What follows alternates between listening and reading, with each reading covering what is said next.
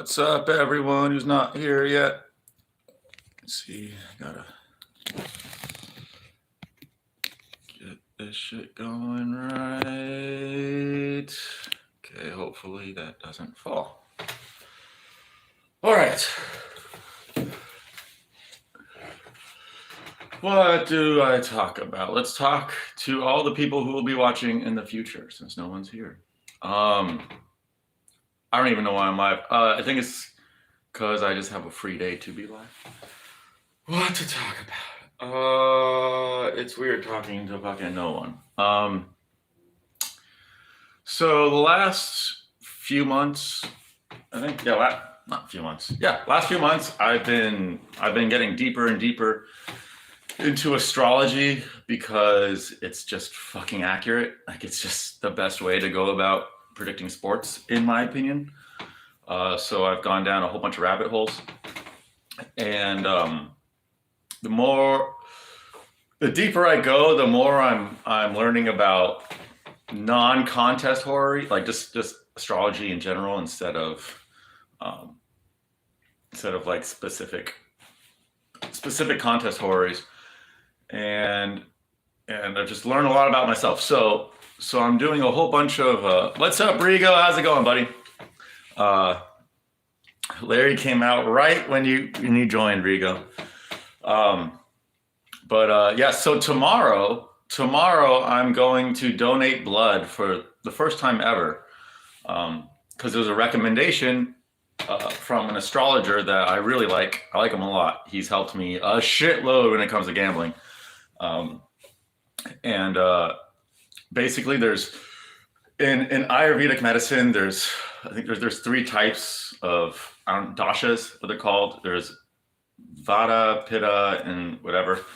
But I'm a high Pitta person. Pitta means it's like heavy Martian energy, and how that manifests itself is like a lot of heat.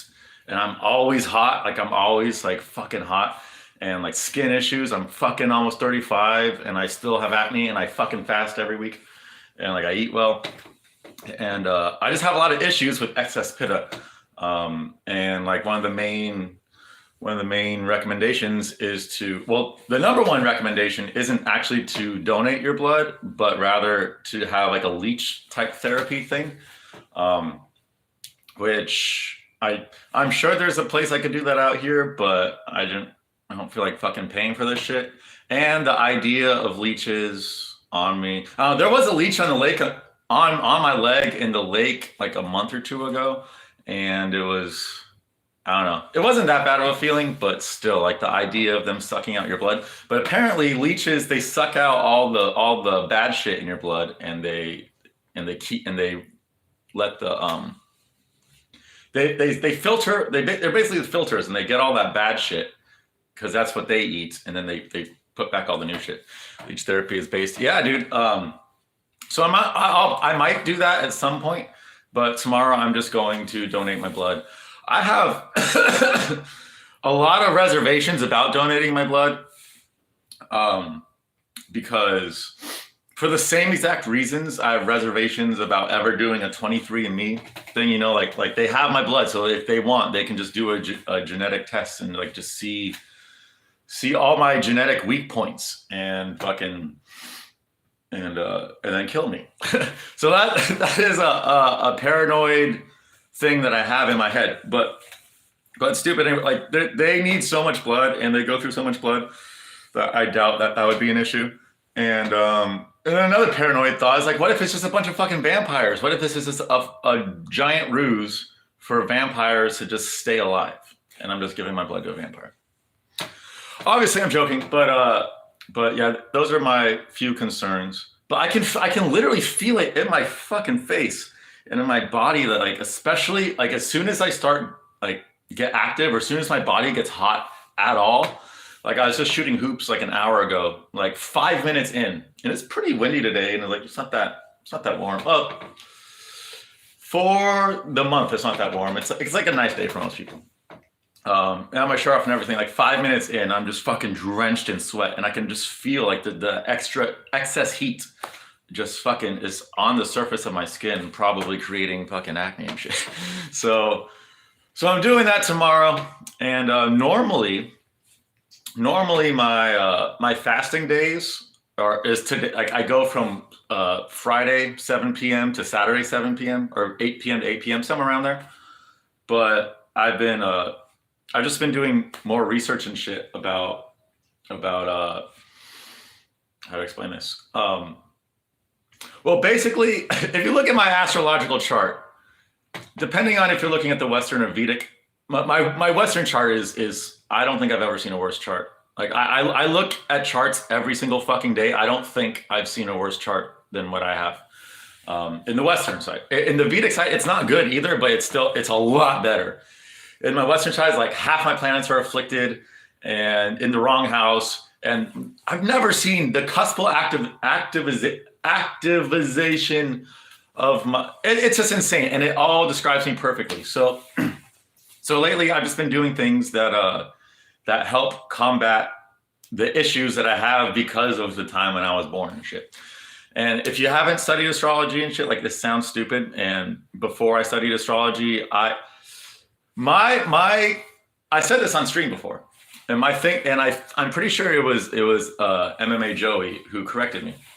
Because my thing on astrology was that, yeah, it makes sense in my mind that it would work. Like if everything's light, if everything's data, it would make sense that light and data coming from other places would affect the light and data here. Just makes sense.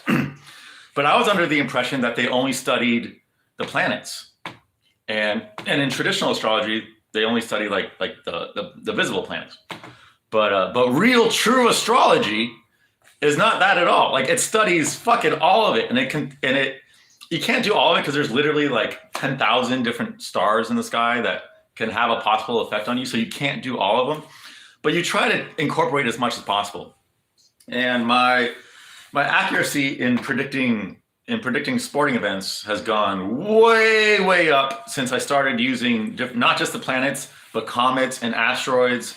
And like the what would you call them? I think they call them Plutinos or Pluto-like planets that should be labeled as planets. They just don't. Oh, Pluto is a planet again. They rescinded that stupid fucking decision back in 2006 to make it not a planet. Thank God. I have so many fucking stories revolving around Pluto and its designation as a planet and just its cycle around the sun. But I will not share them on a public stream. There's just, oh, Larry's taking a pee-pee or poopy right now. He's got that look in his eyes. It's way too personal and it's too mystical. And these are like some of the craziest stories I think I could ever possibly tell from my entire existence. And that's really saying something because I probably have hundreds of stories that most people would not believe. And I would say specifically one Pluto story that literally happened fucking right after they designated Pluto as not a planet anymore in 2006. Literally 3 days after. Craziest. And I didn't have the full context of what happened until it was like a month and a half ago, where I started studying all this shit and realized Pluto's significance on my life. Pluto is a simulation. It doesn't exist. Pluto is most certainly not. Everything is part of the simulation. If I'm talking to you, Riga, like you're part of the simulation, I'm part of the simulation. Larry's part of the simulation. So Pluto's part of the simulation. But I know for 1,000,000,000% certainty, I can prove it with my bets. I can prove it with my life that these things have a massive, massive impact on your life.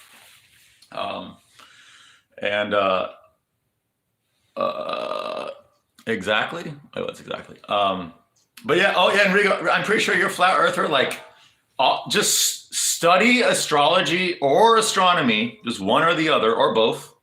Just study it for a week. Just a week. Just give a couple hours a day if you're interested in it. I think space is really fucking interesting. Just study the movements of the planets in the sky. Study how it goes and just logically think for yourself. Don't watch any video on flat Earth or sphere Earth or whatever. Just logically think for yourself how the solar system might be set up. And it is very much like there's only one. If you're a reasonably intelligent person, there's only one. You're not a flat earther. You used to give me shit for not being a flat earther, Rico. Maybe you're just shitting on me. I believe the Earth is a hollow simulation. I don't think so. I mean, it's part of the simulation, but this is where it gets weird. Because yeah, everything's fake. Because it's a simulation. In a way, everything's fake, but at the same time, everything is real because we're experiencing it as real. I'm talking to you right now, and like I'm actually doing this. So, and I think the sun and other planets revolve around the Earth. Okay, that's not, okay, Rigo. Okay, Rigo. Just look into astrology or astronomy or both. I do both. Getting into astrology has really piqued my curiosity into the planets and it's and just learning about the planets I find is very helpful in determining their potential impact on a specific game or on your life or whatever. Just learning about the conditions of the planet actually does help. No, just study the motion of just study the motion of the fucking planets. Just study them. Just study it for a week. That's it. Just 1 week. Don't go into it thinking the Earth is flat. Don't go into it thinking the Earth is a sphere. No preconceived notions. Just study it for what it is and think about how you could account for planets going forward and then going back and retrograde and then coming forward again. Just think about these things, and there's only one conclusion. What's up, UTF? Hope you and Ice are doing good. Earth is a disk. I don't think so. Well, depends on your meaning of a disk, because technically speaking, the Earth isn't a sphere because it spins so fast and it's so big that the equator it bulges a little bit. And I've heard what's his name, Chito Vera talk about this. I don't know if I've talked about this on stream before, but so they say that the highest point on Earth, like the highest mountain is what, Mount Everest, but that's not true. Mount Everest is the tallest peak on Earth compared to its surroundings, but the tallest peak on the Earth in terms of how high it is away from ground zero is actually a mountain in Ecuador. I forgot the name of it. And it's way, way smaller than Mount Everest, but because it's right on the fucking equator, right where it bulges, it just raises that part of the land up. So that the tip top part of that is technically higher up than Mount Everest. And Chito Vera has talked about it in multiple podcasts. I've heard him talk about how he would. There's a legend that if you just go up there, like everything's just fucking. You're just allowed to think because you're so far up from the dough and from the general human Earth consciousness. And I think he said that's where he decided to become a mixed martial artist. I could be wrong, but I'm pretty sure he went up there and meditated, and like that's where like he kind of grounded himself. True, Larry Bear, please don't do that. True, the Earth could be a hollow disc, like a half ball shape. It can't be a half ball shape. No, it's a sphere, like for sure. Like there's no doubt about it. Like just study the star. Just study the stars. I'm telling you, the answers are in the stars. Rio Bamba. I don't know what Rio Bamba is. Bro, think about that. That doesn't make sense. A bulging flying metal and rock ball spinning through a vacuum. Yes, it do. Do you know what centrifugal force is, Rigo? Have you ever been on a roller coaster? Like, do you not know how these fucking forces happen? No, it makes perfect sense. It makes perfect sense to me. Like, this thing has a shitload of like. How do I explain this? Larry, oh my God, please don't do anything bad. How do I explain this? First off, the Earth is not solid. First off, the Earth is not solid. Larry, please stop. Hold on. I'm sorry, guys. Larry, stop, dude, please. Larry, dude, you gotta get the fuck off there. I'm sorry. Stop it. Ah, you little menace. You're being a menace, little guy. Sorry, guys. Chimborazo, there's snow and shit. The mountain. Yeah, yeah. No, it's not never gravity, it's just magic. Rigo, I'm telling you. Okay, so like it's just a stupid conversation. Like I'm not gonna argue with flat Earth. Like I'm not gonna argue it because I know, like I already knew, but now this is what I do every single fucking day of my fucking life is look at the fucking stars, dude. Like anyone who looks at their stars every single day for a certain period of time will come to the same conclusion. I promise you that. I promise you. Rigo, you're smart enough. I know you're smart enough where if you just study astronomy or astrology, you will, just for a little bit, you'll see that the Earth is fucking round. But it's no point arguing because it is a fucking I'm Ecuadorian 60 my note. Wait, what? Ecuador. Wait, I'm confused. Wait, are you Chito Vera UTF? Do you have I shouldn't say that. Do you have a special needs daughter who's very beautiful that I would never make a fucking emoji out of in a million years?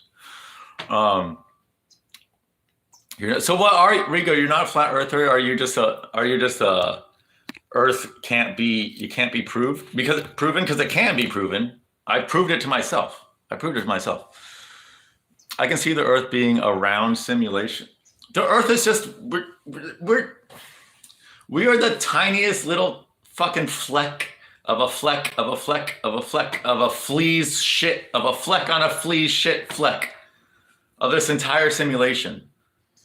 So just saying Earth is a simulation, like that's very short-sighted, in my opinion. But the only way it can be round is if we are in a simulation. We are in a simulation. Like that's, I mean, pretty much every religion has said that for, I don't know, for thousands of years. It's either Chimborazo or the Cotopaxi. I don't know any of the mountains there. I forgot what it's called, UTF, but I know it's right on the equator. And I know it's the tallest mountain in Ecuador. I want to say it's like 13,000 feet or something like that. And I think Everest is like 20,000 feet. I could be wrong, but I know it's significantly shorter, significantly smaller than Mount Everest, but it raises up higher than sea level more. And it's because of the bulge of Earth. And I was also, when I first heard that, because I do like to challenge my belief system and stuff. And I was thinking about, okay, well, if the Earth was flat, but let's just say this fact is true, but the Earth is flat. Maybe the Earth isn't flat, but it's like, it's a disc, but like it would kind of like bulge in the middle, which would account for like, if you're ever like near the beach, whatever, on the ocean, and you see a ship sail and it goes over the horizon, maybe it bulges a little bit in the middle. And because the mountain is on that center equator line, like it stands taller than the rest. So it does make sense within not technically flat Earth, but a mostly flat Earth theory, a disc Earth, a plate Earth, whatever you want to call it. That theory would hold up in a flat Earth theory too. But Earth is fucking spirit. Can you talk about when you saw the code of the Earth when you astral projected? I don't. The code of the Earth? I never saw the code of the Earth per se, but literally at any time, I can, like right now, I can see the code. Like you switch on. You can see it too if you practice it. It's a lot harder in the daytime. It's really, really easy when the lights are low. There's just a tiny bit of light, like a little salt lamp or something is perfect. But like I see it right now, and so it's like I've astral projected many times. It's not like I go like I zoom out and then I just look at the Earth and it's like just data or code or whatever. It's not really like that. It's like it's like a filter. You can view it as I'm putting a filter on or I'm taking a filter off. It's probably more likely that I'm taking a filter off. But when you consciously just look for it, when you just look for the energy, the sideways rain, however you want to call it, it's just fucking there. I'm looking at it right now. I've seen that mountain. It's very snowy. Well, anything that high up, I would imagine, is snowy. But yeah, equator is an interesting, or Ecuador is an interesting area because if you're by the beach in Ecuador, like it's fucking hot all year long. Like it's hot as fuck. And I don't know for sure, but I would imagine its inhabitants would be pretty dark skinned. But then very, very close by is super, super tall mountains, and it rarely gets hot up there. But at the same time, the UV up there has to be insane. I don't know if it's in Ecuador, if it's chillier, but I know somewhere in that mountain range, it's got to be Ecuador. It's got to be Ecuador. But somewhere in that mountain range, the highest known UV radiation is, and it's like 34 or some shit, which is fucking insane. I just played basketball for like 20 minutes in like 7. I think it's like 7 or so UV radiation, and I was feeling the burn, like pretty good. I can't imagine what 34 feels like. Why can't the Earth be flat and round at the same time? Maybe it's flat in this dimension, but there are warp zones near the equator that bend space-time. Well, the reason why it can't be flat and round at the same time, like I've said this before, study the motion of the stars.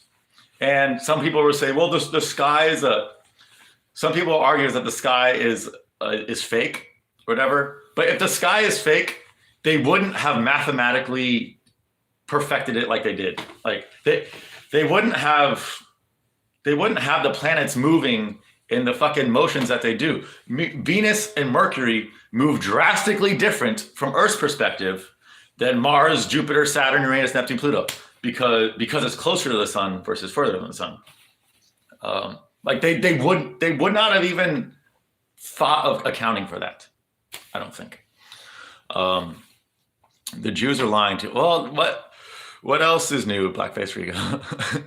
It's Ricci shaped.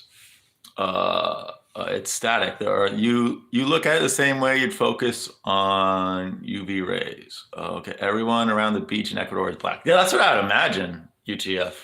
But then, like I said, when you go up to the mountains, and the UV goes from, I'm guessing what, like 15-ish when you're baseline by the beach, all the way up to fucking in the 30s in the mountains. I would imagine you'd be even darker, but I'm guessing people in the mountains, they just avoid the sun like in midday because it's probably just too harsh. Celtics might win their next 2 games. Oh my God. N-word, you have no idea. You have no idea. So I had futures. I said this from the fucking get-go. And I said the finals could only be Lakers versus Boston, Lakers versus 76ers, Boston or Boston versus Denver. And I have futures on all of them. And Boston versus Denver is the only one that I still have futures on. That being said, there's a whole bunch of reasons why Miami could win. Here's what I'll say. If Miami doesn't win tomorrow, I like Boston's chances. I think, I don't even like to say that. Because, okay, I'll tell you my precise method of how I go about predicting games now.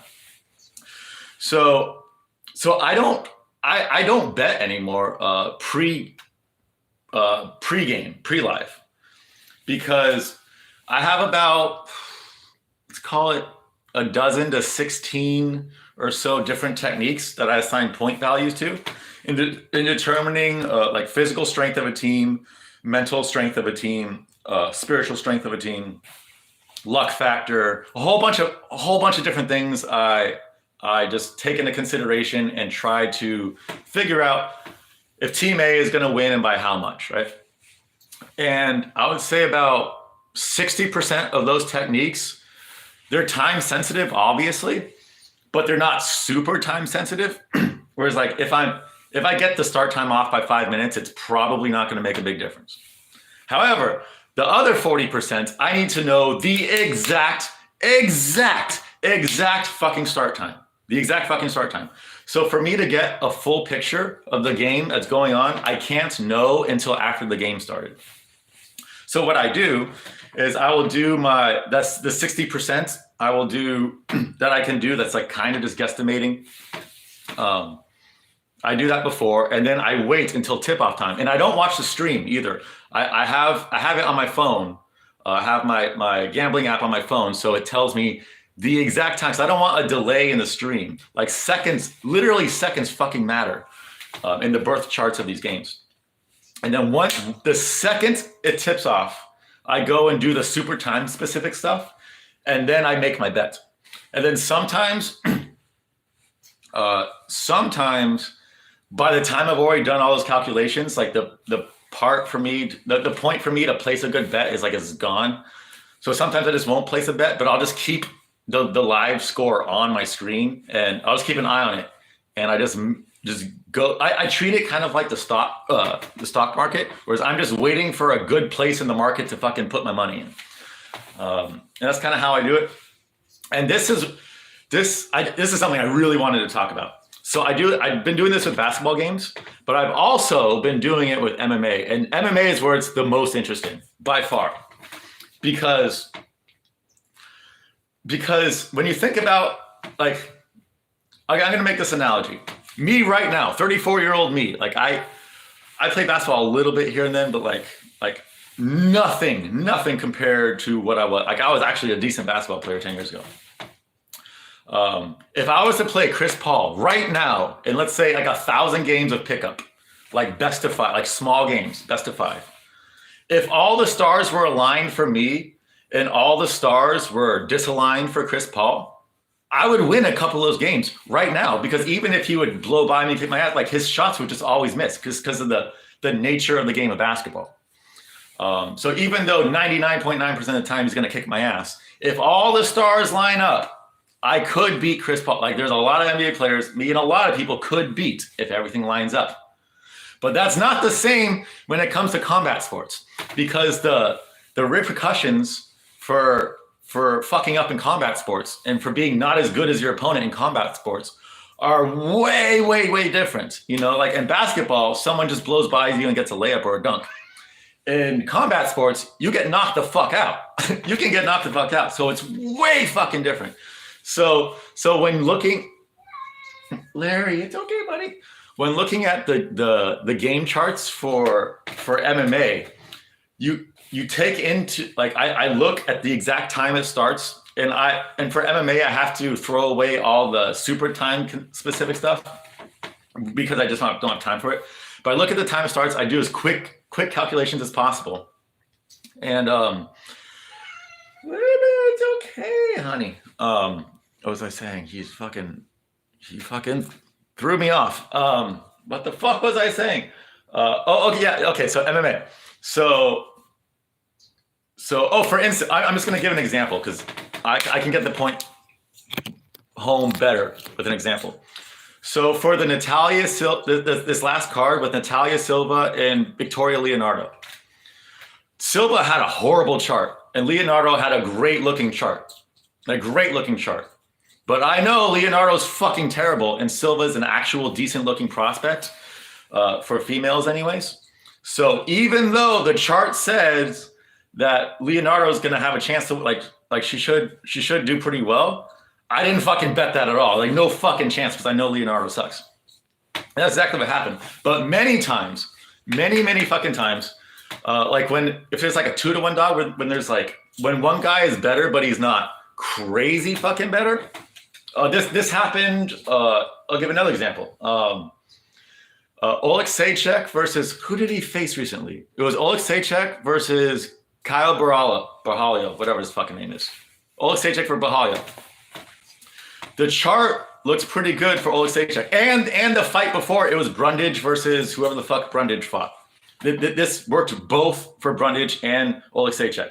The chart was relatively favorable for Brundage and Oleksiejczuk.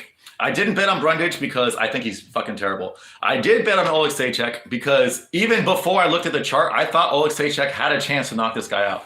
I liked Borralho more in the matchup, but I thought it was going to be like a pretty close fight. So when I saw the chart favored Oleksiejczuk, I was like, okay, I'll put $1 on him.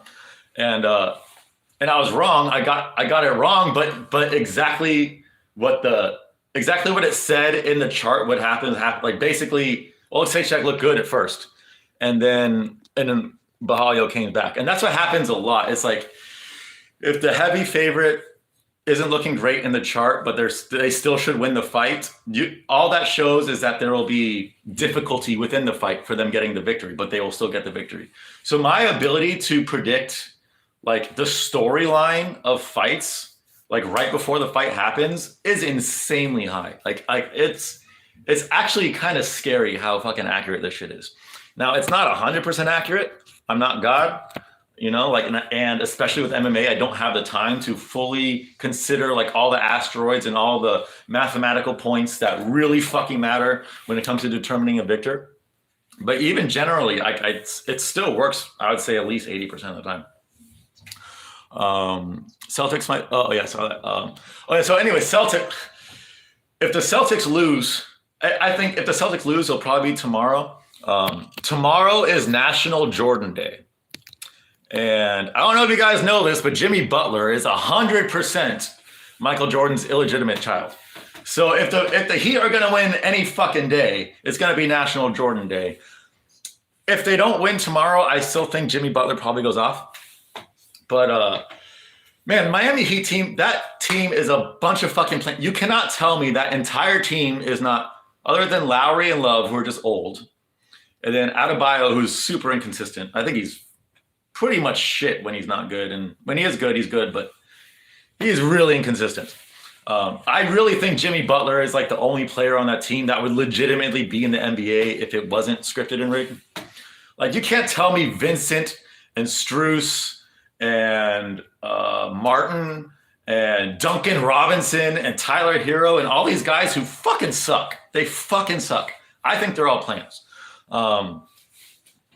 You can't tell me that team in a normal situation would ever have a chance of beating the Celtics 3 times in a row, period. Like, that would never fucking happen. The Celtics are 10 times more talented. 10 times more talented. But shit's rigged, and that's how they did this shit. Strap-on spelled backwards is no parts. I never thought about that. I still have it. Fuck the lurker wheelers.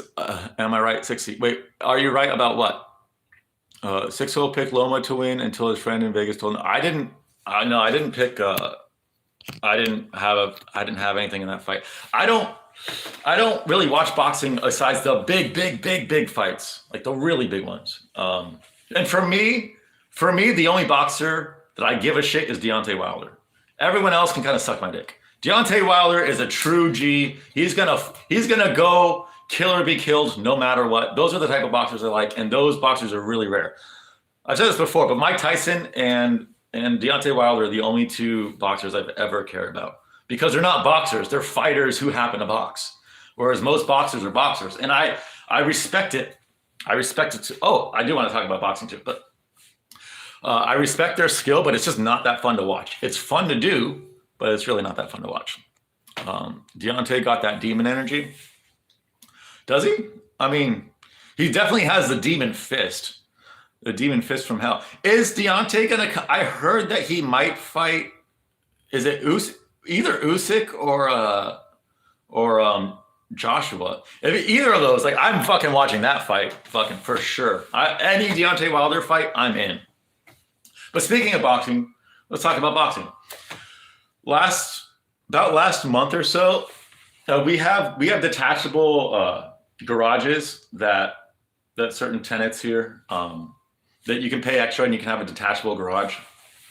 And a lot of times, I'm pretty sure it's because they get in fights with the office or I don't know, but a lot of times you'll see one or a couple of these garage doors. They'll just be broken down. And last month I drove by one, and the garage was completely torn down, and nothing was in the garage besides a fucking heavy bag. I was like, oh shit. So literally for like 3 weeks, I wasn't, it was probably like every other day I was going in that garage, just hitting the heavy bag. And just a few days ago, I drove by it and they put it back up. I was so sad because it was so fucking nice not have to go to the gym, just have a heavy bag literally fucking right outside my fucking apartment. And the nicest thing about it, oh my God, the nicest thing about it was that because I was just alone, that I could fuck around. Like I guess I could fuck around in the context of a boxing gym, but people are just gonna laugh at you. You know what I mean? Like I've always wanted to like do shit with like spinning back fists and shit with the heavy bag, but like I didn't want to look like an idiot. So like I'd always just like restrict myself.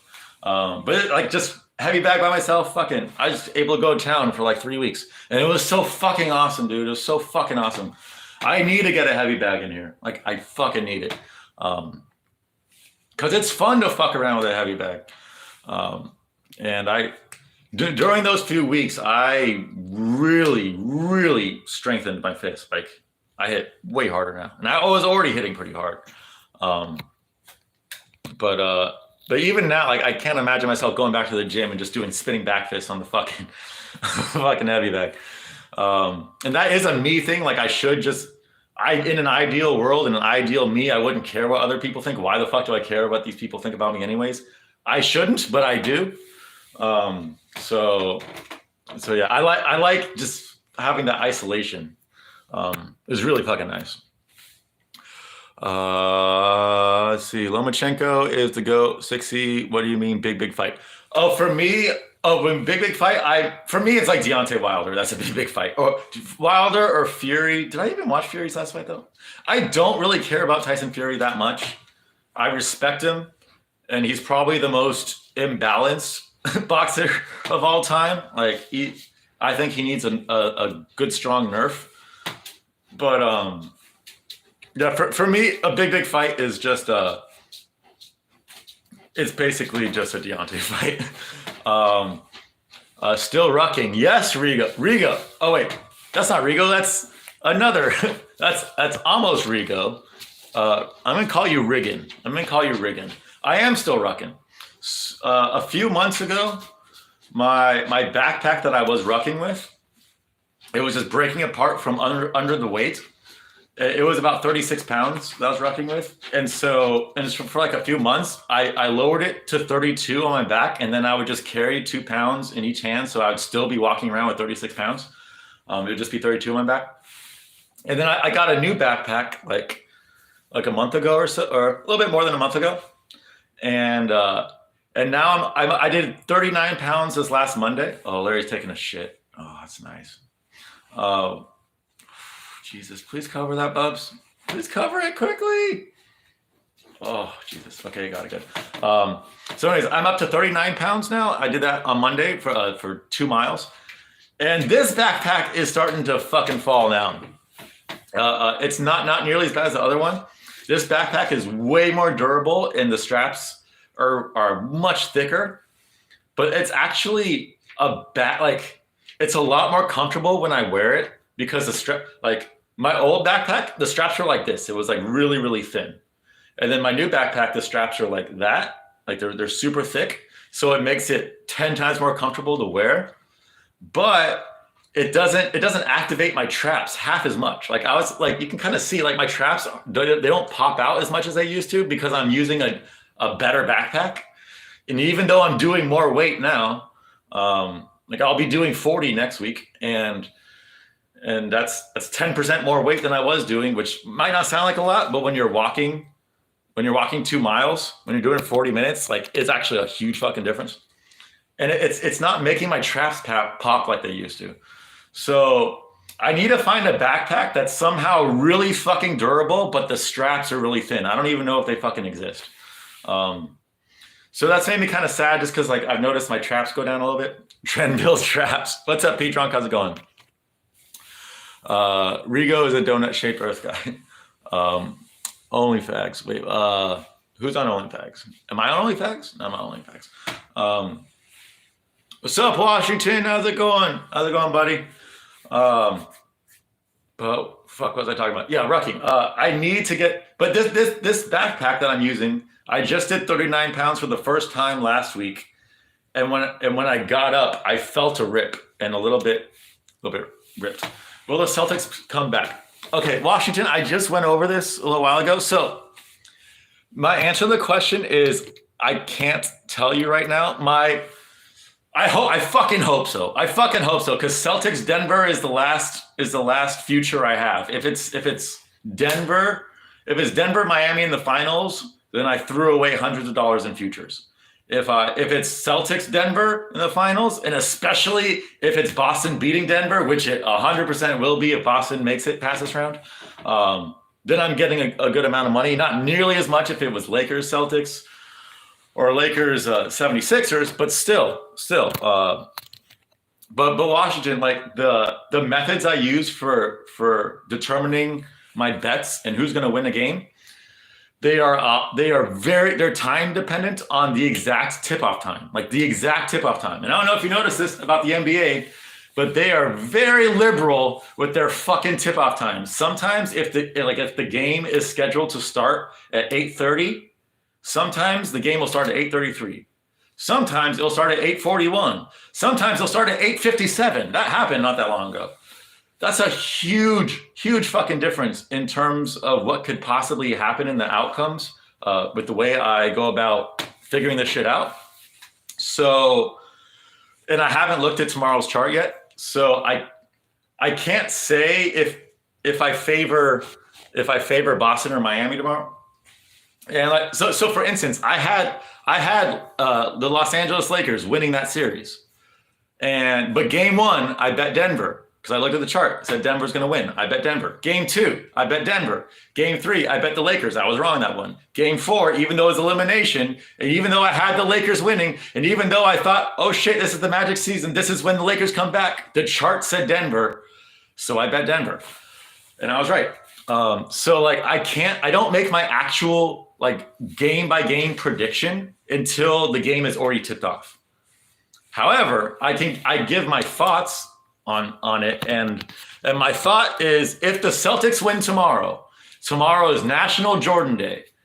Jimmy Butler's gonna fucking go off somehow. He's either gonna get a triple double, or he's gonna go off for 40, or he's just gonna have one of those crazy Jimmy Butler remind you of Michael Jordan games. I'm pretty sure that's gonna fucking happen. If the Celtics can get past that, I imagine they're winning the whole thing. That would be my guess. Larry's poop just smells fucking wonderful. So I like my heart and my bank account and my bias, my inherent Boston bias anyways, makes me think that Boston's going to come back and do it. And just looking at the two rosters, like it's not even comparable. But shit's rigged. And I don't really look at the roster that much when it comes to determining who's going to win the game, because I think the series would already, if this was a normal series, there was no magnets, there was no ref interference, there was no any outside interference at all, I think Boston already wins. I think Miami would be lucky to win one game against this team. So yeah, that's my thoughts. If you want, I can give my game 6 pick after tip off tomorrow.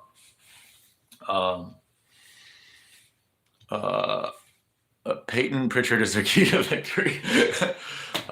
Very possible. I don't think so, but possible. Their key to victory is just fucking start time. Literally, like I can show you my conversations in other Discords. Like yesterday, I said this in the main Discord that I type in now. I told everyone, I said, if the game starts at 8:33, it's gonna be a Boston blowout. It's gonna be a Boston blowout. If the game starts at 8:41, Miami's gonna take this shit. I said that, and the game started at 8:33, and it was a Boston blowout. Sadly, I didn't fucking make it. I lost money on that shit though. This is because I was stupid. I didn't like once I figured out it was gonna be a Boston blowout, which was literally, it was about 2 or 3 minutes after the game started. I was waiting to get like Boston. I was trying to get Boston -9.5 at plus money. That's what my goal was. And so in the meantime, I was like, well, it's going to be a blowout. So I got Boston minus, I think it was like -25 or some shit for like plus 1,000. And that was the only bet I placed, hoping that Miami would close the gap so I can get, I wanted Boston under single digits favorite in plus money. That was my goal. And I was never able to get it. I was only able to get the fucking Boston -25. And so even though I called it perfectly, even though I said Boston was going to fucking blow them out, which they did, fucking pillar to post, Boston won the whole thing. I didn't make any money on it. So that happens sometimes with the way I do it. That's the downside with the way I do it. Where even though technically speaking, I've called 9 out of the last 11 games right, I haven't won 9 out of the last 11 bets, sadly. Because I am very, very, very averse to making minus money bets. I fucking hate it. I fucking hate it. If I'm betting on a favorite, I'm probably betting on the spread. If anything up to like minus 150, it's like I'll do it, but I don't like doing it. Anything above minus 150, like minus 200, minus 300, I'm not betting on it. I might put it in a parlay. I'm not fucking betting on it flat. Like it's too risky. It's just too much risk for not enough reward. When will Aljo's train get derailed? Oh my God, dude. Like in my mind, it got derailed when he fought Jan the first time, when he fought Jan the second time, and when he fought fucking Cejudo. This like Cejudo won that fight. I don't give a fuck what anyone says. Cejudo won that fight 4-1, maybe even 5-0. I cannot believe how fucking absolutely racist Joe Rogan is in that commentary, but especially Joe Rogan. And the people who count the stats, I swear to God, like in one round, they gave Henry like 6 significant strikes. When I swear to God, I saw Henry land 6 significant strikes in one fucking combo in that round. And the entire round they gave him that, it was insane. But Aljo's going to face O'Malley next. So O'Malley, I don't think Sean O'Malley is the guy to beat Aljo personally. I think that's a horrible matchup for Sean O'Malley. I would love if Sean won. I would fucking love it. But depending on the odds and depending on what the astrological chart says, I really like Aljo in that one. Guru teaming up with Jesse on Fire again. Oh, I did hear about that. Did the juice get to him? Possibly. I don't know why Guru would want to put himself in that situation.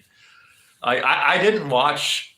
I don't know how many times he's been done streams with Jesse on Fire. I don't think it's been that much, and I haven't watched any of like the whole ones. I've only watched like the Rigo clips and like a couple of the clips of him talking to Jesse on Fire, and he seems so fucking uncomfortable. He seems like he doesn't want to be there. So I don't know why he does that to himself. And it's not like Jesse on Fire has a significantly bigger fan base or like a fan base that isn't also kind of conjunct his own fan base. Like I don't think he's gaining a whole hell of a lot of subscribers from doing stuff with Jesse. And he's not good at interacting with other people. He's just not. I think he would be if you get him the right person in the right situation, someone he's comfortable with. It'd probably be great. But Jesse views himself as like the alpha's alpha, and he's kind of like about that life, you know. Like he is kind of an alpha's alpha, and Guru views himself as an alpha, but we all know Guru is far from an alpha male. I'm not gonna say he's a beta male, but he definitely has beta male tendencies, especially when talking to Jesse on Fire. So I don't know why he would want to do that to himself, but I mean, if he's getting something out of it, let's go for it. I'm not going to watch it. I don't watch Guru's live streams. I'll come in every now and then for maybe 5 or 10 minutes. And then I get angry. And I don't get angry. I get nostalgic for the good old days when like chat was actually funny and you could actually have like conversations with people in chat and Guru would actually respond to you and you could actually have like a back and forth and you'd say spicy shit.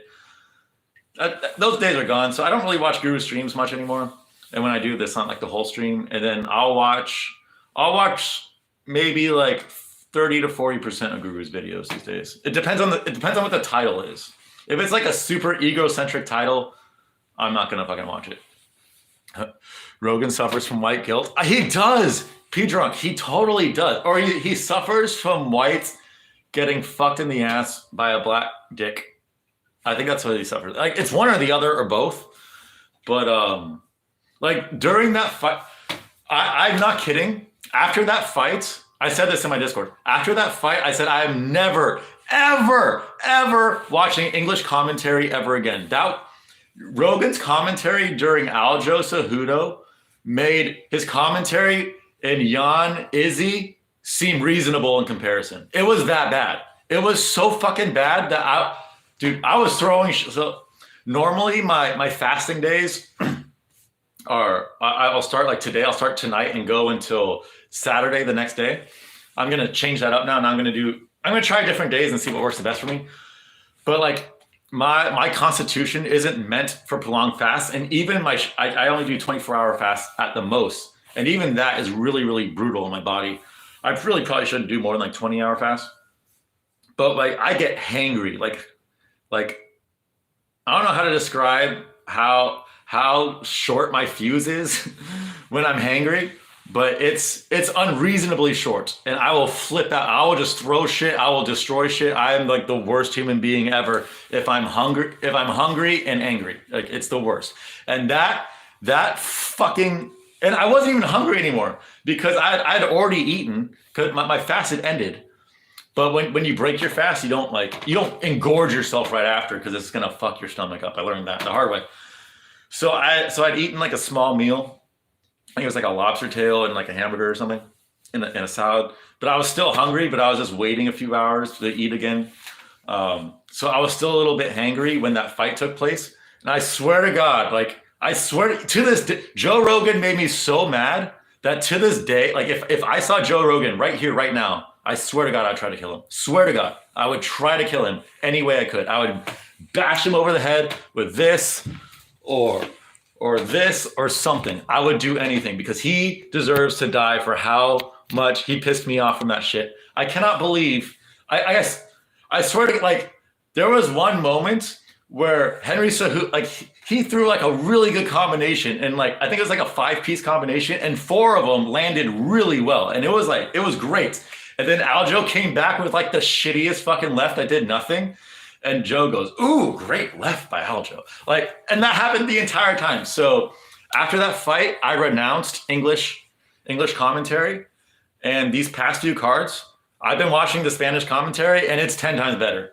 I'm not exact. I do this for NBA too. I stopped watching English commentary. It's so much better. It's so much fucking better.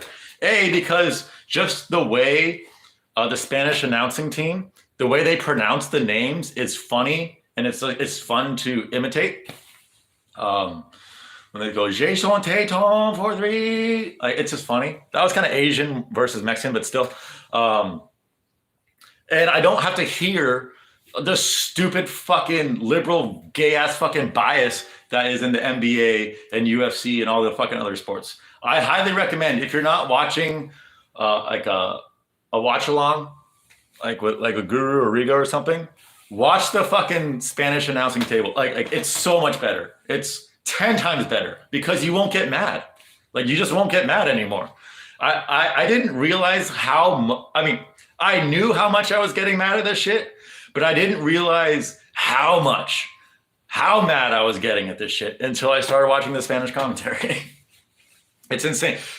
Joe Rogan is literally the worst commentator in any sport I've ever heard, which is funny because he's also one of the best commentators in any sport I've ever heard. Prime Joe Rogan, fucking 2010 and before Joe Rogan, fucking Mount Rushmore of commentators. He was fucking incredible. Now, literally the worst. Like, it's not even this. It's so bad that it makes me question if he's even the same human. It's kind of the same shit with the Connor shit.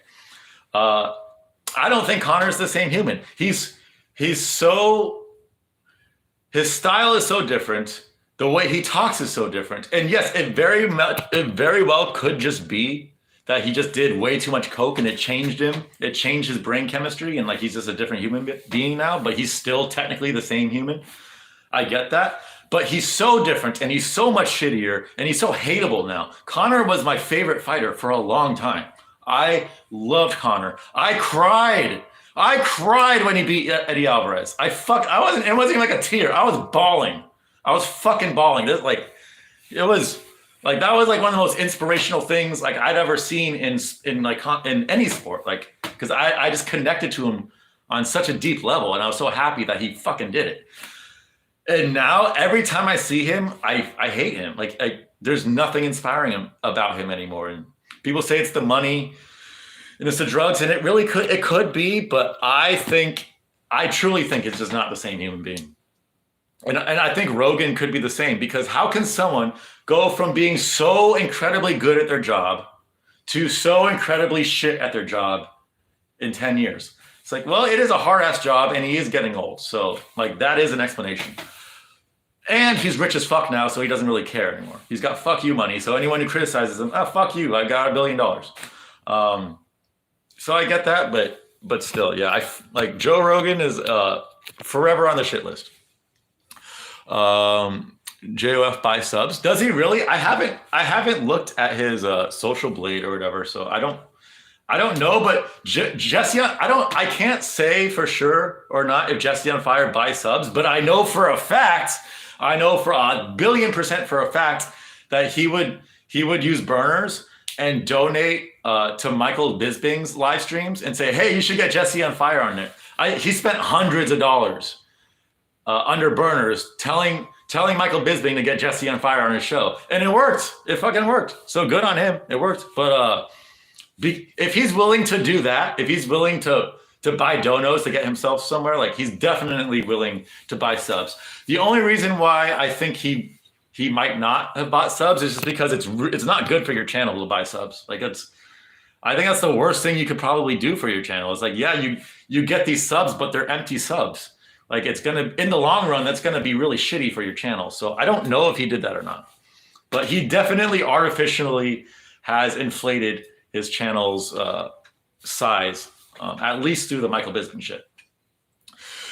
JOF does a collab with Jesse Smollett Africans. Yeah. Joe Rogan licks his lips when he sees the Dark Brother. Oh my God. He literally does. He literally fucking does.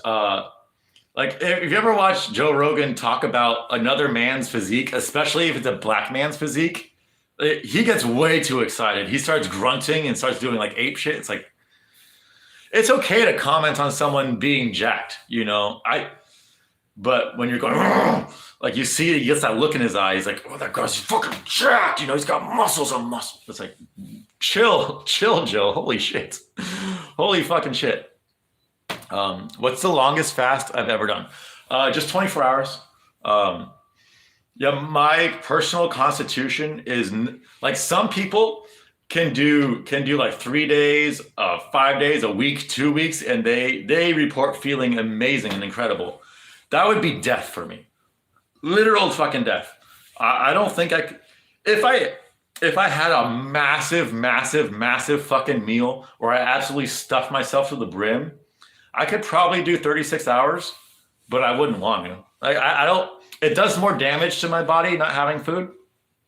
And this is Eastern medicine, but like some people need those prolonged periods of times. And some people, that's like the worst thing for them. But everybody should be fasting to some level. So yeah, I love my once a week fasting. Like I said, it's reduced my overall food intake, but I've gained weight because it's increased my digestion. I absorb the nutrients of the food I do eat way better. Therefore, I don't need to eat as much, and my muscles have more of the nutrients they need.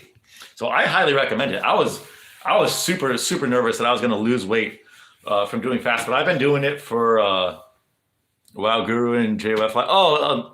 They are. Yeah, whatever. I don't really care.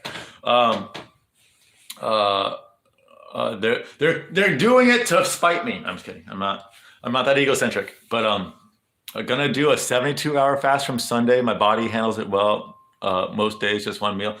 Nice, Pete. Yeah, dude. Like I want so bad. I wish I could do a 3-day fast or a week-long fast, but I start feeling like I'm gonna die. Usually around 20-ish hours or so, I start feeling like I'm gonna fucking die, and I think it's because I'm at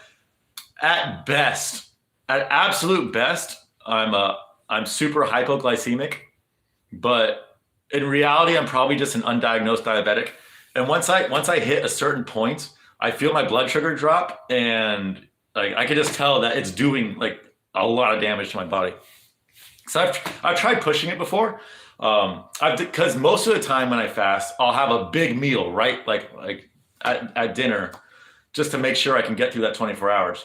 But there was a few times where I just wasn't hungry that day, so I was like, ah, fuck it, I'll just eat normal. I won't have a massive meal. And the next day, like 18, 19 hours in, I feel like I'm gonna die. And one of those days, I pushed all the way to 24. And for a few days after, I could feel negative consequences for pushing myself just to make it that 24. So if I don't have a huge meal before my fast, then I won't go 24 hours. I'll just do 20 hours. And I find that has the same, literally a 20-hour fast, not having a big meal before it, versus a 24-hour fast having a big meal before it. For me, I get the same amount of benefits.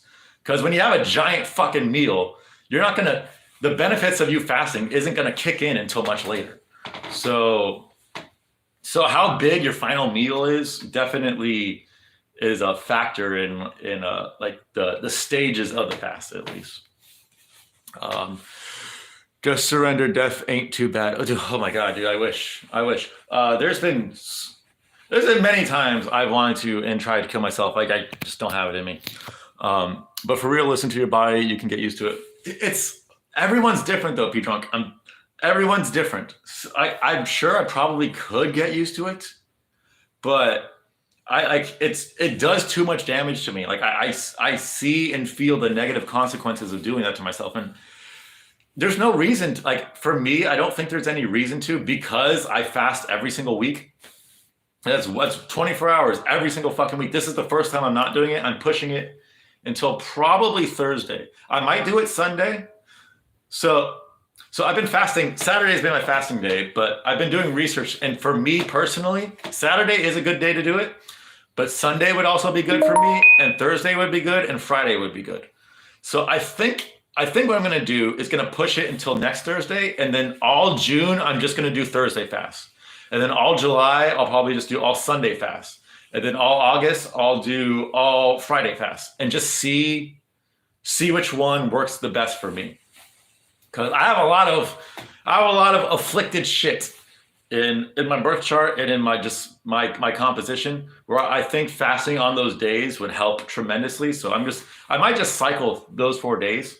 I haven't really made a decision yet. But because I'm donating blood tomorrow, I don't know if you guys were here for the beginning of the stream, but I'm donating blood tomorrow for the first time ever to help with my excess pitta, like my excess fucking heat in my body. And supposedly it's like one of the best things you can do. And people have been bloodletting for thousands and thousands of years. And the thing about all those old timey fucking antiquated fucking, what do you call it?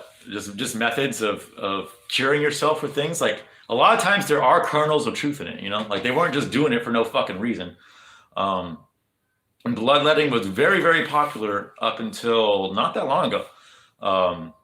So literally just the idea of having a tenth of my blood drained out, like it's calming to me, like it soothes my soul. Like I can just instinctively tell that's what I fucking need.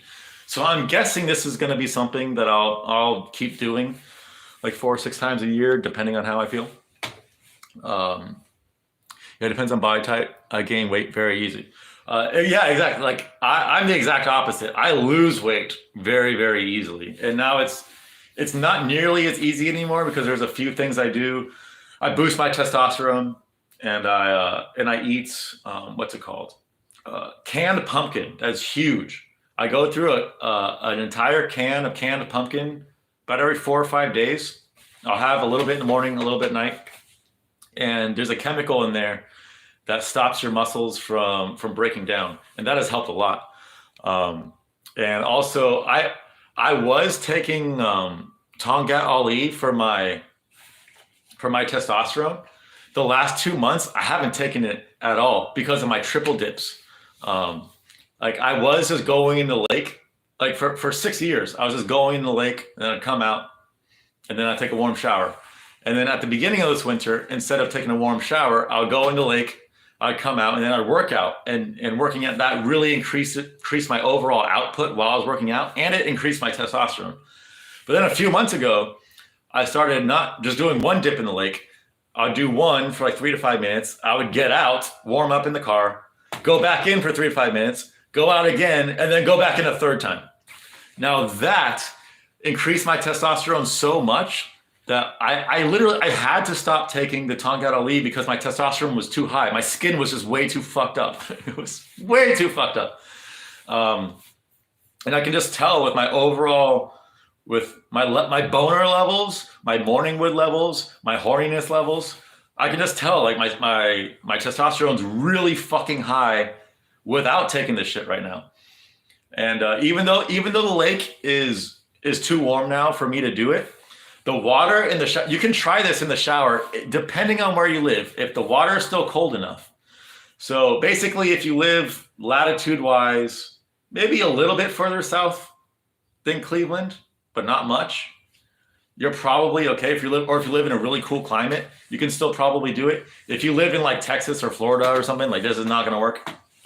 But what I've done the last 2 times I've showered is I get in on hot, and the only reason why I get in on hot is because it's impossible to wash my hairy ass crack with cold water. You just can't. It just doesn't work. You don't get that lather, and you can't really get in there because it's so fucking cold, and you just got in there, so you're not really like fully in it, and you can't really fully wash it. So what I do, I get in the hot shower for like 2-3 minutes. I wash my dick and balls, my feet, and my ass crack. And then once that's done, I go all the way cold for like 5 minutes. And I just sit and I just fucking, I like rotate, but when my front is facing there, I will cut my balls. I'll literally cut my balls like that. and just have the water just beating down on my balls for like the majority of the time. So like I get kind of sensation of what it would be like if I was still plunged in the lake and having my balls just fucking cold for 3 minutes, because that's what stimulates the testosterone. So I do that for like 3 to 5 minutes, and then I turn the water off, and then I scrub myself down with the loofah and everything. And so that's like my warm up period. For like 3 minutes, I'm just washing myself. And after that 3 minutes, I'll turn on the water, rinse myself off for like 3 minutes, turn it off again, and then I'll wash my hair or do whatever else I need to do in the shower. Another 3 minutes. And then the final 5 minutes, it's back to cold. So I'm doing the same triple dip, except in the shower and not the lake. And even doing it in the shower, it's got some massive benefits if the water's cold enough. Like it just has to be cold enough. Sounds like a lot of work. Not really. I mean, you got to shower anyways. So I wouldn't say it's a lot of work. It's just a procedure you have to follow. But I wouldn't say it's a lot of work. It's just a little bit time consuming, but the amount that it helps is so much worth it. Bag of ice in the ice tub, in the bathtub. So washed it. My bathtub, it's pretty low. So if I do that, I would only be able to get into my waist. And I think what I'm gonna do this year is I'm just gonna buy like a big fucking container where I can put most of my body in and just put cold water and put the ice in that like, and it's raised above the bathroom, so I can actually get in like up to my neck, or at least up to my nipples. But yeah, I haven't done that just because the bathtub is so low that it would just be my legs. But that would work for stimulating testosterone. All you need to stimulate testosterone is your balls. Actually, I thought about this yesterday. Like in the middle of summer, when the water is not going to be cold enough to do this anymore, if I wanted to save money, and like I didn't want to buy bags of ice for a whole body thing, what I could do is steep my balls in ice cold. I started sunning my ball, I'm talking about steeping my balls. So I'll just get like a normal size cup, like a teacup with like a wide mouth, and just put a few ice cubes in there and water, and just dip my balls in there for 3 to 5 minutes at a time and do a triple of that, but just just my balls, because I want to see if that would increase my testosterone to the same degree as the triple cold showers and the triple lake plunge, because it would to some level. It would to some level, but I think I don't know for sure because I've never done it before. And actually, I did dip my balls in ice one time when I was like 8 years old. I remember. I don't know why. I have no fucking idea why. But I do remember, like somehow, I think we saw it on TV, or there was something on TV that spurred me and my dad. I was like, oh, I could do that. He's like, you couldn't put your balls in ice for like 30 seconds. I was like, I could definitely do that. And so we had a bet. And so I put my balls in ice and like, I was able to do it. It sucks. If I remember correctly, this was fucking 25 years ago. But if I remember correctly, it sucks right off the bat. And then you get used to it. Half the sun butthole to absorb sunshine. Well, that's the thing. Yeah. Reagan, you gotta go like this to the sun, and then you gotta spread your cheeks, and so the sun ray can go like penetrate directly into your fucking butthole, and then you can absorb all that fucking chi from the sun. If you're not doing it that way, like why are you even in the sun? You know? Steaming your balls is Japanese anti-conception, no joke. Steaming your balls? Oh God, that would be horrible. Well, that makes sense though. I mean, you don't really need to steam it. You can just go into a sauna probably. So how would they? You mean when you say steam their balls, like they just take like basically what I said, but instead of ice cold water, it's almost scalding hot. It's like it's so hot that it's just gonna fucking burn all your fucking little guys down there. Your little guys need to improve my chakra. They take a hot bath. Oh, gotcha. Yeah, I can see how that would be fucking bad to kill sperm. That makes sense. I mean, that makes a lot of sense. I haven't gotten my fucking sperm tested in fucking forever, but I would imagine because when I was, how old was I? When I was 26 years old, so 8 years ago, I went to a sperm bank in Seattle, and I was smoking weed all day. Like I only smoke weed at night now. I was smoking weed all day, and I was doing heroin all day. And my diet was literally mostly just candy. Occasionally, I like eat at a restaurant, but it was mostly like dollar store candy. So like horrible lifestyle, right? And they kept asking me to come back because my sperm level was just below the threshold. Like I said, I was in like the 88, 89 percentile, and you need to be in the 90 percentile for them to actually take your sperm. And I was just below it. So I imagine now that I don't smoke weed all day and I don't do hard drugs ever. I don't do any drugs besides weed at night. And I do all that stimulation to my balls like 3 or 4 times a week now. I imagine I could get fucking anyone pregnant, would be my guess.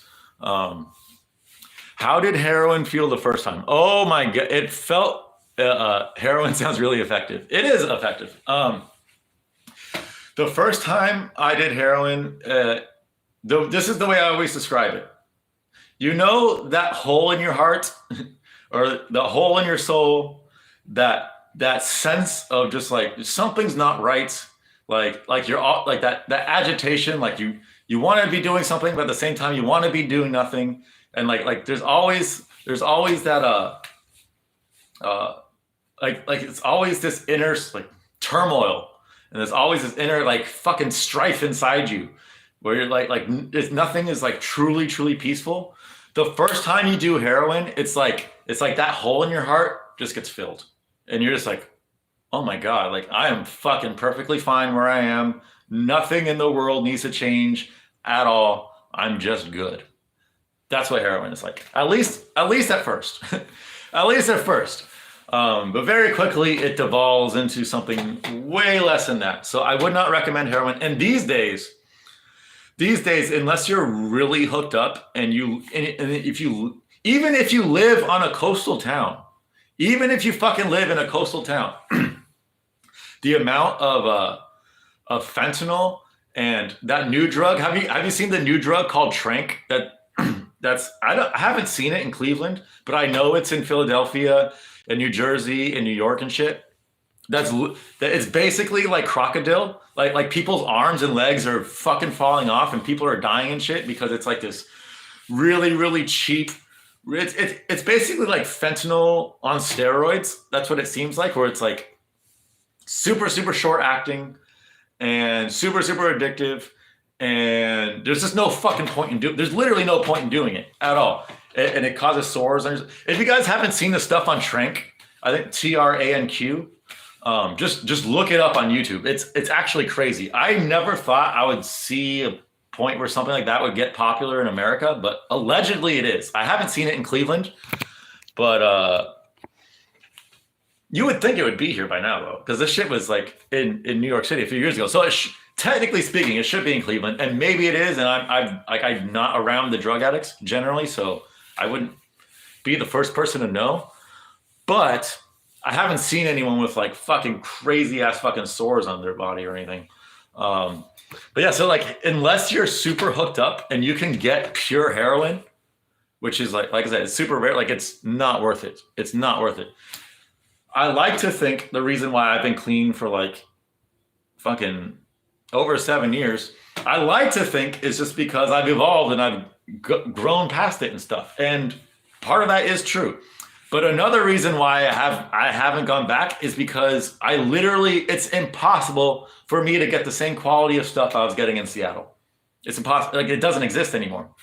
Or if it does, I don't have the contacts to do it.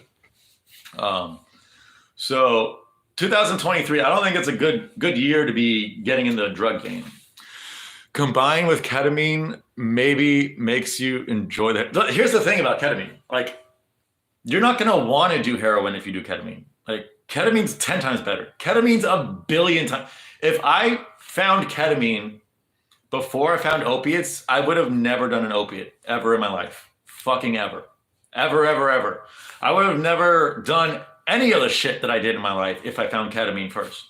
That's how highly I rate ketamine. Ketamine, for me, it's like the ultimate spiritual drug. It destroys mushrooms and acid and all that shit. Like it completely destroys it because those things, even though they take you to a spiritual place, they also heighten your emotions. And your emotions aren't a spiritual thing. Feelings are a spiritual thing, but crude human emotions are not. And ketamine, it's a dissociative. It dissociates you from your emotions, which is the most, at least for me, like there's different type of people, and every drug reacts to every person differently.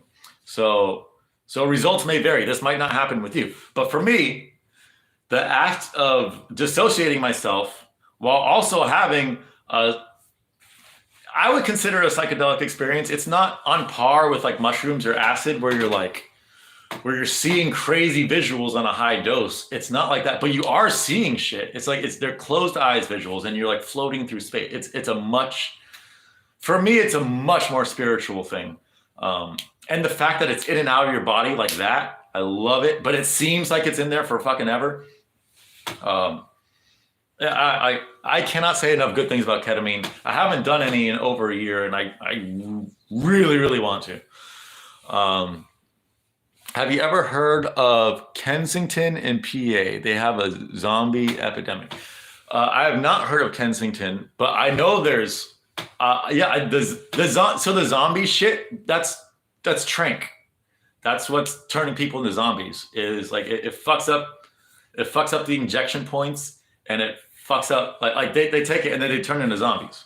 I don't know how you could look at a drug like that. Even when I was at my most fucked up, even when I was the most addicted to heroin, I was literally, I don't know for sure because I didn't have a scale, but just guessing, maximum, I was like 105 pounds. Maximum. Fucking maximum. And I looked like a zombie. Like I had bruises all over my body and like black and blue marks and like fucking abscesses and shit. Horrible. Even when I was at that phase, I don't think I would ever take Trank, even if it was my only option, because that's not the same thing. Like it it doesn't provide you the same relief that heroin does. You can just tell. So I don't think I would have ever done that. But yeah, like on the Northeast side, especially like, Philadelphia area, New Jersey area, New York City area, there's a lot of fucking zombies now. Allegedly, I've never been, but just from what I've seen a few of those documentaries, and yeah, it's sad, man. And it's kind of scary just because I think of like, my sister's on the West Coast and she's still a drug addict. And I think like, how long does it take until she's on, like, cause she's been a fentanyl addict for years now. And like, for me, like, that's how I know that she's a lost cause, is because once you start doing fentanyl and it's fentanyl and you don't care that it's fentanyl and you're still doing it, that's when you're done. Like when I first moved here, did a really brief run with what I thought was heroin, but it actually was mostly fentanyl and meth. And once I realized that, I was like, I don't want to fucking do this shit. This shit is fucking gay. This is not what I signed up for. So once you, like those short acting opiates, they're beyond worthless. All they do is make you addicted. What's wrong with fentanyl? Dude, first off, it lasts like maybe an hour. I think that's highballing it. I would say probably, well, it probably depends on your tolerance and shit. But like if you're like a regular user, like if you go do some fentanyl, you're gonna want to do more fentanyl in an hour. Any drug that's like that alone is stupid. So like cigarettes, nicotine, stupid. Fucking crack, really fucking stupid. Coke, really fucking stupid.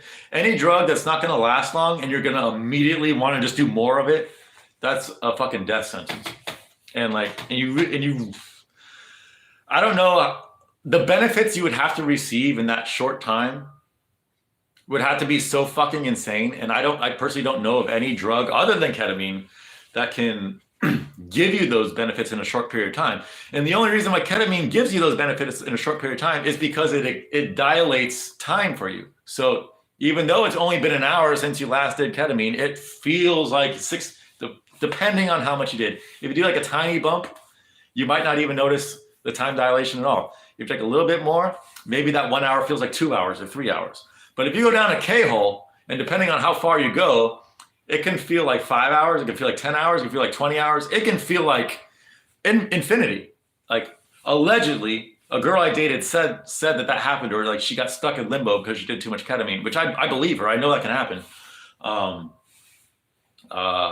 And she said when she came out of it, like it changed her forever, which I could see that too.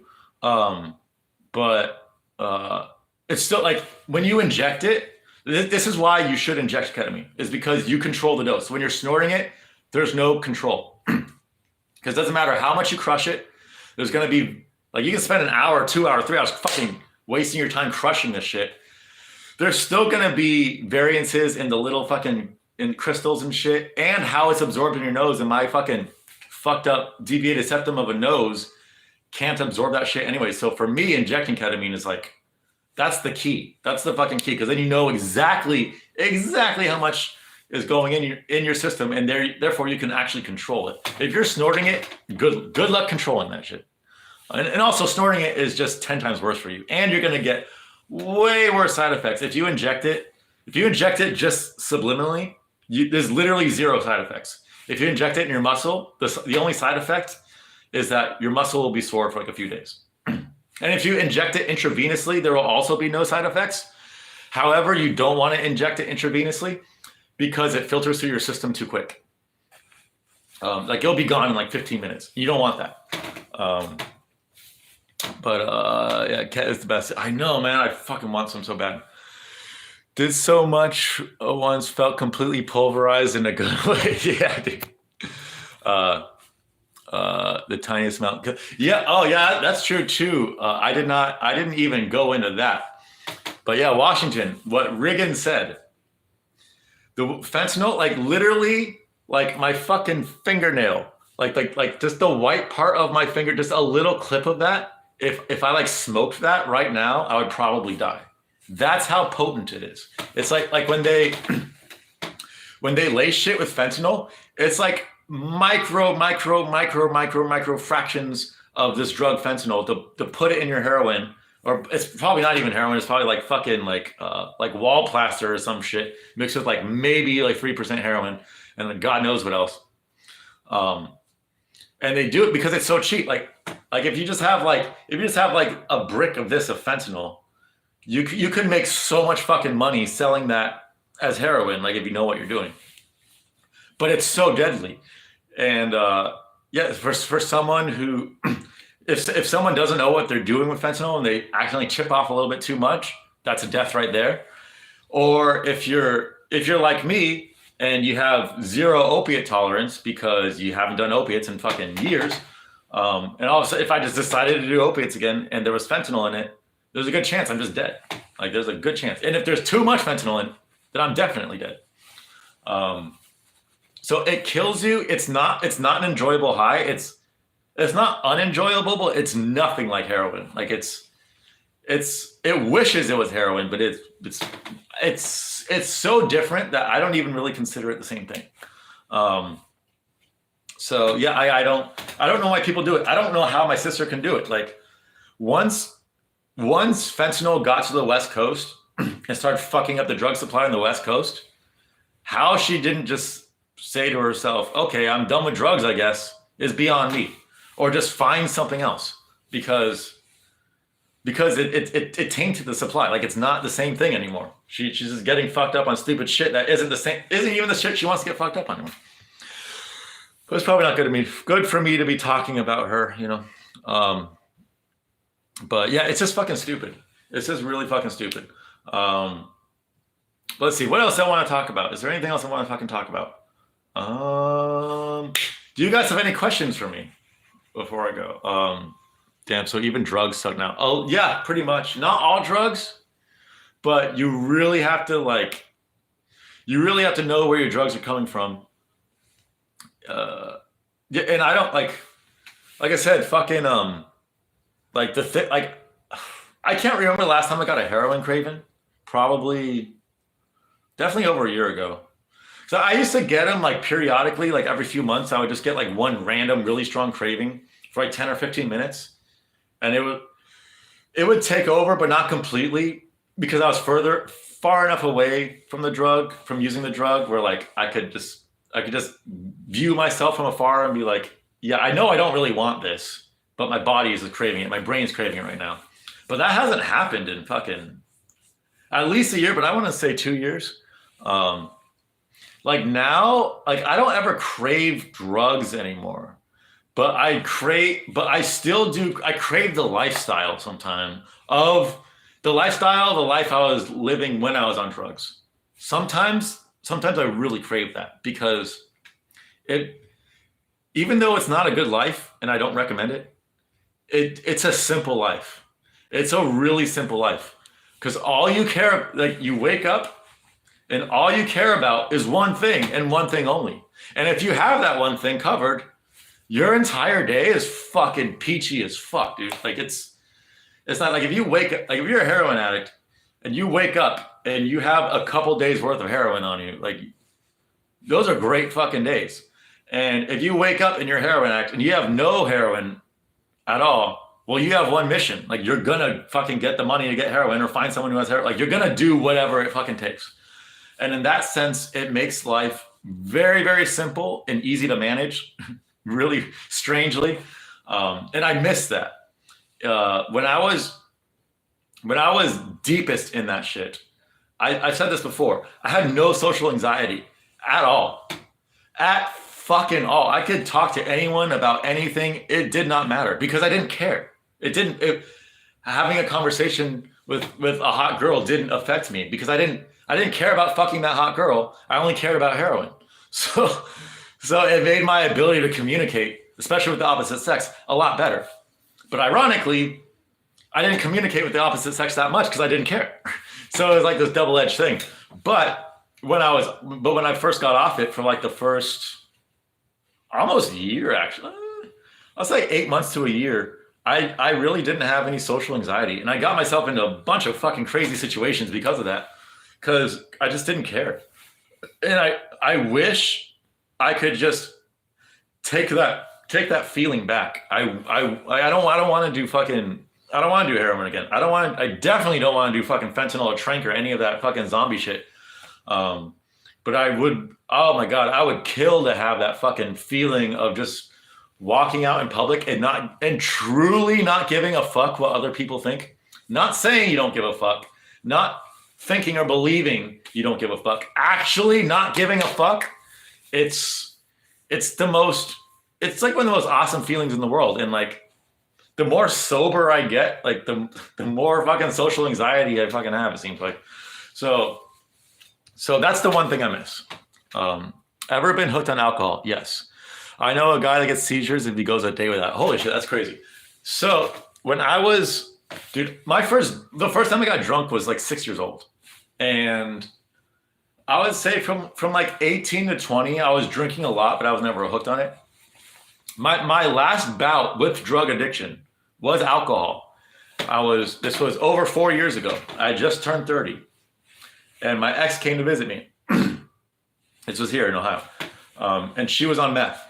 And while she was here for like a week. While she was here, she was just coming off it, and she was slowly getting more and more normal, more and more like back to herself. And meth fucks all girls' brains, but especially hers. Like it turns her into an actual psychopath, like a literal, she should be committed into a mental institution type psychopath. Like it just destroys anything that makes her.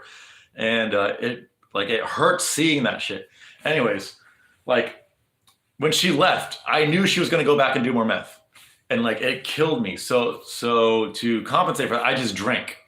And for 4 months, I drank all day. For the first 2 months, I got drunk 4 times a day. Fucking 4 times a day. It'd be early in the morning, then afternoon, then evening, then night. I did that for 2 months. And then my liver started hurting so fucking bad after those 2 months that I couldn't do it anymore. Couldn't do the four times. So I started doing 2 times where I would just do it early morning. I would get really, really drunk before breakfast. And then I'd do it at night. And even that would fuck me up. And I was addicted. I definitely was addicted to it. Like I would feel like shit if I didn't have it. And then that's when I started. And then right after that is when I started cold plunging. And that's what got me off of it. But it was just it was just a 4-month period where I was like legitimately addicted. But yeah, if you're addicted to alcohol, you can literally die from the withdrawals. And even though I was drinking way more than anyone else I've ever known who got addicted to alcohol, the time period was short enough where the withdrawal symptoms weren't like that severe. Like if I was doing that for years on end, I'd be dead. Like first, like my body just couldn't fucking handle it. That sounds awesome, to be honest. Oh, are you talking about the fucking not caring about what people think? Oh my God, dude. Psychopaths don't give a fuck either. Yeah, but it's not a pee drunk. It's not a psychopath that, like, when I was both on heroin and coming off heroin, but made me not give a fuck wasn't me being a psycho at all. Quite the contrary. I truly felt like, and it's hard to say for sure because I wasn't a fly on the wall to observe myself, but I'm pretty sure just knowing me and how I generally take drugs, I was probably a pretty fucking fun person to hang around during that time. It didn't change my personality. It just completely lowered it didn't even lower my anxiety. What it did is it lumped all my anxiety that I have for fucking mostly social situations, but other shit too. And it just took that and put it all into getting heroin.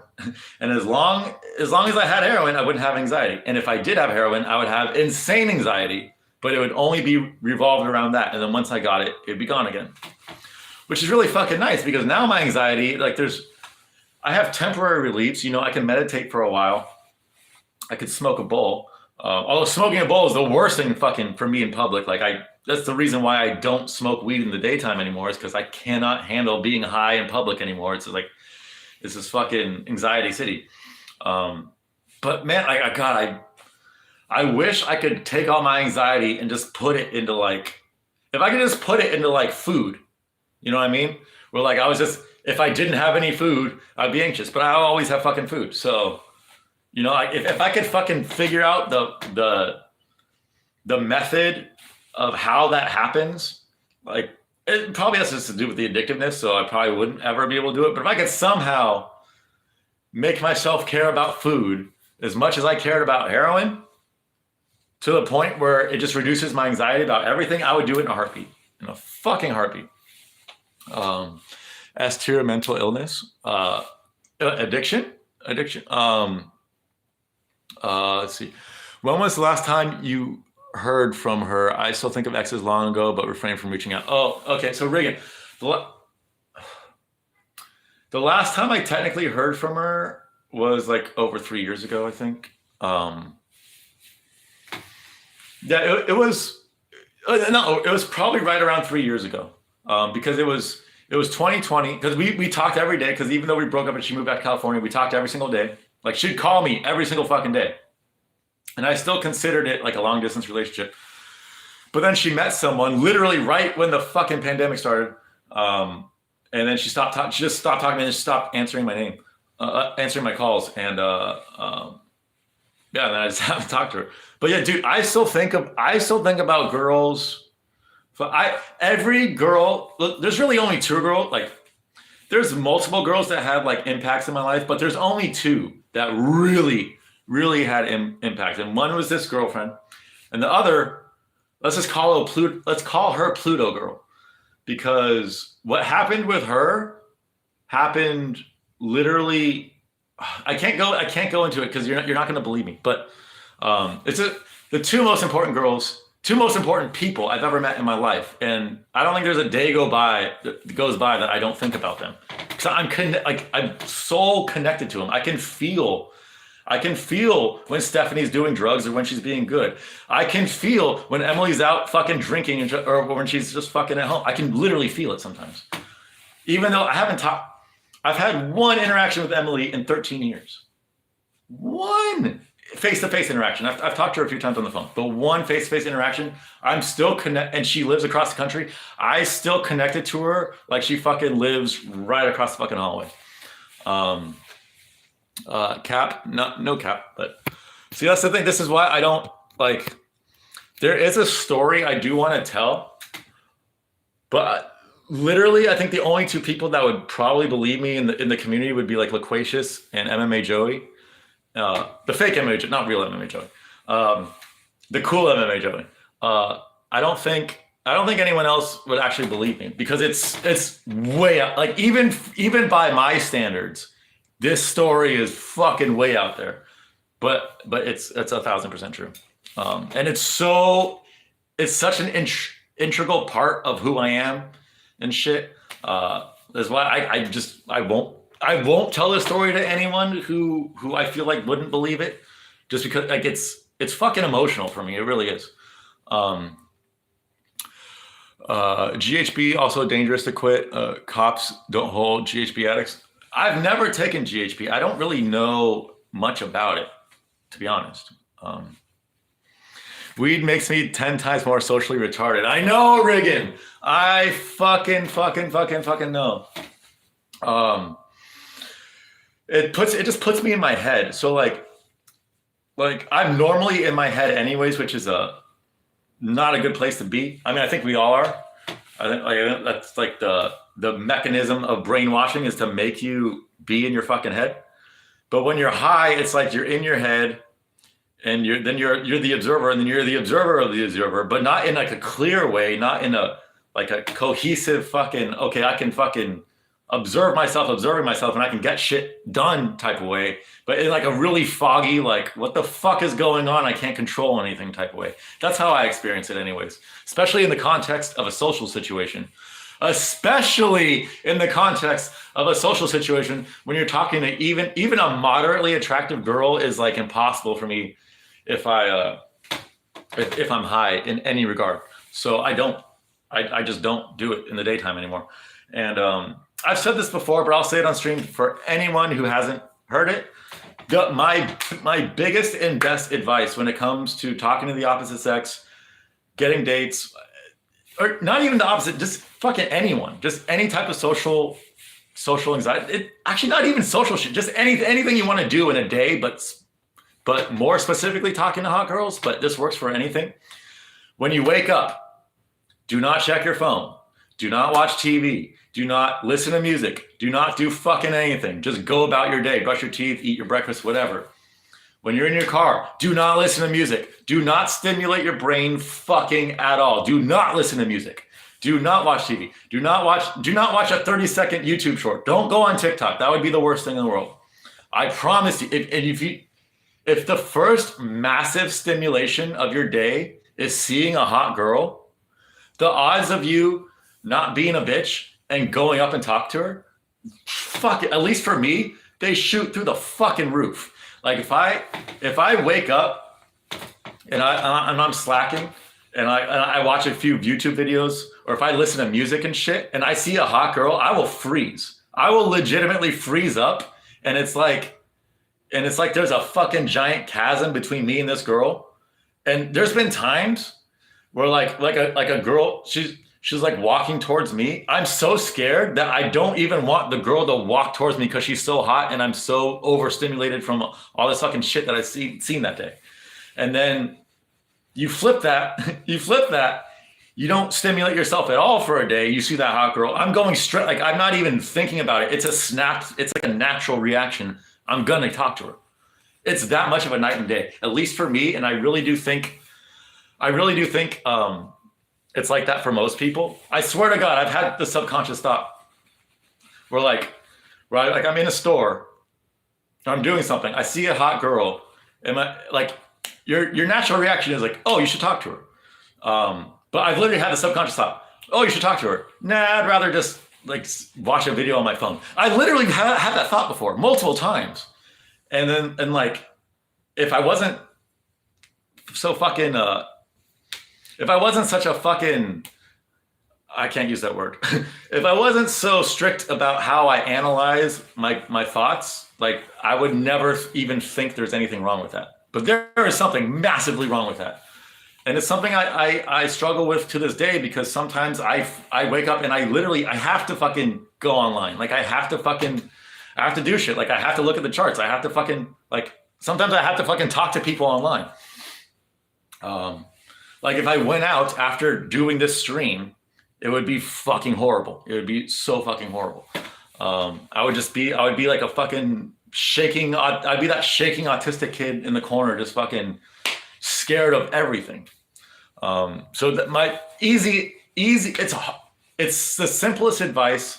It's kind of hard to follow just because we have our smartphones with us everywhere. But if you can do it, just try it just for one day. I promise you, it will work. If you're planning on going to the beach, going to a party, if you know you're going somewhere where there's gonna be hot girls, for the love of God, just don't do no mental stimulation at all the entire day. I promise you, your results will, it's not even the same thing. Loquacious quit. He's he'll come back though. Like, yeah, Loquacious told me he stopped watching what's his name, Guru and shit. He told me that recently, and yeah, I just told him, I was like, yeah, that's like, you'll probably come back, because I quit Guru stuff and all Guru related stuff completely for like months, and then over the past few months, like I've kind of actually really Rigo's the only one I actually fucking watch these days, to be honest. Guru streams are just too fucking normie for me to handle. So I think Rigo's like the only Guru satellite that I actually watch. And even Rigo, like I don't do it all the time. A lot of it is just for the reason I talk about. Like I don't want to stimulate myself, and I don't want to get my sense of socializing through the internet too much. So I try to limit it, but Rigo streams are fucking hilarious sometimes. So I would predict that Loquacious will probably have like the same arc as I did. It's like he's just gonna quit everything for a while, and then he'll come back a little. He'll come back to like the right things, but it won't be as like, what's the word for it? Can't even think right now. It won't be as consuming as it was. Like, because fucking, like, what was it? Guru a year ago, like consumed my entire life. Like my entire life revolved around waiting for Guru streams and shit, and fucking and being in the Discord and fucking like that was my fucking life. And like there's a lot of funny things that happen like in good times and shit, but it was destroying me mentally. Like it's just not good to substitute actual human interaction with online human interaction. Real image. Rigo can feel if Nubby is being a naughty boy. Yeah. Yeah. Loquacious's mom took his phone away for failing business class. Wait, is that true? Is that true, Rigo? Story time. It has to do with the soul tie and quantum entanglement, I bet. Wait, what does? Hi, baby.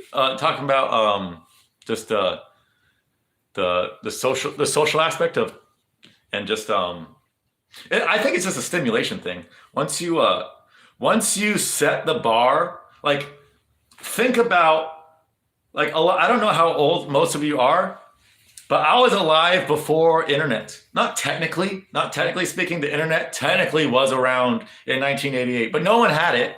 Literally no one had it. No one really like internet wasn't like commercially like mostly available until like the early mid 90s. So I remember what it's like to not have like stimulation all the time. It's just different, man. It's hard to describe, but it's way fucking different. And because this type of stimulation has only been around since 2007, human beings have been around for who knows, like hundreds of thousands, at least 100,000 years, but I think it's like hundreds of thousands of years. Like we're not equipped for this shit.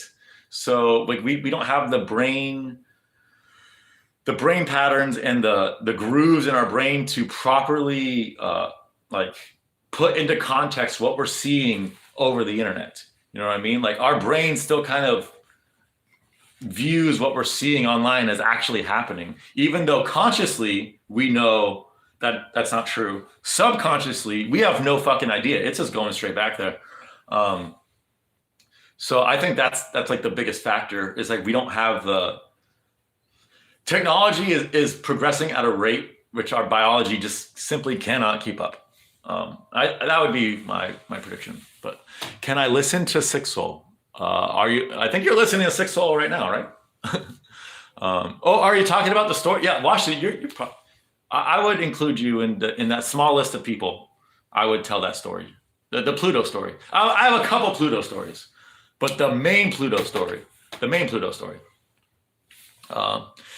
If you have trouble talking to girls, one, be aggressive.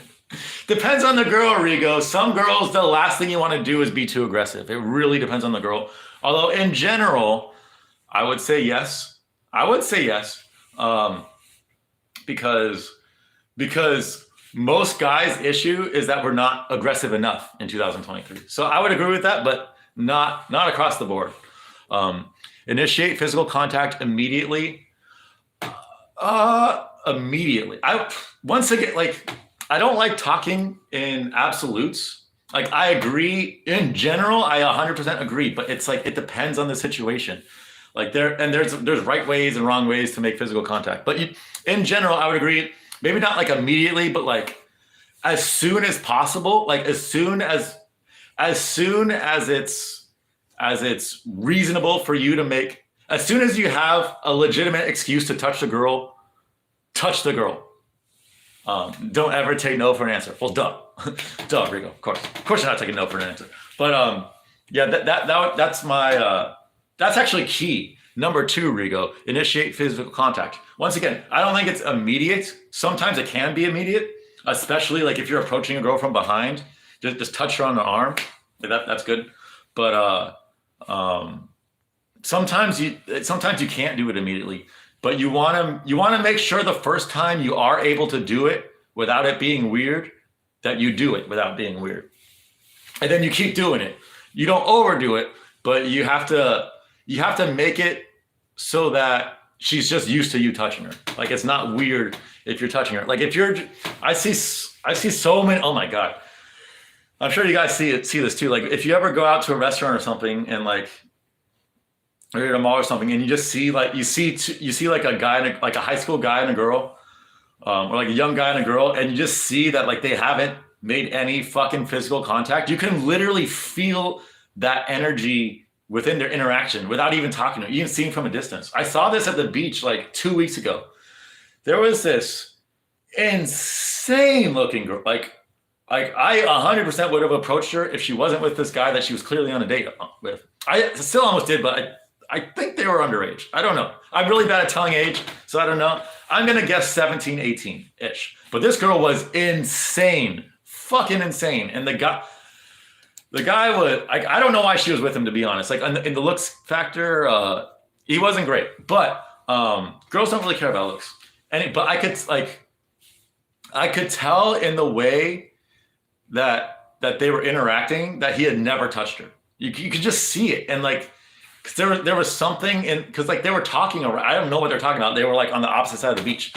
So I don't know, but they were talking and like, it seemed like they were getting along, but like, there's just something fucking missing. There is like, you have to introduce contact, or else that chasm that's only inside your mind, but it is real because it is inside your mind. And like, it feels so real. It just grows wider and wider and wider and wider and wider if you haven't touched her. So, and even just like the simplest touches, and make it playful. Don't be fucking weird. Don't be like fucking, I don't know. Who would be a weird toucher? Dude, imagine Juru touching someone. Juru would be a weird toucher probably. Dude, imagine musical touch. Oh, I don't know. Musical could go either way. I could see musical either being really good or really bad, but not neutral with women. Our brains are designed to interact with max 150 people. Yeah, P Drunk, like our brains don't have the, what's it called? The structure, not the structure, the foundation, not the foundation, there's another word for it. Not structure, not foundation, but it means that. The infrastructure, that's the word for it. The infrastructure. Our brains don't really have the infrastructure to really understand that there's 7 billion, now there's 8 billion people in this world. And that if I fucking make a fool out of myself in front of this hot girl, like it doesn't fucking matter at all. Our brains still tell us that if we make a fool of ourselves in front of our hot girl, that our tribe is going to kick us out and we're not going to fucking be able to procreate and shit. Because we don't have it like in our subconscious yet that we don't live in tribes of 100 people anymore. That's a big fucking issue. We're just outgrowing what we're used to. I think people would be a hell of a lot happier if we went back to like the old ways of living. Just small groups of people, just tribal living, where if we want to, we could just go to the other tribe and rape and pillage them. And I think there's something inherently soothing about raping and pillaging another tribe or something. Taking all their food and goods and stuff and just taking it for your own tribe. There's something relaxing about that, I think. And that's very much lost in today's society. And that's a semi-joke, by the way. Like I'm joking, but I'm not completely joking. The emotional story, not tech-induced autism. I think I have both tech-induced autism and vaccination-induced autism. I don't know what the vaccination was for, but I remember being a different human before that vaccination and after, and I'm pretty sure it made me autistic.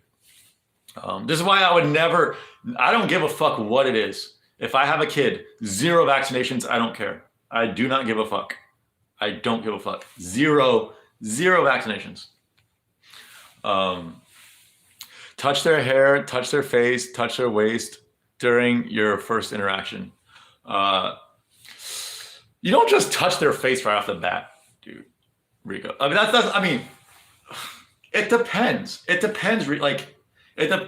Situations are situational. I live by that motto, but there is no one diet for everybody. There is no one lifestyle for it. Like everything and everyone is different, and every situation is different.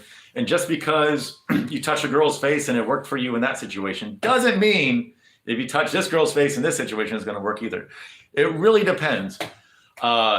Yes, I would agree. Like touching certain spots is good, but generally, but you have to have a good social gauge. And I think this is also where not stimulating yourself with internet and music and shit comes in. When you're not stimulated, you're way more locked in socially, or at least I am. And I can, not only can I pick up on the clues the girl's giving better, but I can also react appropriately to those clues those girls are giving me way better than if I'm overstimulated. If I'm overstimulated, then it just becomes a fucking cycle in my head and nothing ever gets done. Imagine the pheromones on that chick. Wait, what? I can smell her from here. Wait, what chick? Wait, what chick are we talking? Wait, what chick? Damn, leave them kids alone. Rigo smells like mustard. Imagine getting touched by Musical's tobacco stained gnarled little finger. Oh my God. Imagine musical like fucking serenading someone with this shitty fucking voice, dude. Oh, speaking of, I have a couple video ideas. One of them I'm pretty sure I'm not going to do. The other one I'm pretty sure I am going to do. The first one I'm pretty sure I'm not going to do, but they're both hilarious. They're music. So one of them is me in song form, doxing Wings of Wheelchair Juru, just telling everyone where he lives. And it might not sound that funny, but the song I have for it is actually really fucking funny. 99% I won't do that just because he cares so much. Like he calls me a tweaker, but that guy looks like a fucking tweaker. He's such a little skinny fucking tweaker. I don't think he can handle people knowing where he lives. But Juru, you're probably watching this. I know where you live, but I'm not gonna do it. But the second one that I'm probably gonna do is a musical song, and it's gonna be in the style of James Blunt, which I don't have a good James Blunt voice, but I think I can do it enough where it could be funny. Where you're musical. That's really bad because I've been talking for 2 hours. But I have lyrics written for that I was writing them yesterday in the car because I heard that stupid fucking song when I was out in the store. I was driving back home, and these lyrics just started popping in my head. I was like, oh shit, I could actually write like a good musical diss track to "You're Beautiful." So I might actually do that. The only thing stopping me from doing that is like I don't like. I guess for beef, like he hates me, I guess. So like in that sense, for beefing and like, I don't have ill will towards him. I really don't. And I like shitting on him because he is an enemy and we are in the MMA community. So just friction generates views and friction generates interest and stuff. And if I make a musical diss track, people will watch it. But he is a sensitive ass motherfucker, and I don't really want to like actually have a negative impact on his life. I really don't. Even though it's insane, he can't fucking even take care of himself, and he has a kid. Like that's pretty crazy. But still, like that's his life. That's not me. Like it's not me to judge. So, but yeah, dude, getting touched by Musical's tobacco stained fingers. Oh, dude, tobacco fingers are so fucking gross. Sunglasses or soy? That's random. I wear sunglasses only when it's super, super bright. Like if there's not a cloud in the sky or in the wintertime when there's a shitload of snow and it's sunny out, that's like you literally need sunglasses because shit is just way too reflective. But I hate fucking sunglasses. Like I will do everything I can to not wear them. But on certain days in the summer and winter, like you just have no fucking choice. Old ways of living, raping, and pillaging. Exactly, dude. It's the old way. The touching works like 1 out of 10 times, but if you do it enough, that's a solid ratio. Well, you can't just go up and touch a girl and think that's enough to do it. It's all context, you know. But you can't just touch a girl's face, some stranger's face. I mean, there's that like 1 to 2% of girls that would fucking go crazy if you did that. that would be like, oh my God, I'm just looking for a guy who's fucking like upfront about what he wants and we'll fuck you right off the bat. Those girls actually exist, but they're really rare. So every situation is situational, but yeah, but generally speaking, you do want to make it a habit to get yourself comfortable touching a girl, whether it be hip, waist, arm, face, hair, whatever it is. Do it enough. Get yourself in enough situations where you can do it and you do it. Because the first time you do it, it's gonna feel awkward to you no matter what if you're not used to it. But just keep doing it to where it doesn't feel awkward to you anymore. And if it doesn't feel awkward to you anymore, then it's not gonna feel awkward to her most likely. And then you're like, that's a good fucking like node point. Like if getting laid is here and you're right here, like that's a good node point. Like that's a good goal. Like, okay, I'm gonna get to the fucking, I'm just gonna get comfortable, physically comfortable with girls. Once you get there, like that, the next part is probably much easier. Because if you can't do that, I don't know how do you get to the point of having sex with a girl if you're not comfortable touching her? Like that's tough. That's really fucking tough. So baby steps. But yeah, I am pro touching.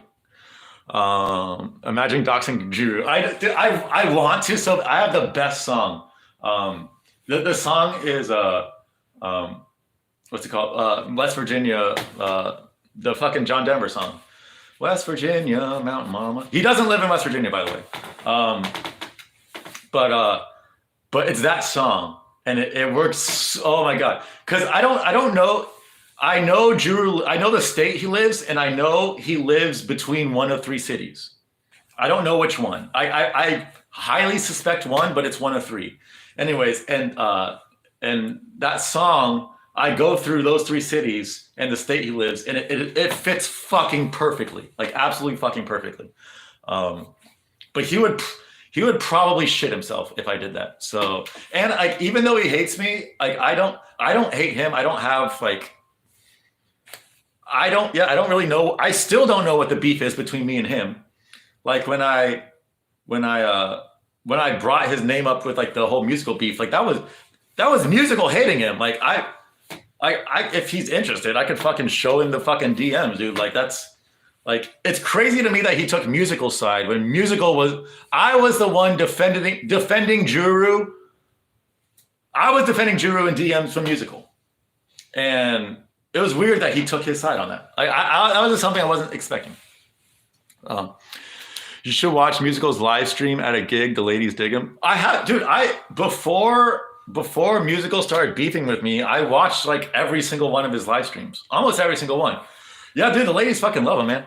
Those drunk fucking British ladies, a lot of times they do love him. Your name, IP, and address aren't private information. I always say this. I know. But Rigo, you haven't given away your name, have you? If I'm not mistaken, I don't think Rigo's real name has come out. Yeah, I've given away like all my fucking information because I don't fucking care. Like if you genuinely hate me enough to fucking travel all the way to fucking Cleveland and try to do something because you hate me so much, like go, by all means, fucking try it. Like I don't care. How did I get Drew's location? Okay, I'll tell you how. I will tell you how. So this is how my autism works. I'm geographically, if there's a place, if I'm watching a video online and they mention, and this takes place here, or if they mention a place that I'm unaware of, I have to know where that place is. I will stop the video, go on Google Maps, look it up, and get an idea of where that place is and where it is in relative to me and like other things in the area, right? And so whenever someone's like a prominent streamer, like, and they don't tell you the information, like I just want to know so bad. Like that's just my autism. I need to fucking geographically know shit. It's stupid, I know, but that's just the way it is. Anyways, there was a few times in his old streams where he would say like, "Oh, it's snowing out right now. It's raining out right now." So when he did that, I would go on my weather map app where they showed like the live thing, and I would just log like, okay, where could he possibly live? And I narrowed it down to 2 states. And then I think it was my last stream or the stream before, I was talking about this specific thing. And Ilya was like, yeah, me too. He's like, yeah, I think I know where he lives too. And so me and Ilya DM'd each other, just exchanged what he figured out from Juru. We exchanged basically through that exchange, we figured out exactly where he lives. So it was just, it's all Juru just accidentally doxing himself basically. No one's gonna, where he lives, no one's gonna fucking go visit him anyways. I'll say that. Like, no one's gonna fucking bother him. But it's just process of elimination, basically. Like the fact that he said it snows, that eliminates half the states right there. For me, the kicker. So for me, it was between 2 states. I will say this. It's not. Okay, it was between 2 states that aren't next to each other. One state kind of close by me, one state not kind of close by me. And I didn't know. I could see it going either way, based on the clues he gave and like the weather map of the times he said it was snowing and shit. And then the clue that Ilya had, he had Juru's time zone, because like during one of his like he was setting up to stream Halo or something, and it said his time zone. So Ilya knew his time zone. So Ilya told me his time zone, and then I was like, he actually didn't even tell me. He implied his time zone, and I figured it out from that. So that's how we did it. It was just process of elimination, and Ilya's help. 20 years ago, you would get a book with all phone numbers from your account. I remember P-Drunk. I remember that. A big portion of my childhood was spent just going through the phone book, looking for random people, looking for people I went to school with, just looking at random shit, just because I didn't have it. Like, when I was young, when I was really, really young, we didn't have video games and shit. We had nothing, really nothing. And my parents were fucking horrible. They wouldn't really let us do shit as kids. Like, I wasn't allowed to be a kid. So I had to find random shit to do, and looking at a giant fucking phone book and like trying to find information on people. Like, that's what I did when I was like 5 years old. I like to sun my eyes. It raises tea. True. Yes. Washington, if you wear sunglasses and you're trying to tan, you won't tan. Oh, this is alleged. I can't confirm this myself, because whenever I tan, I don't wear sunglasses anyways. And I'm rarely just outside trying to tan. Like, I naturally tan because I'm outside, like I'm not just fucking trying to tan. But allegedly, if you're wearing sunglasses, the signal from your brain is saying that you're not actually in the sunlight. And because the signal from your eyes to your brain isn't saying you're in sunlight, it doesn't matter how long you're in the sun, you're not going to tan. You'll just eventually burn, but you won't get a good base or something. I heard that anyways. I don't know how true it is. Pluto story. I can't do the Pluto story. I can't. You should stream yourself driving to Juru's house. He lives far away from me. I'll say that. That would be a couple day stream. I'm not doing that. Food stamps matter. Food stamps matter. I was on food stamps when I was in Seattle. I'll say that. And it was helpful. It was fucking helpful. But I'll say this as well. Almost everyone on food stamps in Washington was on drugs. And in Ohio, you literally can't get food stamps unless you do they make it so hard in Ohio to get food stamps that it doesn't even make sense to try to get it. For all the shit you have to do to get the fucking food stamps, it makes more sense just to get a fucking minimum wage job in comparison and just have money instead of food stamps. And I know this because I didn't try to get them, but my ex-girlfriend, she did. And she was like, yeah, this is not like the West Coast at all. they don't just give the shit out, because she was on food stamps in California. I was on food stamps in Washington, never in California. And both California and Washington, literally all you do is prove that you're broke, which they do it for you. They just check your bank account basically, and they'll just give it to you. There's no questions and there's no nothing. In Ohio, you have to be employed, I think.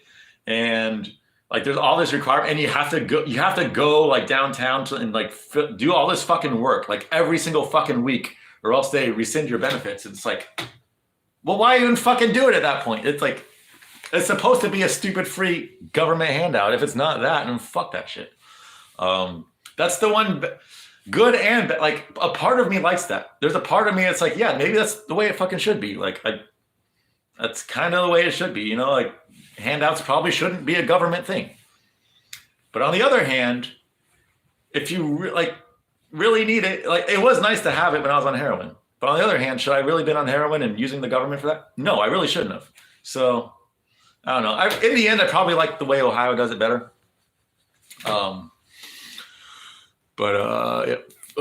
Rigo's name is Jeremy Apple. Rigo's real name is Jeremy. Jeremy P. Rigo's real name is Jean-Luc. Jean-Luc. He said he leaves in a state that don't legalize weed. Not smart. No, that's a lie. That's a lie, P. Drunk. I could be wrong. I could be wrong, P. Drunk. I have to check it. But I know all the states surrounding him have it legal. And I'm pretty sure the state he lives in, it's legal, but I'm not positive. I would have to look at a map on that. But I think that's a lie because he did start like fake doxing himself. He did start leaving fake clues. And I think that's a fake clue he might have left out, that he might have left. Because I'm pretty fucking sure that state has legal weed. Like I said, I'm not positive. I know all the states that state touches has legal weed. No. All the states besides one, that state touch has legal weed. Like that entire area of the country, it's pretty fucking legal. But Juru's name starts with a D. It does? Wait, how do you know that? Just say which two states. Well, no, I'm not saying which, because I know which state he lives in. I'll say this: the other state I thought that he might live in, that he doesn't, is Michigan. But Michigan is not close to the state that he actually lives in. So he doesn't live in Wisconsin or Minnesota. It's not those states. It's not close to me. It's not in the Midwest. Recreational weed, he says this all the time. He says, yeah, but he could lie. That's the thing, P. Drunk. Yeah. Oh, yeah. No. So P. Drunk, yes, because both. I think I might have said this once to him, but Ilya said it multiple times to him, where Ilya's like, dude, you know you're like doxing yourself, right? Like he's like, if fucking autists like me who don't really care where you live, or just curious where you live, and we're kind of like narrowing it down. Someone who like really genuinely cares where he lives, which is nobody, by the way, is literally nobody. I could give such a good clue though. But that would just give it away. Okay, I'll say this. This is very vague, but I have to be vague because if I'm any more specific, it will give it away. There's someone in Juru's chat that their screen name is an allusion to the state that Juru lives in. And Juru's always fucking weird with this person because in his mind, he doesn't know if that person purposely made that screen name as an allusion to the state to fuck with him, or if it's just a coincidence. It could be both. And honestly, it really could be both. I could see it either way. So that's my one clue, but I can't tell you who it is because it'll give it away. Hello, Cabron. How's it going, Raisinator? He smokes weed and never talks about seeing a dealer. On to something sexual. Washington, Washington question mark. He doesn't live in, no, Washington is legal weed. I would know that. I lived in Washington. I bought legal weed for an entire year living in Seattle. He does not live in Washington. Washington was the second state in the nation to legalize it. It was Colorado first and Washington second. I was there in Washington when it was legalized. I moved back to California. And then I moved back to Seattle a few years later. And by then it was just starting to pop up. They were starting to sprout up. And by the time I left Seattle again, which was like a year and a half later, they were fucking everywhere. It was crazy how fast these stores popped up. Hopefully, goddamn hopefully, Ohio votes on it this year, and it'll pass. But if it passes, it'll probably take at least probably 2 or 3 years before it really starts getting going. And once it starts getting going, still, it would make more sense for me to just drive to Michigan, because Michigan's one of the cheapest states for legal weed in the entire country. And it's like a 2.5 hour drive for me to get literally like the cheapest weed in the country, legal and good. Versus like when it first becomes legal in Ohio, the prices are going to be outrageous. So.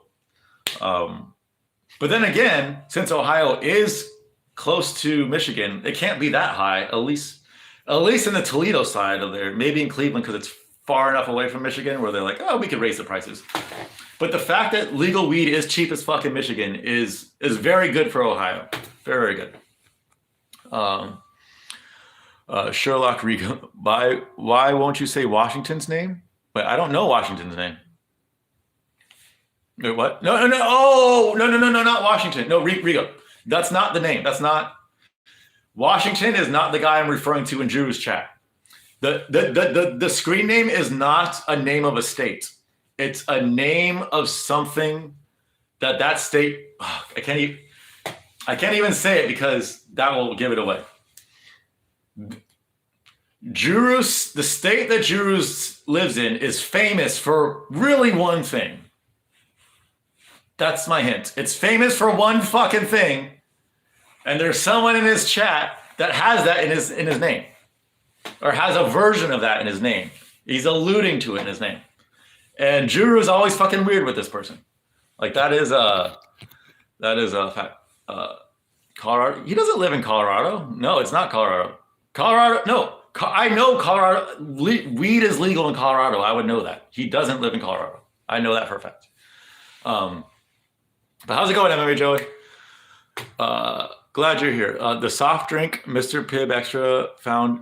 The soft drink Pibb Extra was founded in Waco, Texas. Is that correct? No. Oh, that's a. I like where your head is going, Rigo. That is not it. No, dude. He says it snow. It does snow in Texas, but no. Juru lives in a state where it snows. Like here in Cleveland, like it can fucking snow where he is. So no, it's not a southern state. The Rocky Mountains. Yeah, it's not Colorado. It's not Colorado. It's not Wyoming.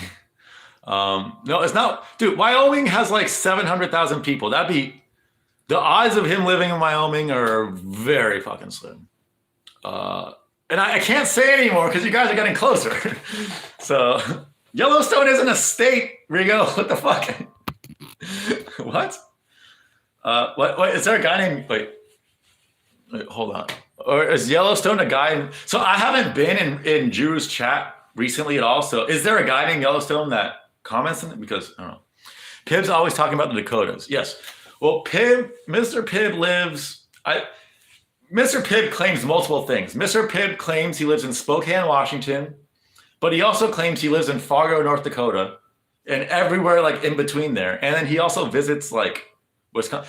Mr. Pibb basically traverses like everywhere from Eastern Washington all the way to like Wisconsin.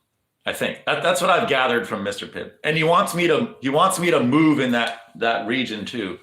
And I've been contemplating it. But since Jim Brown died, that means, and oh my God, not only, I am not saying the Browns are going to win the Super Bowl. However, I'm definitely saying the Browns have a really fucking good chance, the best chance they've ever had at winning the Super Bowl for multiple reasons. One, we have Deshaun fucking Watson.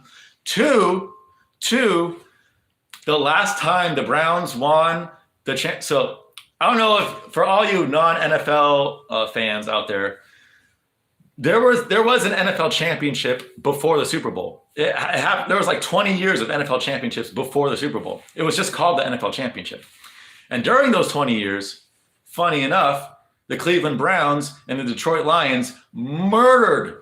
I think they account for like 13 or 14 of the 20 championships in that era. Crazy. And literally, right when the Super Bowl started, that's when the Browns and Lions started tanking. Anyways, so the Browns' last championship 60 years ago, Chinese astrology, year of the wood dragon. Year of the wood dragon only happens once every 60 years. It's like every Chinese year only happens once every 60 years. The Browns won. Guess what this year is? The Super Bowl year is. Year of the fucking wood dragon. Also, Jim Brown just fucking died, dude. Jim Brown just fucking died. And if Boston does come back and win, the NBA championship, that will be an incredible omen for the Cleveland Browns with these sacrifices still going to the teams that sacrifice is connected to.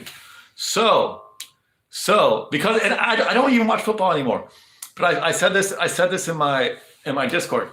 Cleveland is the stupidest fucking town. People here are so depressed. It's literally voted the most depressed city in the entire United States. And I don't really know how they come up with those measurements and statistics. And I haven't been to all the cities and states in the United States, but from everything that I've seen, Cleveland is by far the most depressed and shitty town. But we fucking love they love the Browns so much here. It's insane. More than any other place I've ever been to. I've never seen a city as connected to a team as Cleveland is connected to the Browns. I swear to God, when I moved here, LeBron just won a championship for Cleveland, right? And when I was a kid in Southern California, there were more Michael Jordan jerseys walking around in Southern California than there were LeBron James jerseys walking around Cleveland after he won the fucking championship in Cleveland. So, because people do care about the Cavs here, but it's not the same. It's not like the Browns are like an identity. The Browns are the Cleveland team. And if the Browns win the fucking Super Bowl, I can't, if there's even a slight chance, I can't leave Cleveland this year. I have to stay here. I don't want to, but I have to stay here for another year. Because if they do, the parties are going to be the most insane fucking things I've ever. I just have a feeling that if the Browns win, I'm gonna be in some insane situations, and I'm gonna see some fucking hilarious, fucking incredible parties, and just the energy of this. Like, this town's different when the Browns do good, and the Browns are gonna, whether they win the Super Bowl or not, they're gonna have a great year, guaranteed. I would bet both my nuts on that. They're gonna at least make the playoffs. I would imagine Nick Chubb has an incredible season. And so I can't leave Cleveland for at least another year, which fucking sucks. But it would be fucking awesome if they won the Super Bowl, because those would be, imagine the streams I could do. Fucking Clevelanders celebrating a Cleveland Browns Super Bowl. And I would completely forego, like I drink once a year. If the Browns, I haven't drank at all this year. If the Browns do look good, and it looks like they have a chance, I won't drink all this year, and I'll just save my shit for next year. I might drink like 5 times in a row next year if the Browns win. But that is something I want to experience, just because there's so many fucking depressed and downtrodden people here that all they want to do is see the fucking Browns win. That's all they fucking want to do. And to party with those motherfuckers, that's a once in a lifetime thing. I can't leave this town now. That's too big of an omen. Who is Jim Brown? Jim Brown he's one of the best running backs of all time. He is Cleveland Browns' best player of all time by a long shot. He's Cleveland's biggest icon, bigger than LeBron James, in my opinion. Because Brown won multiple championships for Cleveland. LeBron only won one. Jim Brown is like Cleveland personified, especially like the way he ran too. Like that guy genuinely was one of the best running backs of all time. So yeah, and he died. And I swear to God, I can show you the fucking Discord. The day he fucking died, I got the news like at around 4 p.m. ish, I think, maybe 6 p.m. I think it was like 11 a.m. or 12 p.m.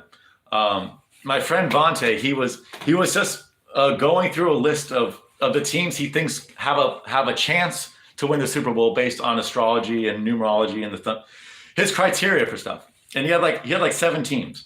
And I responded to him. I just said, hey, Cleveland might be a wild card, bitches here. Just look into them. It's just a gut. It's like, I don't really have anything to base it off of. It's just a hunch. And a few hours later, someone posted, Jim Brown's dead. And I don't like, maybe that's just a coincidence. Maybe that's a fucking omen. I don't know, but I can't leave Cleveland now, dude. I fucking can't. Because if Cleveland's gonna win any year, it's gonna be this year. And if they don't win this year, then I can't see them winning any other year. Like, this is the year. This is the fucking year. Oh wait, hold on. I'm gonna go back. Angelique. Wait, who's Angelique?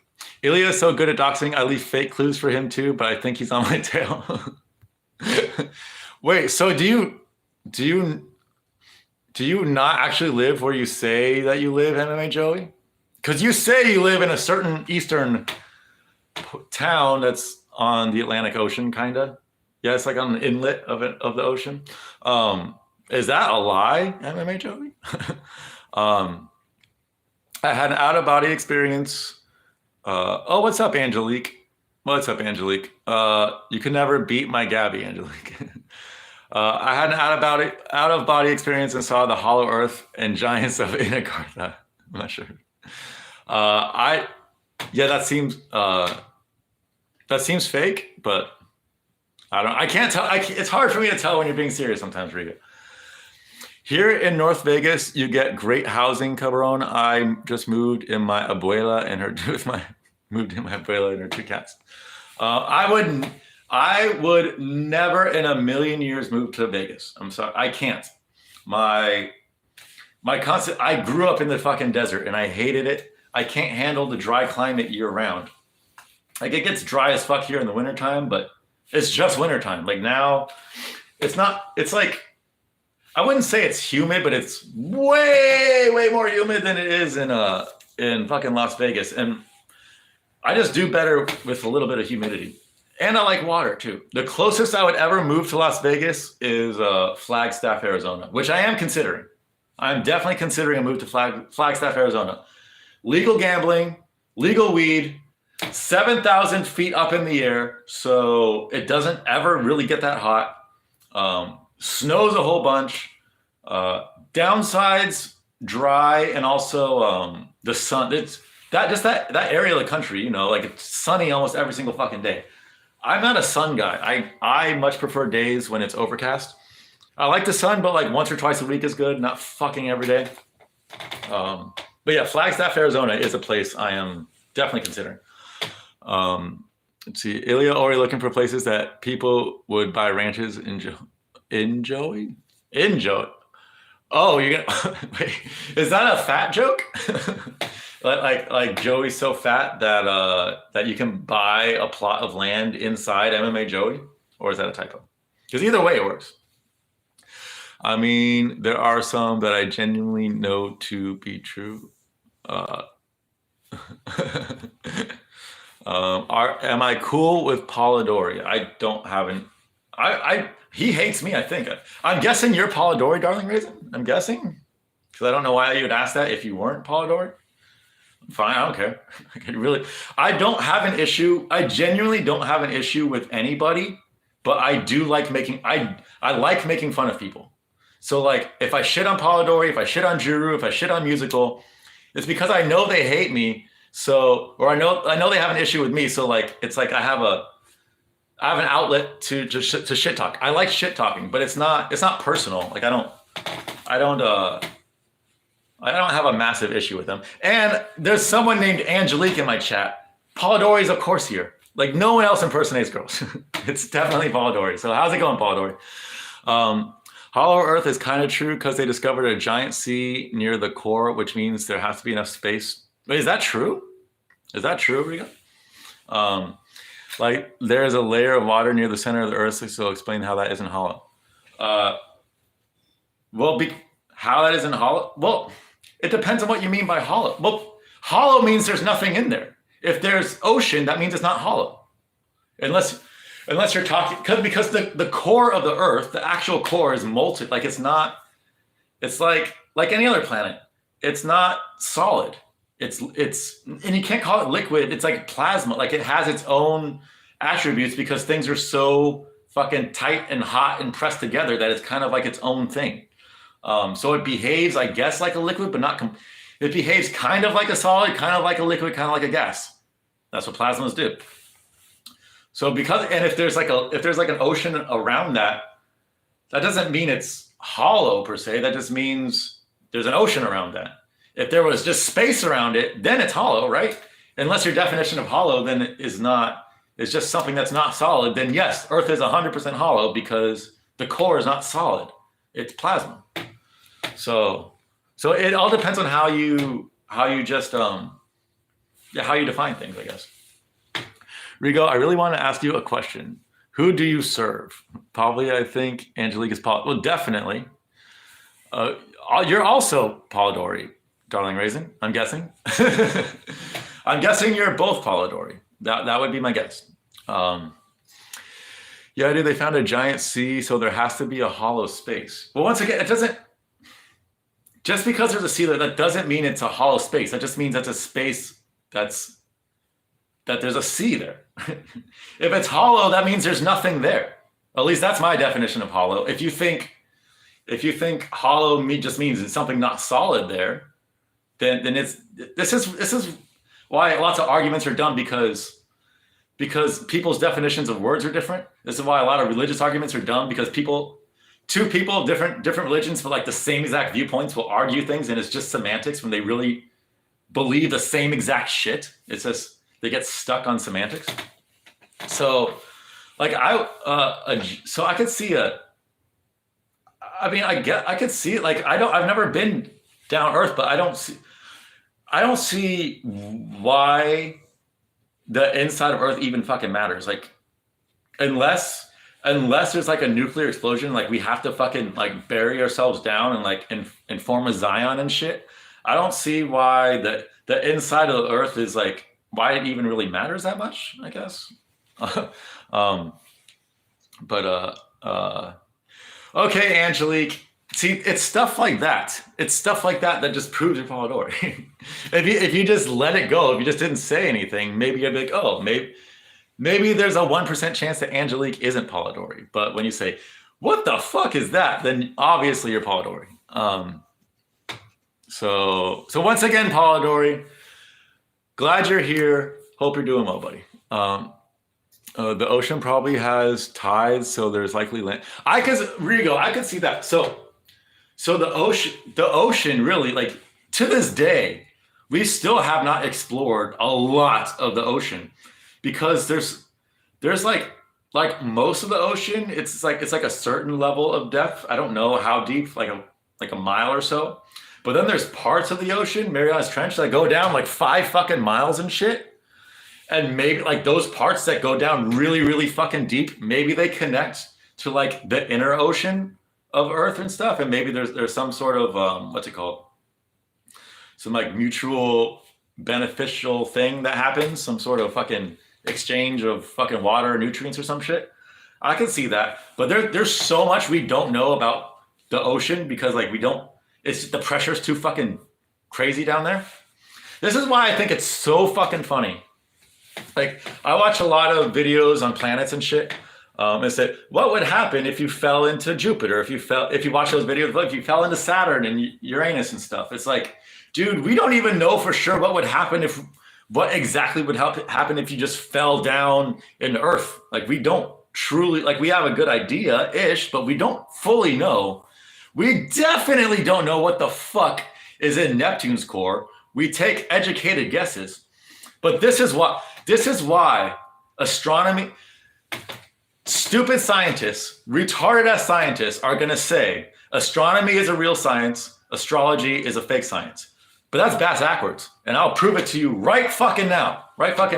Astronomy, pseudoscience, astrology, actual science, real science. You know why? I'll tell you why. And a bad astrologer doesn't have a fucking job. If I'm an astrologer and you come to me asking for advice or asking for something, asking to predict something, and I'm wrong, and I'm continuously wrong, I don't have a fucking job. Astronomers get shit wrong all the fucking time and they keep their jobs. They never lose their job, ever. I don't even think an astronomer has ever even lost their job once for being wrong all the time. Like ever. So that right there is like a good indication that astrology is actual science. But also, just in my personal life, in my 2 months of doing astrology, 2.5 months of doing astrology, I am so scientific with this shit. Oh shit, I gotta charge my phone. Oh, hold on, guys. Sorry guys, I accidentally fucking what's it called? Accidentally turned off my thing. Hold on. Hopefully this is working. Okay. Cool. Say hi to Lair Bear. Say hi to Lair Bear.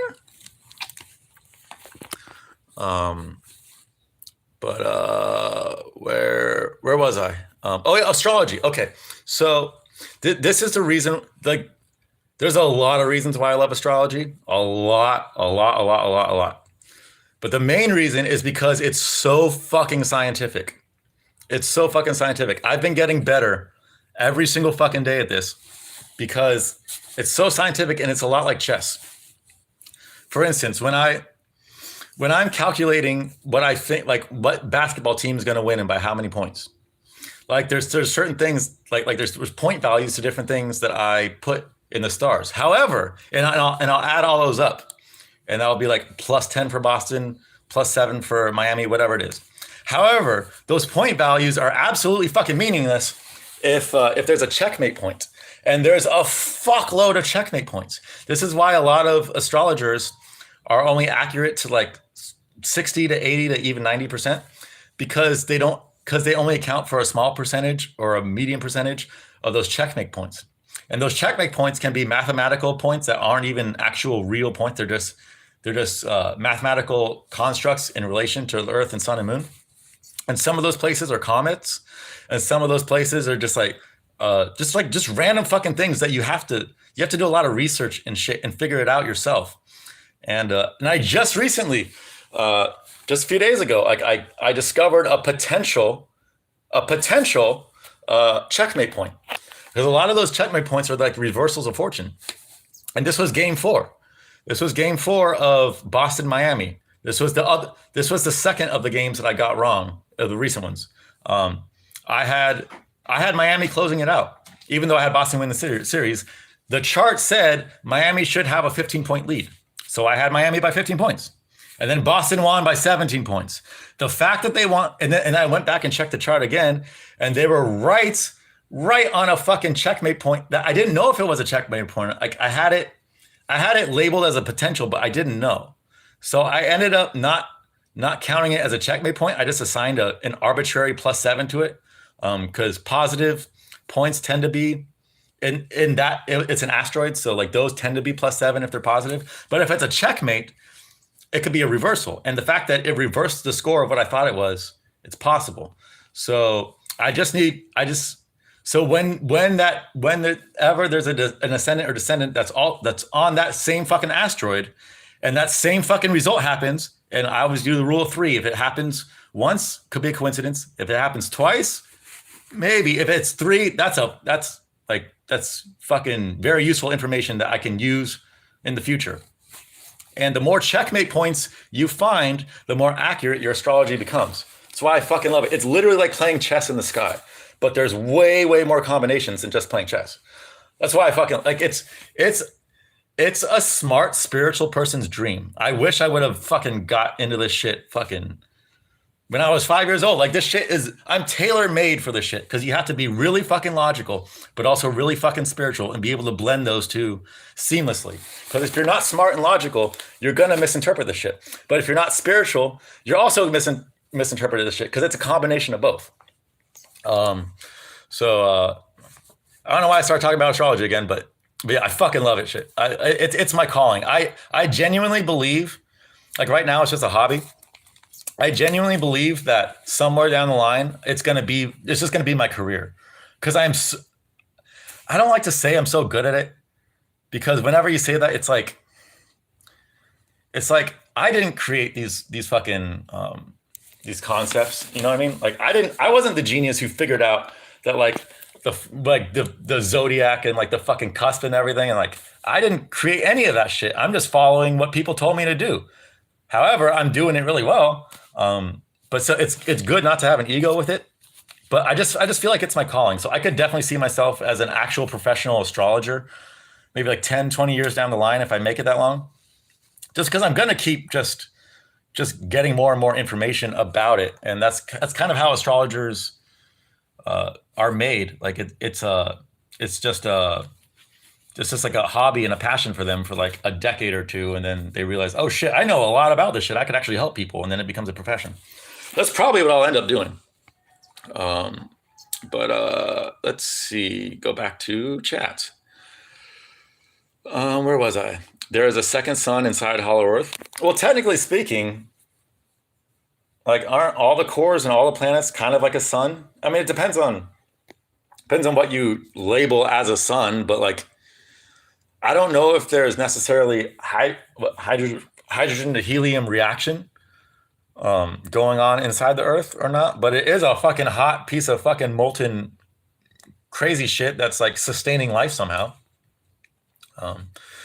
Wait, yes, it does. Water can only accumulate in hollow spaces in rocks, dude. It can't just be chilling in solid.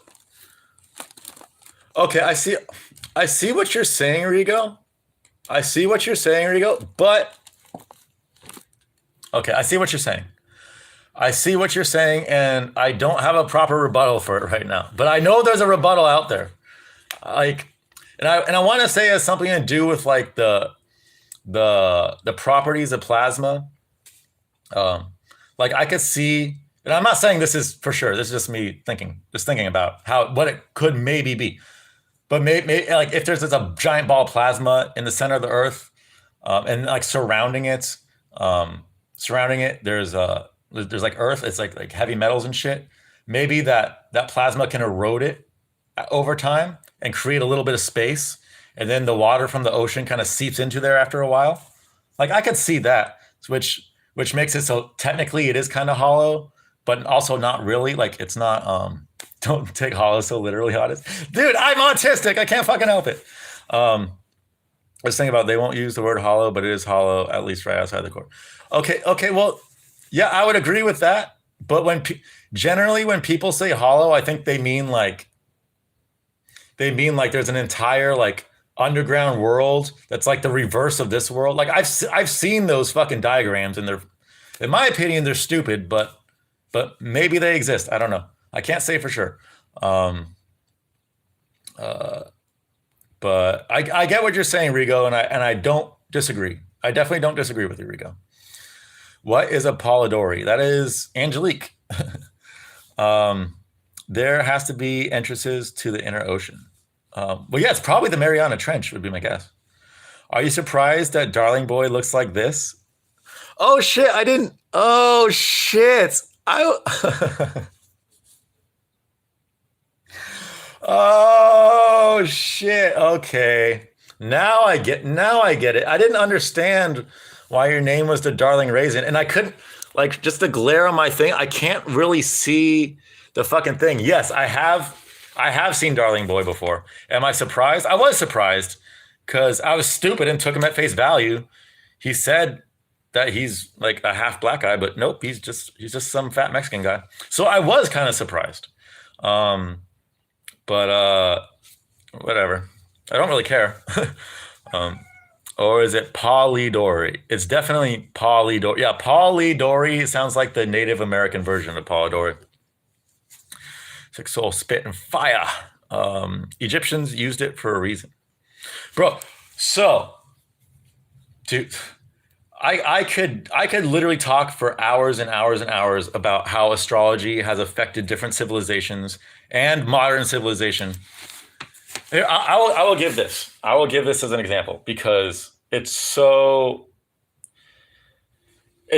a good direct example of how not only just the positions of the stars and planets affect life on Earth, but also how we view those specific planets and stars has an effect on Earth. Like the mythology that we give to them. So, for instance, Uranus was, I believe it was discovered in 1781, if not somewhere in the late 1700s, right? And Uranus is it symbolizes like wackiness, weirdness, rebellion, like reform, lots of like upheaval type shit is generally is generally connected with Uranus. And right after fucking Uranus was discovered, fucking American Revolution, French Revolution, there was a fucking other revolution, and then I think the discovery of chloroform also linked to Uranus. Now Neptune discovered in 1846.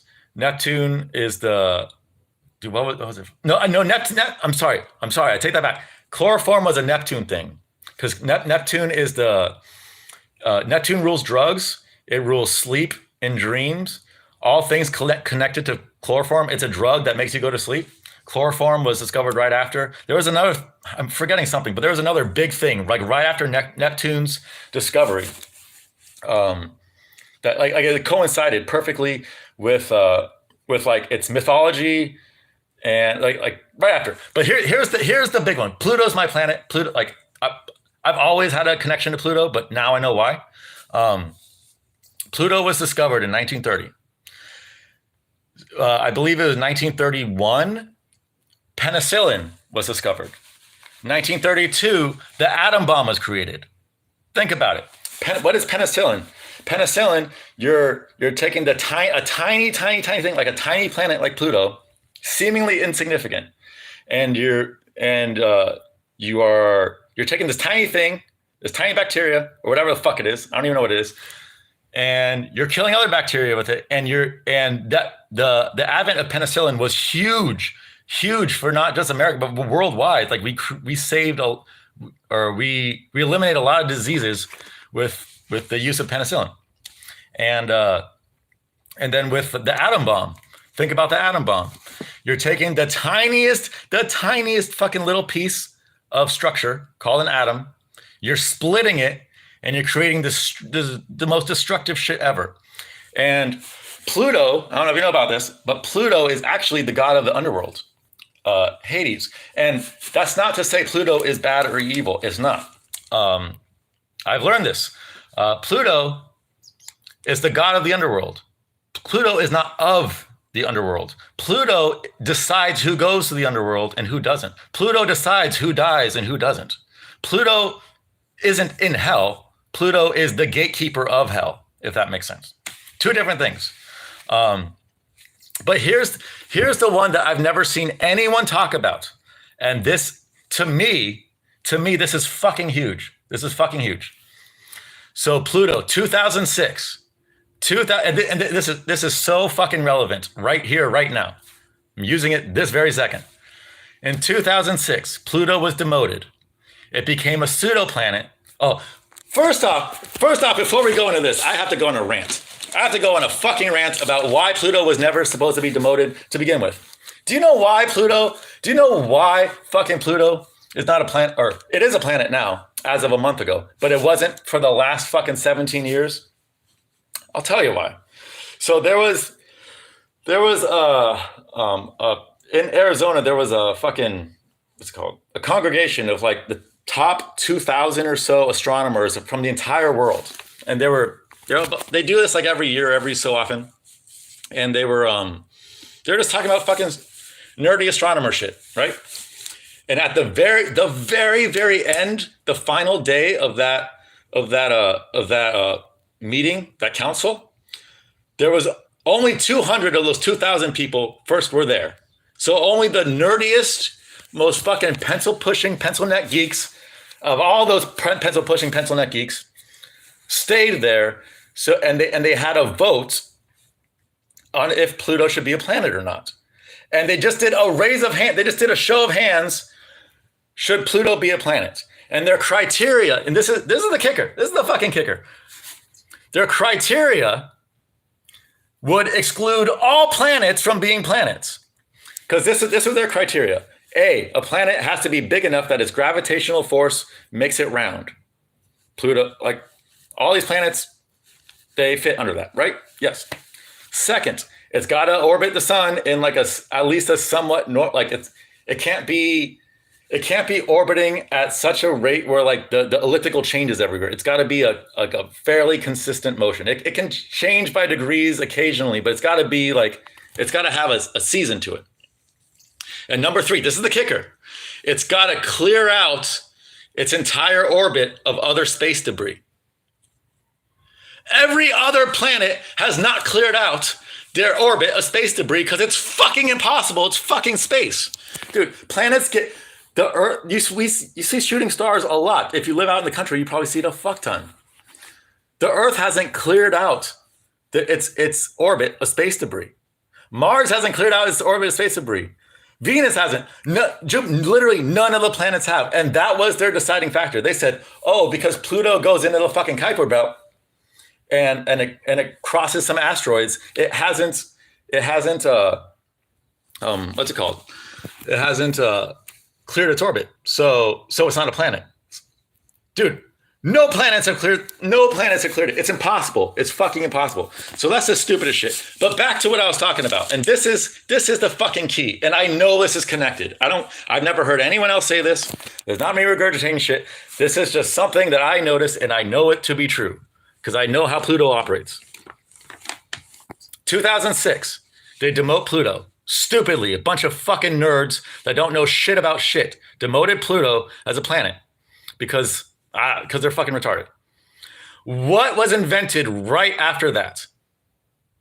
Can anyone tell me in chat? Can anyone tell me? We're using it right. I'm using it right now. Big hint. I'm using it right now. The smartphone. My personal opinion, this is just a theory, but it's more than a theory because I'm very connected to this shit. I truly believe, and Tosa's going to shit on me for this, but I truly believe that smartphones were invented because Pluto was fucking pissed off that it was demoted as a planet. They're like, all right, you don't view me as a fucking planet, even though I clearly fucking am. I will create something that will destroy. I'll create something small like Pluto. It's always small, but it always has a massive impact. What is small and had a bigger massive impact than smartphones? Nothing, fucking nothing. Smartphones ruined my life and ruined all of our lives. I think so anyways. I was one of the last holdouts, I think, for a smartphone because I saw how it was affecting all my friends. I saw how it was affecting other people and I didn't like it. But after a while, like I literally couldn't buy phones that weren't smartphones anymore. So I eventually had to get sucked in and it did ruin my life for sure. And I don't want to say they wouldn't have been invented if Pluto wasn't demoted, but the timeline wouldn't have been the same timeline. And I truly believe Pluto was like, all right, I'm not a planet, all right, fuck you then. I think it was one of those type things. We're like, no, he's not. Dude, I'm not even like, what's up, Toasty? How's it going, buddy? Let's see. 6 is like a dystopian tech shaman. pretty fair assessment. George Soros is going to hire you to time the markets with gematria. Bro, not gematria, astrology. I haven't done this yet because I'm so locked in to sports right now because it's the playoffs and everything. But the same techniques the same exact techniques I use for sports, I can use for the stock market or the Bitcoin market. It works across the fucking board. This is predictive astrology, and it works across the board. This is why I love astrology so fucking much, man. Because there's games on every single fucking day. I cast my chart. I do the best I possibly can to predict a sport. Now, and I don't just predict who's going to win. I predict who's going to win and by how much. And I do that to give myself more data because normally I'm wrong, but I've been right many times where I say, I think it was game 1. I don't remember. Miami won a game by 19 points. I think it was game 1, Boston, Miami. I could be wrong. But the last game, Miami won by 19 points. I called it 19 points on the fucking dot. Anyways, I love it because it's so scientific. If I get it right, I go back and like, oh, I did this and this and this right. If I get it wrong, oh, I did this and this and this wrong. And you just log it all down. It's the most scientific fucking shit. It's way more scientific than astronomy, which is like, oh, I'm going to guess the atmosphere what the atmosphere consists of on Pluto. We're never gonna fucking know that for sure. You know what I mean? Whereas like if me predicting a sporting outcome, I'm gonna know that in a few hours for sure. There's no black and whites. I'm either right or I'm wrong. Astronomy is all gray area. Astrology is actually, even though is technically a bunch of gray area, when it comes down to predictive astrology, it's black and white. You're right or you're wrong, or you're semi-right. So to me, it's like the most scientific shit ever. And the fact that, dude, I'm fucking good, man. Like my logical brain picked the Lakers and the Celtics for the finals. However, 3 of the 4 Lakers games, I picked Denver because the chart said pick Denver. And of these Miami games, I picked Miami to win the first 3.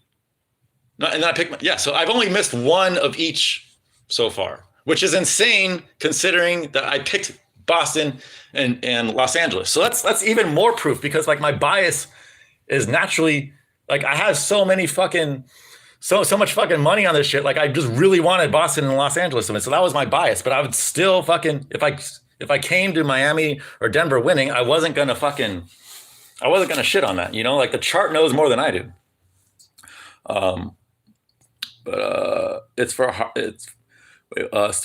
Thoughts on spirit cooking. It's for archons, harvesting, loosh, 6 knows. Yes.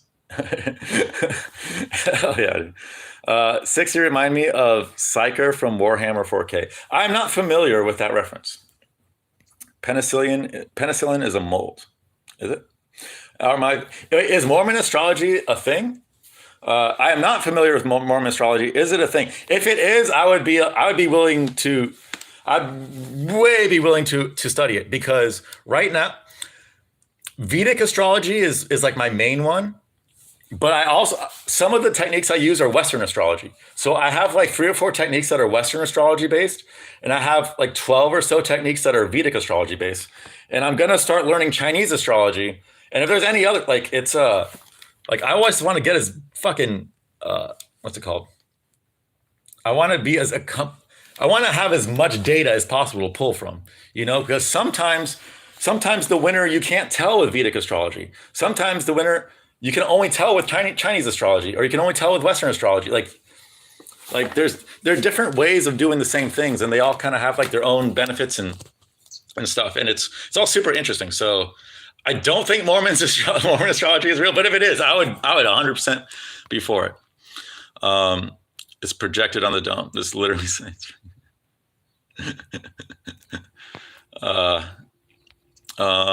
pocket pussy. No, I don't have a pocket pussy. The Rubik's Cube. What about the Rubik's Cube? I'm confused. What's up, Ilya? How's it going? Dude, Lakers already lost, Ilya. Lakers already lost. And so I've said this before. So I don't make my absolute final predictions for games until after the tip-off, because I have to see exactly when the tip-off starts so I can do my calculations for the super, super, super duper time sensitive stuff. And then I make my predictions. So I pretty much only do live bets these days. And they've been since I've changed my methods of only doing live bets, it's I was going from like maybe like a 55% win rate to like, I would say like 75, 80% win rate now. Like the amount of bets I make is significantly reduced. But I've just made so many bets I never would have fucking made. I never, ever would have bet Denver 3 out of the 4 Laker games, ever. I thought the Lakers were going to fucking smoke them. But I don't go against the chart. If my brain and my gut says one thing and the chart says the other, I go with the chart. And sometimes it's wrong, but more times than not, like way more times than not, when there's a discrepancy between my brain and the chart's right. So I just go with the chart. So Ilya, I can't say for sure because I don't know. If I knew the exact time they tip off, I could fucking 10, 20 minutes of research. I could tell you with 85% certainty who's going to win and by how much each game. But I don't have access to that information, so I don't know. However, tomorrow is National Jordan Day. So if and Jimmy Butler is 100% Michael Jordan's illegitimate son. If anyone questions that, they're fucking retarded. Like, he looks like him, he plays like him, he acts like him, he talks like him. He's fucking like that is Michael Jordan's son. When I don't know if you guys watched it, but when the Milwaukee Bucks Miami Heat game where Jimmy Butler went off for 50 points. I watched that game, and a lot of times I don't watch full games. Like, I'll just watch the beginning of the game to see if my energetic read was correct or not. That game, I watched the entire game because I was just locked in because it was such a fucking joy to watch him just fucking dominate. I swear to God, halfway through, I was really high while I was watching it too. So this was a factor. But I swear to God, no joke, for like 3 minutes, I time traveled or something. I thought I was watching Michael Jordan. I swear to God. I didn't even question it in my mind. I was like, oh, just another game of Michael Jordan just fucking owning these fucking fools. And then I was like, oh shit, wait. No, I'm in 2023. What the fuck is going on?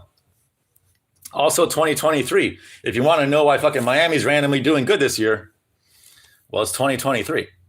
So yeah, tomorrow is National Jordan Day. If the Celtics can get past tomorrow, I imagine the Celtics win the whole thing. I imagine. So I don't know. Tomorrow's going to be tough, man. Tomorrow's National Jordan Day. I'm guessing Jimmy Butler's going to go off. If the Celtics win tomorrow, I think the Celtics win the whole thing. And if they don't, then they lost the series. But I had a flip phone I know I missed my flip phone, man. I can't wait till humans drop a couple nuclear bombs on Pluto and get rid of that man-lit little asteroid. Rigo, Pluto has affected your life in more ways than you could ever imagine. Pluto is literally, other than a fiction, I don't want to say fictional, it's not fictional. Other than a mathematical point called there's two actually. There's Mandy and Galika. Mandy and Galika, oh my God, dude. I am working right now. I'm working on coding a program. Not me personally coding it. I'm trying to get an AI to do it perfectly for me, which you can do with OpenAI. It's really easy. But it's not giving me the exact output that I want, and I'm having trouble getting the exact output because there's two fictional points, Mandy and Galika. They signify murder in the sky. It's literally murder. They murder anything they touch. If the signifier of one of the teams is within 1 degree of either of these points, guaranteed loss. Guaranteed loss. It's only happened 5 times for me, but 5-0. 5-0. And the person I learned this from, he said it's 100%. It's 100%. However, to calculate these points, no free astrology software does it. You have to buy software that's like hundreds of dollars and shit. And I don't have hundreds of dollars to fucking spend on astrology software. So I manually calculate that shit for every single fucking chart. And it's really, really fucking monotonous. It's not hard, but it's very monotonous. So I'm working on something that will calculate all that shit for me instantly. I just type in the location because it's different. It's by location and day. So if I can perfect that, and it's right, and it tells me the exact point of Mandy and Galika every single fucking time. What I can then do is run every single fucking game, every single fucking sporting game going on that day, and any game where those points are active, it might be 1 a day, it could just be 0 a day. It's not that likely. It's you got like a 4% chance ish for it to be active, but it is the testimony of all testimonies. If your thing is on it, you will lose. It's just a guarantee. So if I can do that, if I can streamline that and have my app that just calculates all that shit, holy fuck, I'm rich. I swear to God, I'm fucking rich because that's the 100%er in astrology. There's a lot of like 90%ers in astrology and shit like that. But Gulika and Mandy are 100%er. And I manually calculate that shit every single fucking day, even though most of the time it means nothing. Most of the time it has no effect whatsoever. But when it does, instant, put all your money on it. It's fucking awesome. So that's my new goal is to make. Or maybe I can get. Actually, I just thought of this. I'm just thinking about this right now. Yeah, I do it with ChatGPT, MMA Joey. But it's not It's not giving me the output that I want. It's giving it to me in this degree form that I still have to work extra hard to convert it into figuring out where it exactly is on the fucking chart. So as soon as I figure out exactly what to tell ChatGPT, because it's not fully understanding what I'm asking it, I'm just thinking about this right now. I could just go on Fiverr. I guarantee you, there's a coder that can code me like a Python script in like 5 minutes to do this shit, and I could pay him $5 or something, and that's literally like free money every single fucking day. Where there's at least one game chart, which you would imagine there would probably be at least one. But the way it goes, it'd probably be some days it'd be like a lot, and other days it'd be like maybe one or two or maybe zero. But still, like Gulika is like, that's the point of all points. And the reason why I'm talking about Gulika, because other than Gulika and Mandy, Pluto is the most important point, in my opinion, in the cosmos. It really is that fucking important. Like I said, in mythology, it's Hades. It's the gateway to the underworld. Pluto decides whether you live or die. And Steve Jobs is now AI controlled opposition from Pluto. Exactly. I miss your lies. I'm live right now, Toast. Pluto got status cucked by a bunch of pencil neck nerds. Yes, dude. Exactly. By a bunch. It was all the fucking leftovers that, like, all the kind of normal astronomers. None of them. I don't know if you guys ever seen astronomers. They're always fucking nerdy as fuck. And like I'm nerdy in a sense, but like, it's the people who carry themselves as if they're a nerd. Like, I don't trust those people. Those people that are pasty as fuck, that wear those thick rim glasses all the time, and they have the fucking pocket protectors, and they're always like fucking, yeah, but this is like the rule followers, you know, those nerds. They're smart, but they think those type of people like to think that they're smarter than my type of people. But that's like the exact opposite is true. The exact opposite is fucking true. You know, like they attach so much of their identity. Your Neil deGrasse Tyson's, that stupid fucking pencil pushing faggot. I hate that guy. Hate that guy with a fucking passion. That guy would never, ever, ever, ever, ever admit to the legitimacy of astrology, even if I showed him. Like, even if I showed him my record, 9 out of 11, I'm calling it. And I'm not only calling these games, I'm calling within like a few points how much these teams are winning by. And he'd be like, well, what about those other two? It's like, I'm not fucking God, dude. But holy shit, like, you can't say there's not something there. Like, there's a whole community of us that do this shit. It's real, and it's way more of a science than astronomy will ever be. Until we figure out how to actually travel to other fucking planets and actually fucking like figure out the composition of those planets, astronomy is just guessing. It's just educated guessing. Astrology is also educated guessing, but you get the results. That's the difference. Astrology, if you're wrong, you know you're wrong. If you do it in a sport, you know you're wrong within a few hours, or you know you're right. Astronomy, you might not know you're right or wrong until fucking hundreds of years after you're dead. And how useful is that then, you know? So I'm team astrology all the way. Although I do watch a lot of astronomy based stuff too, because space is just fucking interesting. Thoughts on Elijah being the only one to never die in the Bible? I don't fucking know, man. I don't read the Bible enough to know that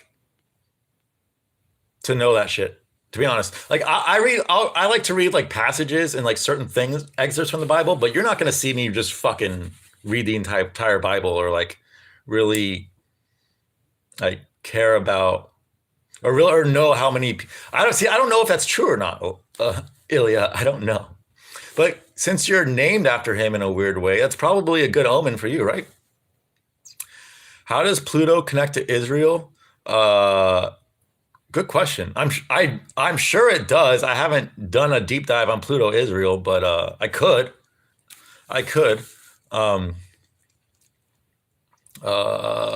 To be honest, I don't know a whole bunch about Israel. I'm not Jew. Judas. Am I Judas? Astrology is similar to children's cartoons. He's awesome. Toast? No, toast. Toast. Toasty. Toasty. Toasty, toasty, toasty, toasty. No. Here's the thing. I was very anti-astrology pretty much my entire life. And then I came across a few people in the gematria and numerology community that seem to have much better results using astrology predicting sporting events than using numerology and gematria. So I was like, fuck it, let me just see how this goes. And holy shit, like I've said this before, like my win rate is insane. It's fucking insane since I started this, and it's just getting better and better because I'm learning more and more about it. And no, astrology. Here's why astrology gets a bad name. Here's why astrology gets a bad name. Because fucking stupid Western astrology, fucking what's your sign shit, or like I'm technically a Libra, but like that doesn't fucking matter. It like when they lump you like, oh, I'm a Libra, I do this and this is, or I'm a Scorpio, like I'm a fucking like, you know, like they have like their fucking things, or like they have their horoscopes where someone in a newspaper will write, oh, for everyone born in fucking Libra, fucking September, whatever it is, to October, whatever it is, I think 22nd to 23rd, whatever. They say, today, watch out for this and this and this and this. Like, you're literally taking just the sun, and the sun is one of the most important parts in the fucking sky. Obviously, it gives us life, very fucking obviously, but it's just one fucking point. Like in our birth charts, there are so many fucking active points that, like, to actually give a detailed horoscope of what could possibly happen in someone's day on any specific day, you need to know their entire birth chart. Knowing their sun sign, knowing I'm a Libra doesn't fucking do anything in terms of fucking predicting anything that's going to happen to me today at all, because it's me in a vacuum. I'm a Libra, I'm sun sign Libra in a fucking vacuum in Western astrology. That's all that means. And like, maybe there'll be some stuff that like turns out to be accurate and shit, but that's 100% just for like small-minded retards. And this is why I was so against astrology for so long, because like I said, I thought it only took into account like the sun and like the major planets surrounding. I didn't realize that true astrology takes into account a whole, but like everything it can possibly take into account, it takes into account. This is why I love it so much. It's literally chess in the sky with thousands of pieces instead of just fucking 16 or 20, whatever. Jimmy Butler is the Diet Coke of Michael Jordan, just 1 calorie. Toast. Most of the time I agree with you, but that game against Milwaukee, he was Michael Jordan. I swear to God, the spirit of Michael Jordan entered him for an entire game. And yeah, I would say he is like the margarine of Jordan. Although I think Jimmy Butler is the closest thing to Michael Jordan we have. Jimmy Butler or Kawhi Leonard. I would say those are the two players that play the most like Michael. But personality-wise, Kawhi is nothing like Michael Jordan, where Jimmy Butler is exactly like Michael Jordan in almost every single way. One of my favorite things I've seen regarding Jimmy Butler is a comment. Someone said Michael Jordan abandoned Jimmy as a kid because he didn't want him to grow up to be soft like the rest of his kids. Which I thought was hilarious and accurate. You're trying to kill someone with AI? Wait, what? I'm not trying to kill someone with AI. What? I'm confused. I'm not trying to kill anyone with AI. I love 100% AI scams. It's so easy to credit card scam online. Wait, it is? Wait, does AI do credit card scams? I would expect that they would like have a block on that. Like I can't even say F or N. You know what I'm referring to? In any prompt without it saying you shouldn't say that. You shouldn't harbor hate. And you're like, fuck off. I'm at the DMV renewing my license, baby. Nice, dude. Depending on what state you're in. It's probably like California DMV was a night. Literally, if you're in California, DMV is like a 3-hour. It's like an entire day thing. Here in Ohio, even though the population even though the population, what's it called? The population ratio to the size of the state, Ohio actually has more people in it than California per ratio. But DMV is like never more than 5 minutes here. And I swear to God, I've spent days and days on end at the DMV in California. So, yeah, hopefully in a good state with DMV stuff.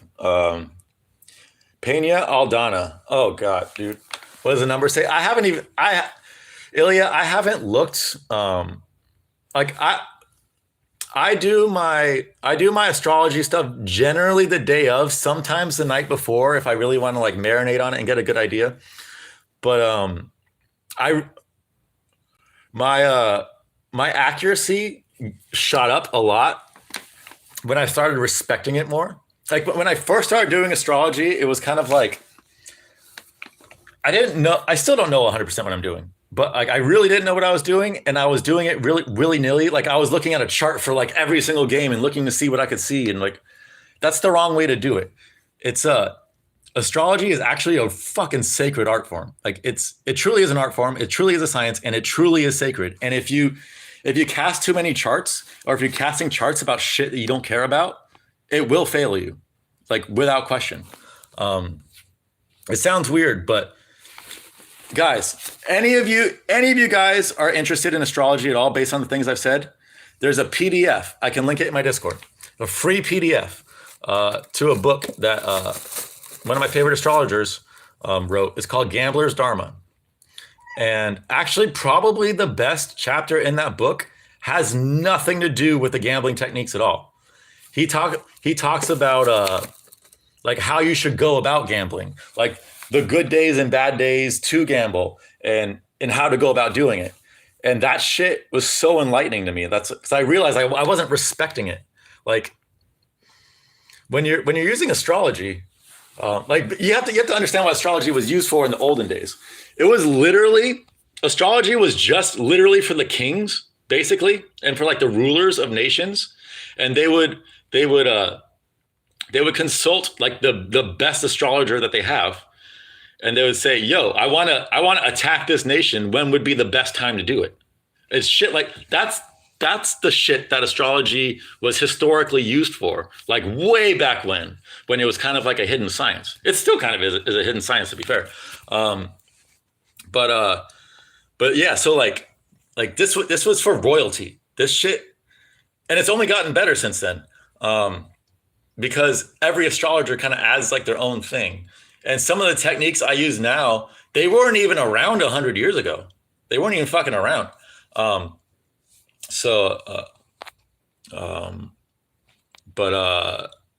Gambler's Dharma, DHARMA.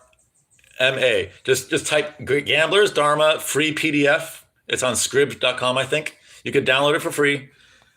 The first few chapters of the book, there's a whole bunch of errors, and you're just like, what the fuck? But just plow through it.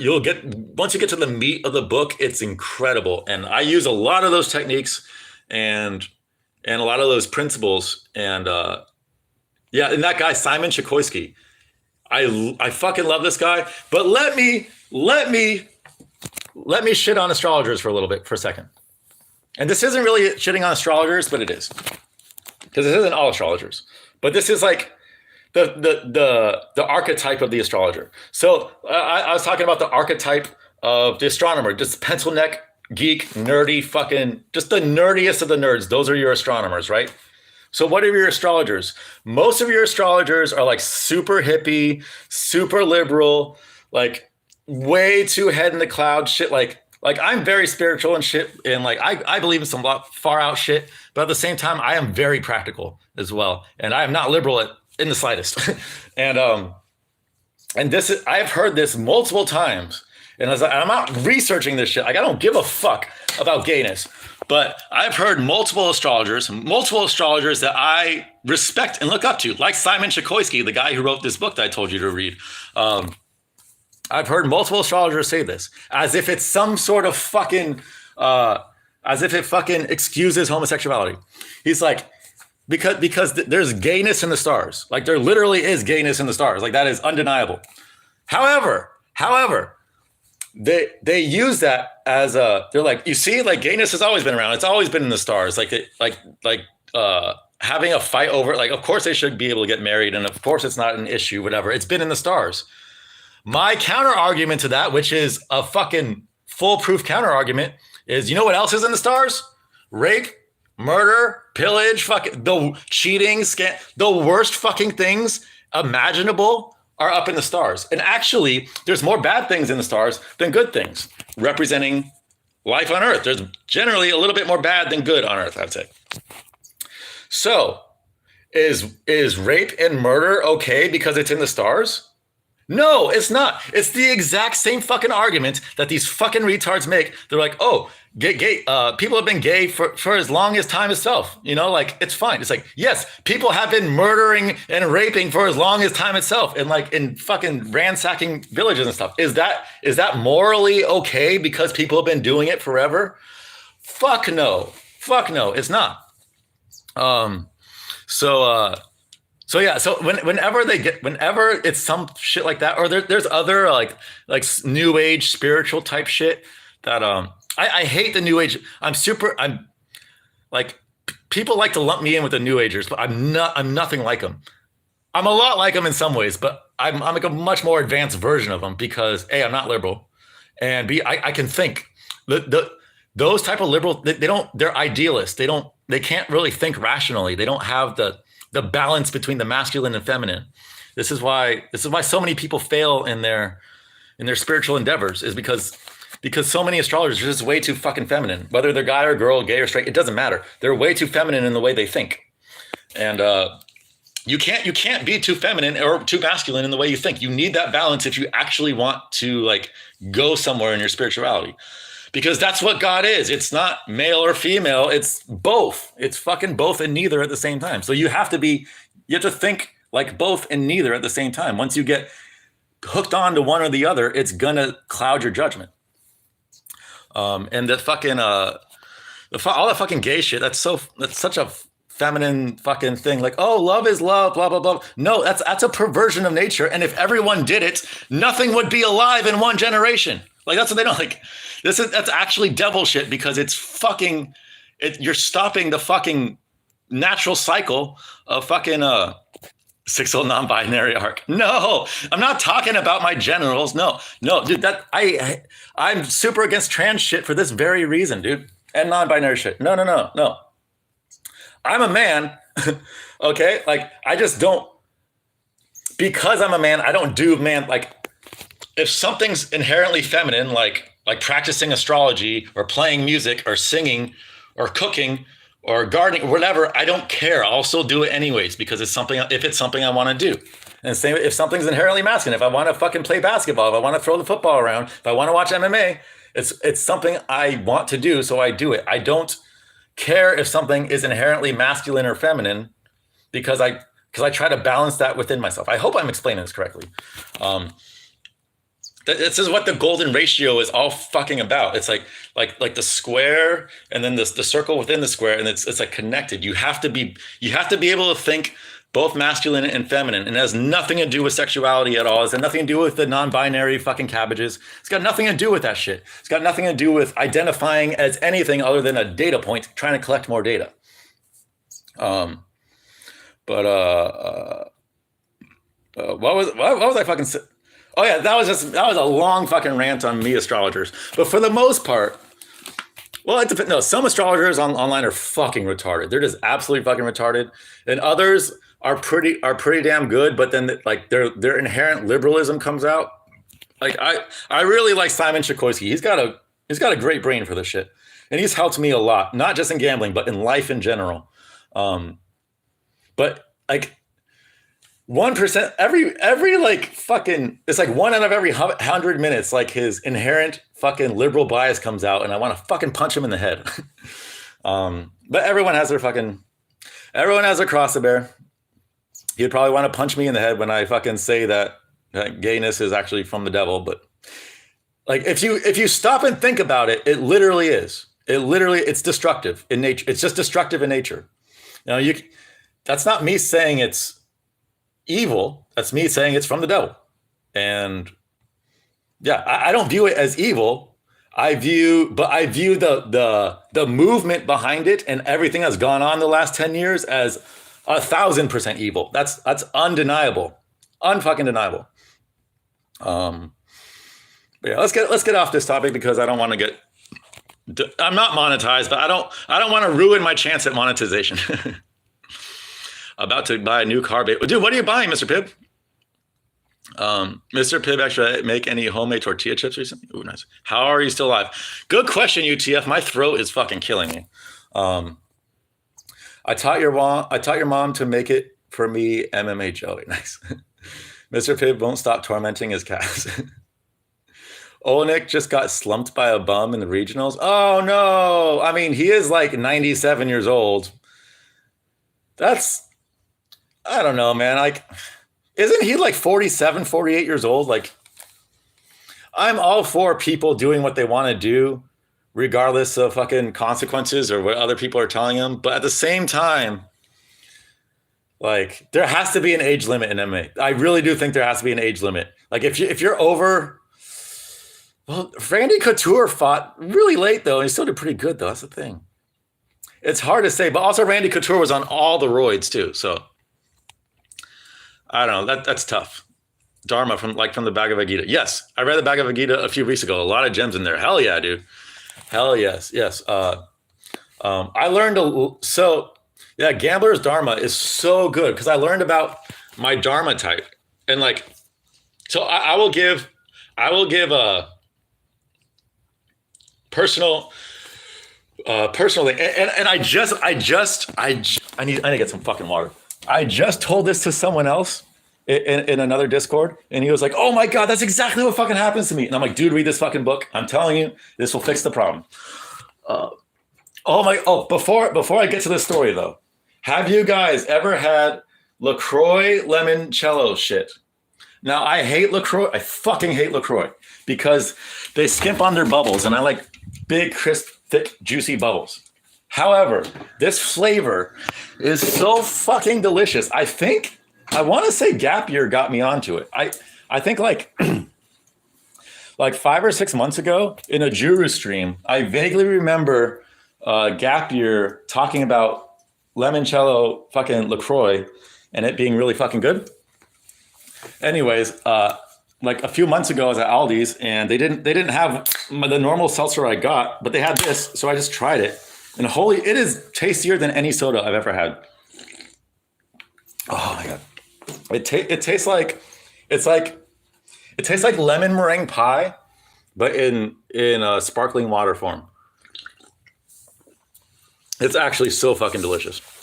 Highly, highly recommended. But anyways, so what I noticed before I read Gambler's Dharma, after I read Gambler's Dharma, I noticed that like I'm in a lot of Discords, gematria and astrology and numerology based Discords for predicting sports and other things and shit. And what I noticed is if I make the bet myself, like I have a much better chance of winning. If I just blindly tail someone, I almost always lose. Almost always. It's crazy. I ruined, I'm sure you guys know, are aware of the compound betting strategy that some people do. You turn $10 into $10,000 in 10 days.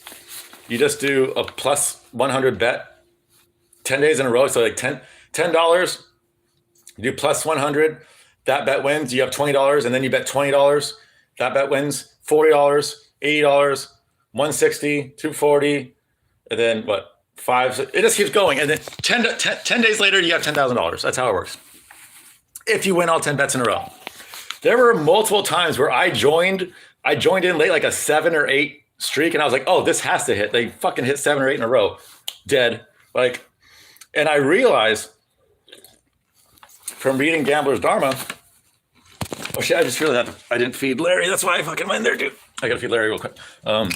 It's not in my Dharma. So my Dharma is kind of precarious for me in general to be betting. Like it's not my optimal life path to be gambling on sports. However, I can do it if I follow my Dharma rules. Hold on a second. I got you, buddy. I got you. Here we go. All right.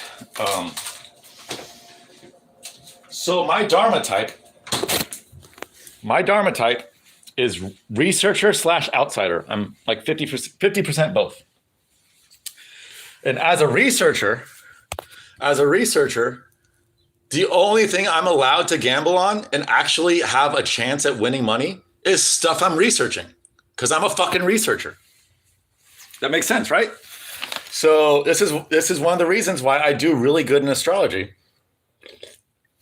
It's because my natural inclination as a human is to just research shit. I don't know, you guys know this. I'm a fucking storehouse of random fucking information, like crazy information. It's because I research shit. Fucking, I just naturally do that. It brings me joy. It's just what I fucking do. So if I'm researching fucking games and shit, and I come to my own conclusion, I have a much better chance of succeeding. Also, as an outsider, this is what I learned too. This is why I can't really give out picks anymore. And this just happened with the fucking Lakers shit. When I give out my picks to too many people, I fail. And it's because of my Dharma as an outsider. I'm not supposed to share my picks with other people. And like I still do sometimes, but I learned, and I'm following this now, and I really need to, when I'm silent, when I'm dead silent, when I don't tell anyone anything about my gambling at all, that's when I do the best. And that's what I literally should just shut my fucking mouth about it and never ever talk about it ever fucking again. However, it's like, it's just part of my being to want to try to help people and pass on information. But anyways, I was talking about this in a different Discord, and one of the guys he's like, dude, I've been doing this for a few years, and I've noticed. He's like, I've noticed that if I tail someone, it doesn't matter how good they are or how hot of a streak they're on. If I tail them, there's like a 90% chance I lose. I was like, dude, download this book and don't tail people anymore. Like, you're probably a researcher type. And yeah, so it's really, really, really important to understand your Dharma type, so you know what the energies in the world will allow you to do and not do. I swear to God, I have tailed the most pristine looking bets. I have tailed like things that looked and felt like 100%er, and it literally and I make the bet, and I feel so good about it. I'm like, oh, this is gonna hit. And then like an hour later, it's like there's like a turn in me, and it's like I can literally feel myself shift timelines to the team I bet on that's supposed to win. They're not winning anymore. This has happened many times, and for a while, I was thinking someone was fucking with me. And I have a horrible birth chart when it comes to like this type of shit too. But I was thinking that someone was fucking with me. But in reality, I was just acting out of accordance with my own Dharma. Once I started acting in accordance with my own Dharma, like my results skyrocketed. And I swear to God, if I just shut my fucking mouth about this shit, if I never talk about it ever again, like I'll probably be made for the rest of my life. But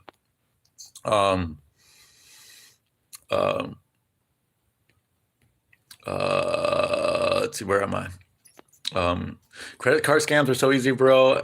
Less betting, more fraud. Which planets are gay? P-Drunk. So there aren't any gay planets per se, P-Drunk.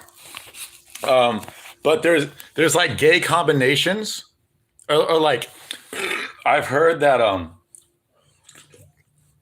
like if Pluto is in your 10th house or your 4th house, you're a lot more likely to be gay. If Pluto is in your 1st house, which Pluto is the only planet in my 1st house, it says you're more likely to be trans. But that doesn't mean you're going to be trans. I'm not trans. I'm not saying that. What else is there? And there's like Pluto combinations. I forgot what it was. There's like Pluto combined with some other planet. There's certain aspects that like if you have them, you're more likely to be gay. But it doesn't mean you're gonna be gay. It just means you might have the propensity to. But as someone, well, so most people, so everyone has a ruling planet, and not ruling, but everyone has a planet that they're most that they're most like, but that planet generally in most people's charts is connected to other planets, right? But not me. Not me. I'm Pluto, but my Pluto where I was born was peregrine, meaning it had no connections to literally anything, which is fucking so symbolic of my life. I'm literally just Pluto. I'm not Pluto with like a Venus energy or Mars energy or Saturn energy. No, I'm just fucking Pluto. Just Pluto. And I make like the way I've lived my life, the crazy stories I literally can't tell on here, all have to do with me literally being fucking Pluto. And it puts so much shit into context. Even crazier. I will say this though. The very day that I realized all this shit about myself, about Pluto,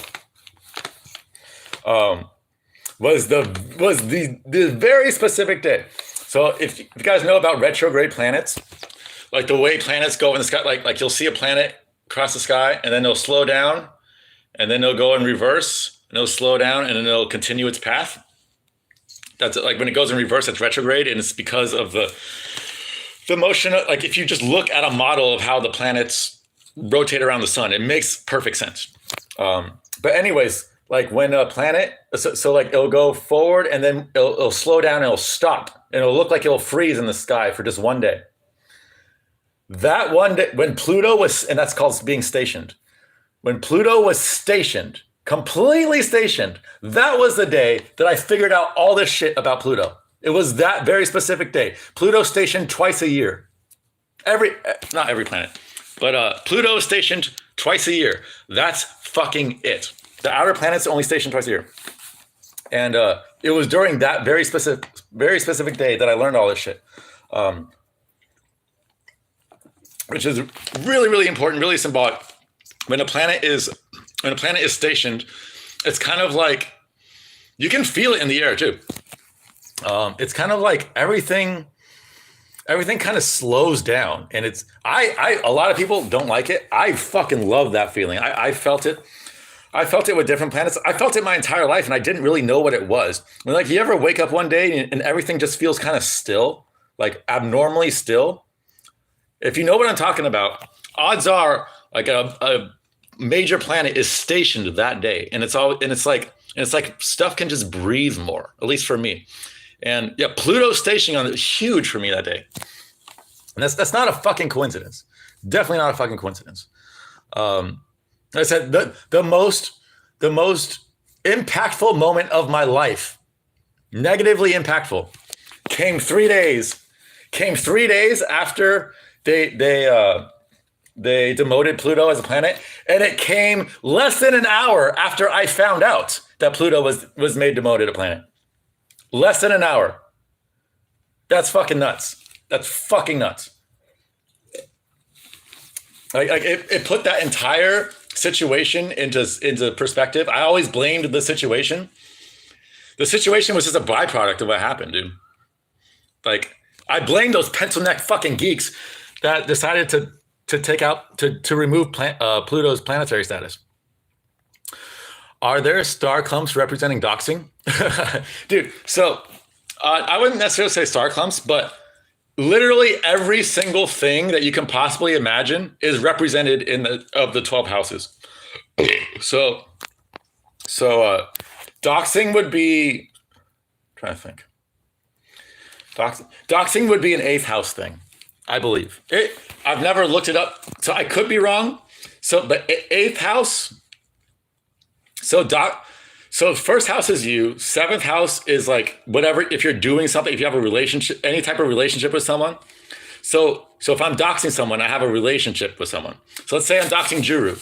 I would get the first house. Juru gets the 7th house. And if I'm doxing his location, your location is your 2nd house. So the 2nd house from the 7th is the 8th house. So me doxing Guru or Juru or anybody, it would, in my chart, it would all be 8th house stuff, if that makes any sense. And I could be wrong on that, but it makes sense in my mind. And that's what I love about astrology. It's like, if it makes sense in your mind, if you're a smart person and it makes sense in your mind, then then it usually just fucking works. It's crazy how weird and true that statement is, but it is. It's like if it makes sense in your mind and you can form a model in your mind of how it could possibly work in the stars and on Earth, it generally works. Sneck is ridiculed. Okay, I don't care, dude. Sneck is literally this big. He's literally a 13-year-old kid. And yeah, so he can ridicule it all he wants, but I stopped taking Tomcat Ali because I started triple plunging. Like, and my horniness, my morning wood, the strength of my boners, how hard I coom, all of it is just as high as when I was taking Tomcat Ali. And that shit, like boosted my test like fucking crazy. So he can say it all he wants, but like there's actually Sneck just watched a fucking Chael Sonnen video where Chael Sonnen was ridiculing Andrew Huberman. And yeah, and none of those guys talked about the triple dip. I didn't get the triple dip from anyone. That's my own thing. I made that up. That's a me thing. So I don't know if anyone's done any studies on it. I don't think there is because I'm the only person I know that fucking triple dips. I'm the only fucking one. So yeah. So if you ridicule someone because there's no studies, you're retarded. Because that'd be like me ridiculing Sneck for his intelligence because no one's ever done a study on his intelligence. That'd be retarded. It's like, no, I ridicule him for his intelligence because he's obviously fucking retarded. I don't need someone to do a study to prove how retarded he is. I know how retarded he is. I've had interactions with him. He's retarded. Like, it's simple as. Some things, anecdotal evidence is all you need, you know? What's up, Riley Stilly? How's it going? Thoughts on 48 Laws of Power? I haven't read it. I heard it's creepy. I haven't read it either, so I can't say. OH. Haney Loma thoughts? I didn't watch it. I rewatched Loma could have won 10-12. 10-2. I did not watch it. I only watch, when it comes to boxing, I pretty much only watch Deontay Wilder and like the occasional massive fight. But yeah, I didn't watch it. If you ignore all furries or consider them as missed or blocked, you can maybe give flurry. I thought you said, I read that as furries. I was like, what the fuck? Why are you talking about furries? I didn't watch it, so I can't say. I heard a lot of people thought Loma got robbed, but I didn't see it. Also sad how they did Cejudo. Oh my, Cejudo is the 135-pound champ. The only reason why I'm not like super pissed off about it is because Cejudo's entire legacy is all depends on a shitty fucking decision. He never beat Demetrius Johnson. It wasn't even really close. Demetrius clearly won 3 of those 5 rounds. And Henry's entire career trajectory wouldn't be what it is if he didn't get a shitty decision. So the fact that a shitty decision goes against him isn't the worst thing, but at the same time, Henry is a much better fighter than Aljo. So in that sense, I really do hate it because I wanted to see the Cejudo O'Malley build-up so bad. That would have been one of the best build-ups ever. I truly believe that because O'Malley is so fucking bad at dealing with criticism. He looks like he would be a shit talker. He looks like he'd be able to take it and give it, and like he looks, you know what I mean?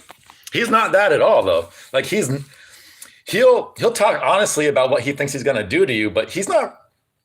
And like he'll say some funny shit every now and then, but he's not really a shit talker, and he's definitely not good at fucking taking the bullets. During the fight, I was imagining how the O'Malley Cejudo buildup would be, because in my mind, I'm thinking, oh my God, Cejudo's, I wouldn't say he was dominating the fight, but he was clearly winning that fight. 4 rounds to 1, easy. You can make an argument for 5-0, but I give it 4-1. Also, what do you think is going on with Hamzat? Oh, Hamzat. I don't fucking know, man.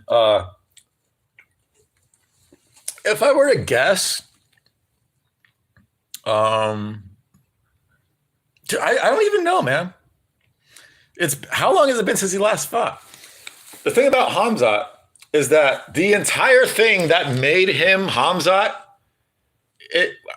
when was the last time he fought multiple times, like back to back?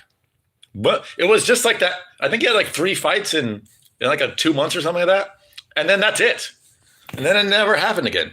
That's what made him Hamzat, is that he would fight anyone, anywhere. He didn't give a shit, and he would take it on short notice. He didn't care that he fought like a week ago, and he'd do it again. That's why people liked him. That's what drew everyone to Hamzat. He doesn't do that anymore. So me personally, I care less and less about him the more time goes on, because that's why I liked him to begin with. His personality is dog shit. He's absolute dog shit. It's the most one-dimensional fucking, I get everybody brought up. And it's with him, like, he really does mean it. So it works a little bit more for him than it does for other fighters, because he genuinely is about that life, and he genuinely believes that he can beat anyone at any time, and he might actually be able to. But he's not fighting anymore. Like, he's not fucking fighting, and like, I don't know. He beats the shit out of Usman though. Like, if him and Usman is actually a thing that's going to go down, it's like, on one hand, I respect Usman for taking that fight over Bilal. Why would you not take Bilal? Like, if I'm Usman, I'm taking Bilal 10 times out of 10. Why would you not take Bilal, who's technically, not really, but technically on like a 10-fight win streak or something? Why would you not take, and who's like a really good matchup? Like, Bilal is he's like a shittier Colby. So while I think a Bilal Usman matchup, it wouldn't be easy for Usman. I think Usman would have the edge. I would definitely go Usman in that fight. But it's not unwinnable for Bilal. But Hamzat, if you get a healthy Hamzat, that's an unwinnable matchup for Usman. I don't see how Usman lasts 3 minutes. I don't think he lasts 3 minutes. Yes, of course, 8th house relative to you on the 6th house makes sense. I know that. Wait, what? Thoughts on the demiurge? It's real. We all deal with it every single fucking day. Just 99.9% of people don't understand that they're dealing with it, because it's all mental. There's so many of your thoughts aren't your own. Whenever you have a fucking destructive thought, that's not actually you. It's not actually you. And it's really, really hard to disengage yourself from that type of shit. Like, I still have issues with it. And lately my meditations have been trash. And I have my theories. I definitely have my theories. I know this shitty D8 weed that I'm smoking, that those dabs, absolutely having a negative impact for sure. But it's more than that too. Shit I can't really talk about. I really actually can't talk about. But it's like, I did say this before. So like, my main spiritual teacher for the last 3 years, he's fucking incredible when it comes to the quality of information. He'll give you the real deal shit, and he'll give it to you in a way that like other gurus just won't. And I really appreciate that about him. However, he's a manipulative dark side motherfucker, completely, in my opinion, completely just taken over by the dark side. There's no other way to describe it. Like, I think sometimes he thinks he's doing good, and sometimes he does do good, but he's done some pretty fucking unforgivable things to me and the rest of his students. And like, I don't know him personally. It's just fucking indirectly through his teachings and shit. He programs, I'll say this, he programs his voice to change you. That's part of his teaching methods. And part of it is good. When you listen to his voice, you will get in a more spiritual state, because he programs his voice to put you in a more spiritual state. But he also programs his stuff for bad shit too. And I'm sick of that bad shit. I recently came to I'm not saying his name. I'm not saying his name. I'm not making a public enemy out of this guy. He probably wouldn't know anyways, but like I would not, especially because he knows my YouTube account, so I'm not. And yeah, I don't want to put that out there, and I don't want any of you guys to fucking get trapped in the same trap, because it's like yes, you really okay. So Illy, yeah, so the test shit, yeah, I agree with shit. Like I don't remember. I never saw anywhere where Huberman said your testosterone increases by 4 times. I've never fucking seen that. I mean, maybe he said that, maybe he didn't. To me, that just seemed like a kind of senile Chael just needing an enemy, so he just went after Huberman. I don't watch Huberman like a bunch, like because he's so monotone and so boring that like he's a hard guy to watch, even though, but his information, a lot of his information is really good, and I've learned a lot from him, and I've used a lot of his tactics in working out and in just like overall well-being and like meditation and shit. A lot of his shit is really good. Like if he said like increasing your testosterone by 4 times, that's insane. But cold exposure does increase your testosterone if you do it right. Like I am living proof of that shit. Like look at my skin before I go into the lake, and then look at my skin 3 hours after I do a triple dip. Like it's a night and day difference. Before I go in the lake, relatively clear. After, it's fucking, I look like a fucking teenager for a little bit because the fucking hormones are fucking everywhere. So like, it's clearly doing something. And also, and you can feel it. And like I said, more than anything, you feel it in the power of your comes, dude. Like that's where it's like undeniable. Or if you got like low T or normal T, a coom is a coom. But if you got high T, a coom is a transcendent experience.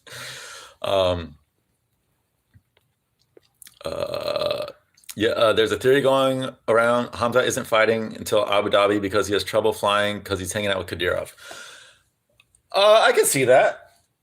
I don't know a whole lot about Kadyrov, to be honest. I'm guessing you know a lot more about Kadyrov than I do, Ilya.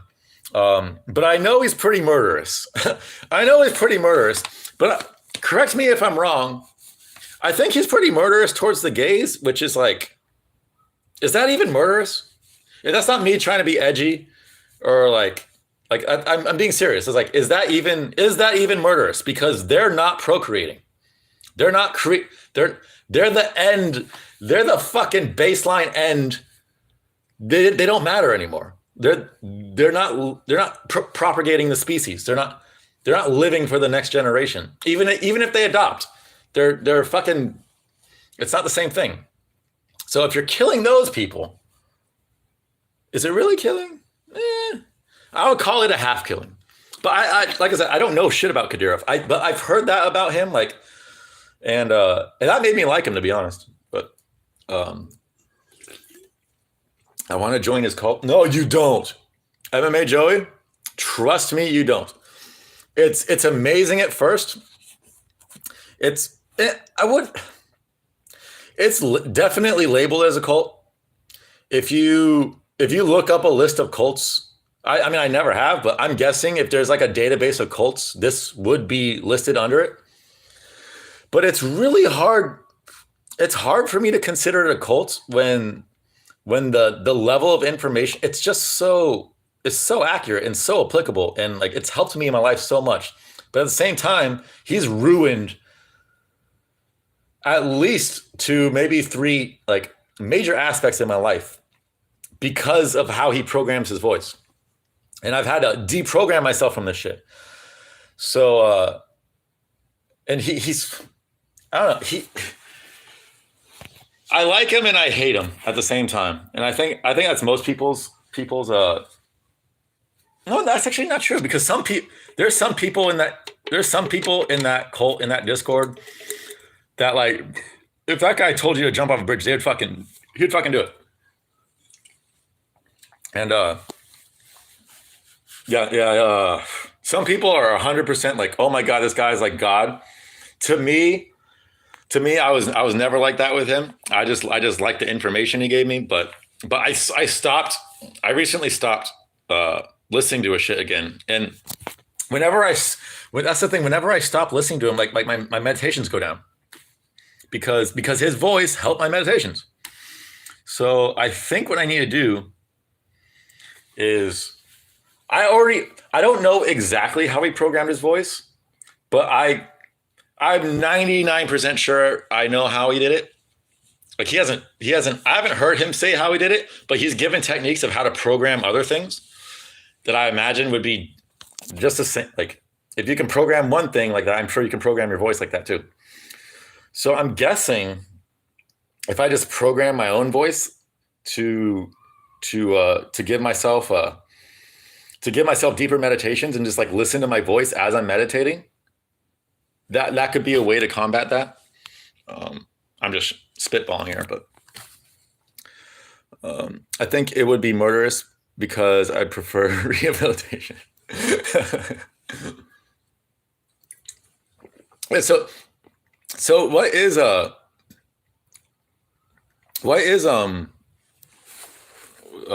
Kadir? I really don't know Kadirov's whole shtick. Like I know Hamzat was like letting him win in wrestle. I saw that video of Hamzat like playing easy and letting Kadyrov like wrestle fuck him because if Hamzat turned the tables on him, he was afraid he was going to get murdered.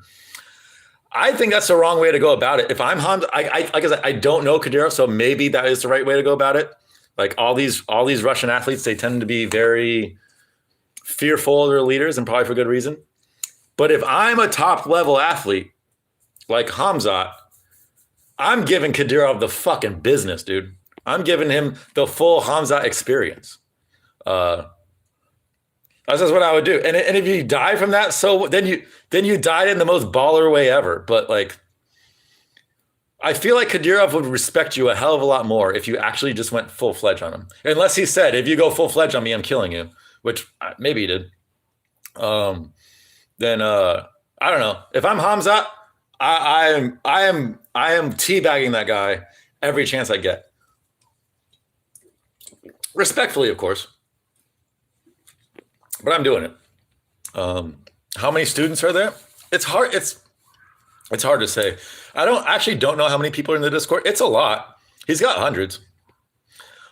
Wasn't he the one that taught you how to snap into sober trips on command? Yes. Going in between. He's the one that taught. He taught me a lot of shit. A lot of the techniques and a lot of how I view the world is completely molded by him. And in some ways I'm very, very grateful, but it's taken a lot from me. I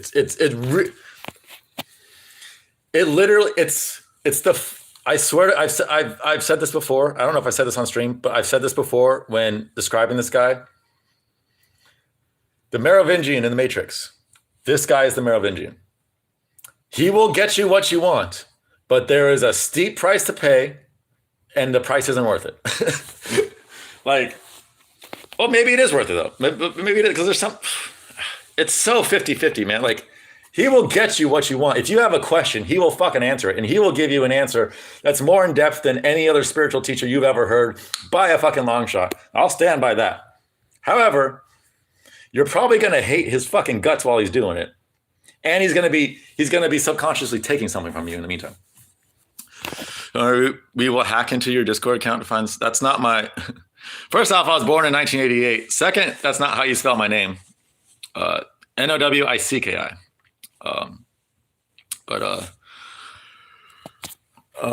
Kadyrov's favorite fighter recently got killed during an operation in Ukraine. I was like, how to replace him now? Oh shit! But is that true? Is that fucking true? Is the war still going on? I don't fucking know. Like, American media, we had. Oh, you're not turning. I'm turning 35 in October. No, I'm turning 35. I'm fucking old, Ilya. I'm not musical old, but I'm old. I remember a time before fucking. When I grew up, we didn't even have a computer. I didn't get dial-up internet until 5th grade, I think. Is there 4th or 5th grade? It might have been 4th grade. I think it was 5th grade. It was fifth grade. It was actually fifth grade. I didn't get high speed internet until like sophomore year. So that like I'm pretty old. Okay, so we're all caught up on shit. Okay. Is there anything else I want to talk about before I go? Do you guys have any questions before I go? I've been streaming for 4 hours. I don't know how the fuck I've been doing this. It's actually insane. I heard the war's getting worse and Ilya's getting drafted. Yeah, Ilya, are you getting drafted to go like murder some fucking Ukrainian families and shit? Like I haven't heard shit about the war in like months, really. It was like a huge thing when it first started, and like for the first few months, that's like all you heard about. And I live in a very, very heavily Ukrainian expatriate populated area of the country. And I used to see oh, that's a good one. I used to see Ukrainian flags everywhere, fucking everywhere, and I don't see them at all anymore. So I don't even think that Ukrainians here know that there's still a war in Ukraine going on. I kind of want to hear the Pluto story. No, okay, Joey, you are one of the few. Yeah, you are one of the few that I would 100% tell the story to. I thought about this because I do want to tell the story, but I only want to tell it to a few people. I would tell it to Ilya too. It's like you, Ilya, and Loquacious. You guys are like the only three I think I would. Oh, and Washington. I would probably tell Washington too. You, Ilya, Loquacious, Washington. There might be someone I'm missing. If you are, I'm sorry. I've been streaming for 4 hours. Forgive me. But yeah, I want to do it. I'm not going to do it right now. I've been talking way too much, and it's a long story, and it's deep and personal and too long. But one of these days, if I can get, I can just set up a room with you, Ilya, and not too. You're a cool P drunk. I've seen you before. Are you just P drunk, or are you an alt of someone else that I knew? You are cool though. I have no issues with you. You are cool. It's just like this shit is really like the most personal shit. The most personal thing that happened to me. And I have gone on that. I have talked about that event on stream before. I don't know when or where, but I know I have. But there was just a massive chunk missing from that story, and it is a Pluto aspect. And then there's a whole. Okay, well I'll say this. So you guys know there's a heart on Pluto. I don't know. Well, maybe you do, maybe you don't. But that heart, I'll say that heart on Pluto is.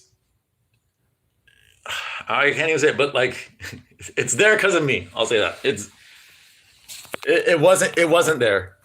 They say it's funny. They say what's hard? It's like just YouTube it. Like it's like a geological shape that's like I think it's made out of like nitrogen or some shit. It's like a smooth geological shape that's like on the other side of its moon. The moon is always in the same spot in the sky in Pluto, because they're Pluto and Charon are tidally locked. But on the other side of the moon, there's a heart. There's a fucking heart. And they estimate. I thought it was funny that they estimate. They're like we can tell. They said something that they're like it's been around for. They're like we can tell it's really new, but it's been around for X amount of years. I'm like no, I know exactly. I know exactly when it was put on there. The date. I could give you the fucking date. But yeah, it's very personal and yeah. It's 2000. It was in 2006, Ilya. It was in 2006.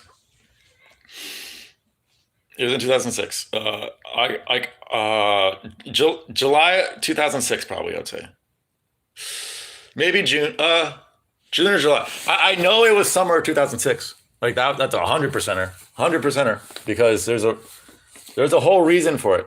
And here's so that heart and that. Another reason why I want to wait to tell the story is because the story's not finished yet. I haven't talked to this girl. I sent her a few texts every now and then. Like we've talked very briefly over the years, but it's like very, very brief. But when that went down, she was the only person I told. To this day, I mean, until now, She's the only person I told. And I remember I was about to turn 17. I think.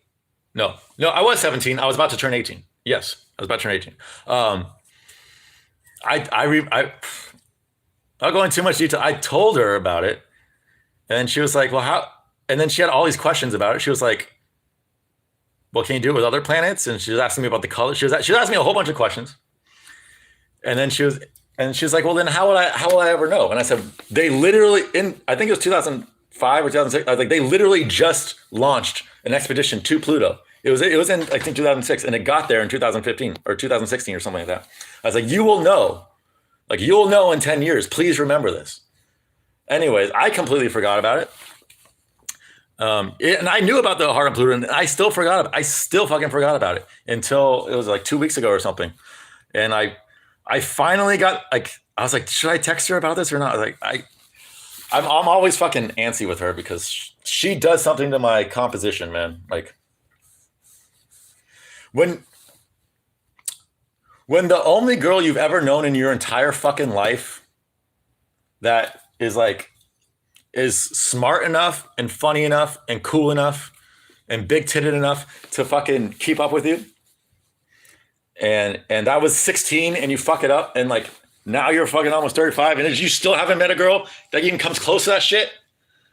Like, it fucks it makes me, this is a me thing, but this is also just a human thing. It makes me way too attached to the outcome of anything I have with her. So it makes it really, really hard to interact with her. No, I did, Ilya, I did text her. So here's the thing, Ilya. Last year, around my birthday, I texted her. And it was out of the blue in a few years. It was the first time in a few years. And the thing was, so I don't know if I just have a fucking horrible feeling that she's like pregnant or something, or she just had a kid or something. I don't know. She's like me. She's not on the grid. Like, I can't look at her Facebook or whatever. She's smart. She doesn't have fucking social media. But like, I want to say like 6 months ish before I texted her, she would not date a black, Ilya. She's way too based for that. I know everyone she's dated. They're not black. Like, they're not even, I might even be too dark for her. But what the fuck was I saying?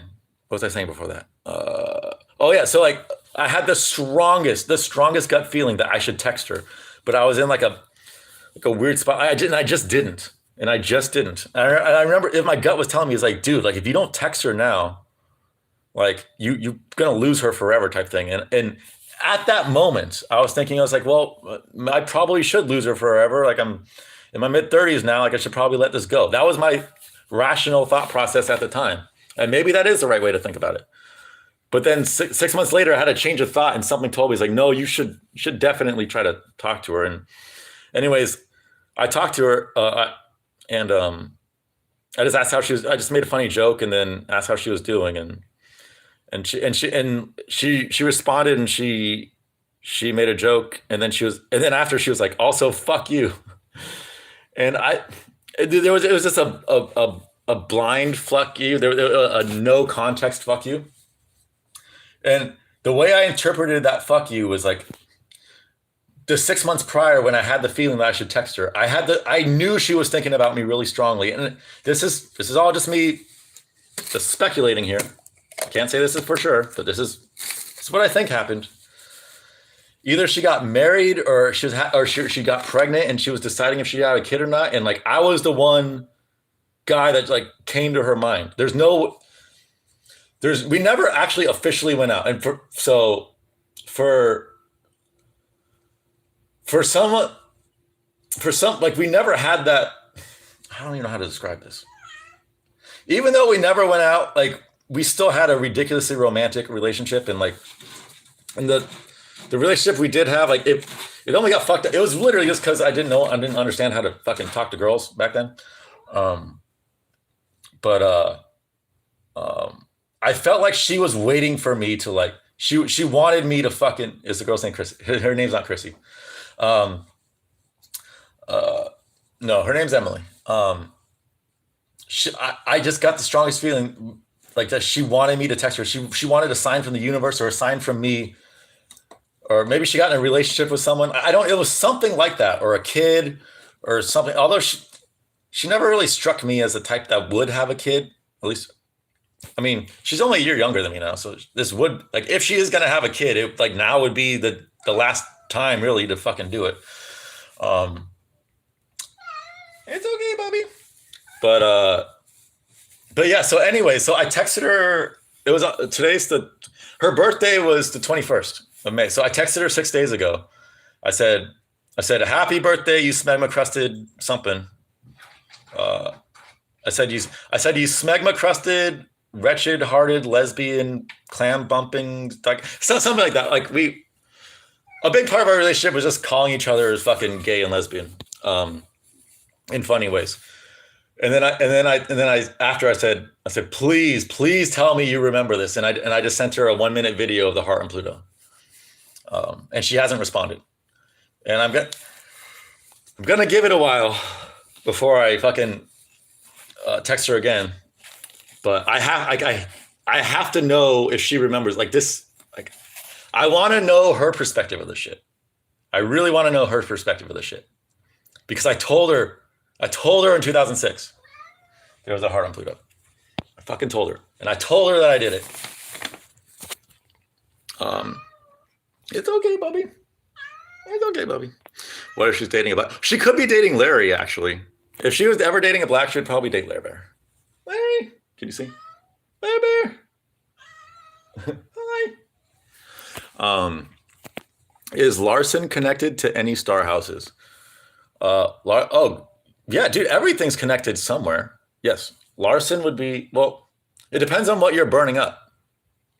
It depends on what you're burning up. Like if you're burning up a house, well, it depends on whose house. If you're burning your own house, then it would be a second house thing. If you're burning someone else's house, it would be an eighth house thing. Eighth house is death. So that would also make sense. Imagine she says she doesn't remember and the heart of Pluto cracks. No, okay, so that's hilarious. That's fucking hilarious, Ilya. No, I added something to it. And here's the crazy thing. There's no other planned expeditions. The thing that went to Pluto, like it's fucking way out in the fucking deep fucking, it's like, I think it's still technically in the solar system, but it's so fucking far out there. It's funny. They say there's only 8 or now 9 planets, but really, there's thousands. If there's not hundreds, then it's thousands of planets. I would estimate probably like 1,000 planets, probably. Things you could actually consider a planet. They're just orbiting at like weird fucking rates and weird fucking ellipticals, and we're just not aware of them. But when you think about how fucking massive the sun is, you think about all the objects in our solar system, there's more than 8 fucking planets or 9 fucking planets. Ceres is a planet. If any of you guys know Ceres, Ceres orbits between Earth and Mars, I think. Or no, Ceres orbits between Mars and Jupiter. Yes, Ceres orbits between Mars and Jupiter in that asteroid belt. And I believe it's smaller than Pluto, but it's a planet really fucking close to Earth, and it really impacts Earth. And for whatever stupid reason, they're like, oh, well, it's in the asteroid belt, so like it's not a planet. No, it's still a fucking planet. That makes no fucking sense, dude. It's spherical. It's got geological activity. It rotates around the fucking sun. It's a goddamn fucking planet. It's got a fucking atmosphere. It's a planet. Seriously, if that happened, what would you do? If she doesn't remember? Oh, I don't know. That's like, first off, I would be, well, I don't want to say I'd be stunned because this is something I forgot. I completely forgot I did this until that day Pluto was stationed. All this shit started coming back to me. It was like wave after wave. I was like, oh shit, oh shit, oh shit. It was literally like one of those days. But the great fucking thing about that day, the great fucking thing about this day. Well, I'll say this. I will talk about this. Talked about it before. So I swear to God, I'm at Hooters, right? And with my best friends in the world, who know the situation, and Emily.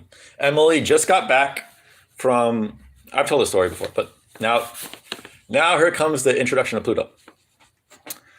I mean, Emily just got back from a vacation, and right before she left for vacation, I stupidly proclaimed my love to her, like in like the most fucking beta male fucking, you're friend zone fucking, you're never gonna get this chick. Why the fuck are you going about this shit?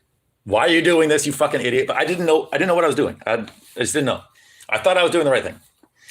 And I did that the day before she left for vacation. And she gave me I gotta think, like, I'm going on vacation, let me think about it. And then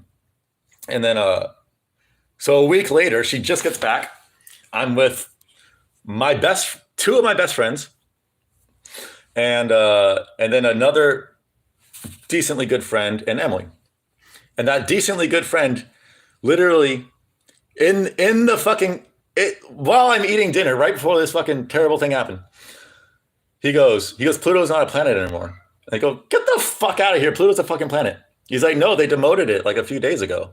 And Emily's like, yeah, no, that actually happened. Like, that actually happened. And I remember, like, this is something I completely forgot until a few weeks ago. I remember at the time being like really affected by it, like way more than you would expect. I remember fighting with them and be like, no, Pluto's a fucking planet. I don't care what the fuck they say. I know it's a planet. And secondly, I remember just like being like, all of a sudden it was like this heaviness, this really, really, really fucking heaviness, where I was like, oh god damn. And like I knew, like my inner gut, like my conversation, like to my ego to my gut, or my ego to my soul, however you want to view it. I was like, man, this has gotta affect me somehow. And my gut was like, you're gonna find out really fucking soon. And I was like, oh fuck. And then we eat. We go outside. We're just teenagers outside of fucking, standing in a circle outside of fucking a Hooters. And Ed motherfucking Fletcher, fucking Rusty Lip. He was an acquaintance of mine. Never a friend with him. He's actually not a bad guy, but he was the Kora Pechanga Indian. He looks completely white, but he was a millionaire when he turned 18 because they gave him $10,000 every single month, and he couldn't collect it till he's 18. So by the time he's 18, he's got $2 million in the bank. Just because he's a quarter Indian, a white guy, not living on the reservation, just a white guy, quarter Indian. They gave him $2 million. And not him, every single Pechanga Indian who has at least, I think it's 25%. I think that's the minimum you have to have. He comes and all my friends know the situation. And he comes up, he swoops her up off her feet. He grabs her and just walks away. And my friends are just looking at me, and I'm looking at them like, and that very second when that happened, I thought, this was my first thought, I guess. Oh, I guess I'm dead now. I swear to God, that's what I thought. And it's so funny because it was true. I was dead, but it wasn't because Ed swooped up Emily. No. I'm dead because fucking those pencil neck geeks killed me off. And then this was a manifestation of that. It put that thing into fucking Dr. Evil Stoic. He wasn't he honestly wasn't evil. Like he wasn't a bad guy. I hated him so much, but it wasn't anything he did. I hated him because he wasn't a bad guy. He was actually pretty funny, but he was a very ugly motherfucker. We call him Rusty Lip. He had like black shit on his lip. It just looked like Rusty. Like we call him Rusty Lip. And he just wasn't smart. It was just so weird for me to like if I swear to God, like if she was like with one of my smart friends, or she was with like a legitimately smart, hilarious guy that I could like picture her being with, it wouldn't have been that bad. But she was with this fucking ugly doofus and I just like, in my mind, I'm like, she's just with him because he's rich. And that's almost, I don't want to say that's completely the reason why she was with him, but it was a big reason. The biggest reason was the whole Pluto shit. it's funny. And like, oh, I farted. The story, like, I think I've said this before. Maybe he was hung like a horse. Possible. He wasn't a very big guy. He was smaller than me, and I wasn't like, I was really tiny. So he's probably like 5'10", skinny guy, mostly white. Probably not a big dick. Could be wrong. But shit, what was I saying? I know Pluto was Ilya. I know Pluto was demoted August 24th, 2006. This event happened August 27th, 2006. I went back and looked because I knew the exact day it was. And I was born in 06, and I was and August 24th is a very important day. Dude, you check your Ilya, check your actually, if you want me to, because I would love to do this. Anyone on here, if you want me to look at your birth chart and see what I see, analyze it, just type in your birthday in the Discord or DM it to me or something, and I'll tell you what I see. But Ilya, if that date is important to you, you might be a Pluto heavy person too. Also, considering you're like one of the few people I relate with here, and I don't relate to many people. I would be willing to bet you have some Pluto, like some heavy Pluto energy, whether it's on your ascendant or not. I would imagine that at the very least, whatever is on your ascendant is connected to Pluto, like pretty heavily. Did I see Emily during my meth binges? Not during my meth binges, but during my before I was a heroin addict, I was just an opiate addict, like Vicodin, Percocet, that type of shit. The stupidest shit I ever did with Emily was two things was when I was drunk and when I was on those opiates. Really ruined my chances with her, but my chances were already ruined with her by that time anyways. Is number 25 connected to demons? Well, here's the thing about numerology and shit. It's like there's a lot of numbers connected to demons. There's a lot of fucking numbers. For instance, you guys know that 216 is like a code for the devil. 216. Why? Because 6 times 6 times 6 is 216. Now, Cleveland allegedly is the most depressed city in the whole United States. You want to know what my fucking area code is? 216. Is that a coincidence? Maybe. Maybe not. I don't know.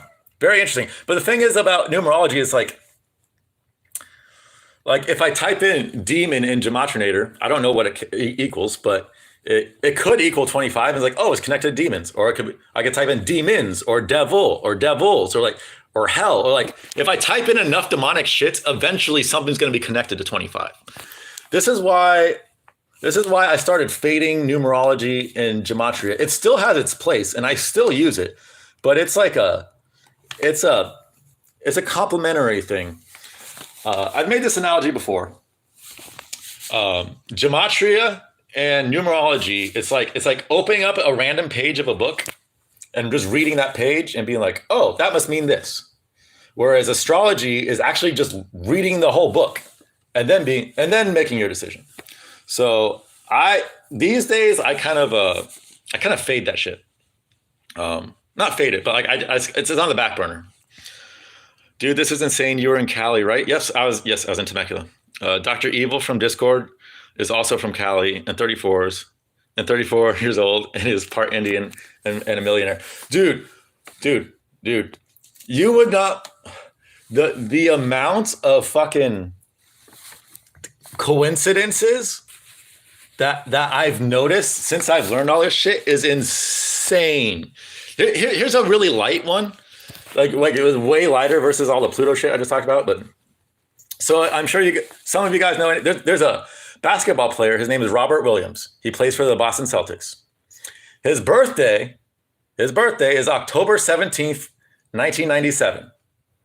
He was born almost exactly 9 years after me. Like 8 years and 8 years and 364 days after me, right? So we have that in common. His nickname is Time Lord. Kind of interesting because my name is Ruler of Time, and that's because of the gematria. I've showed you MMA Joey. I can show you in the chat room.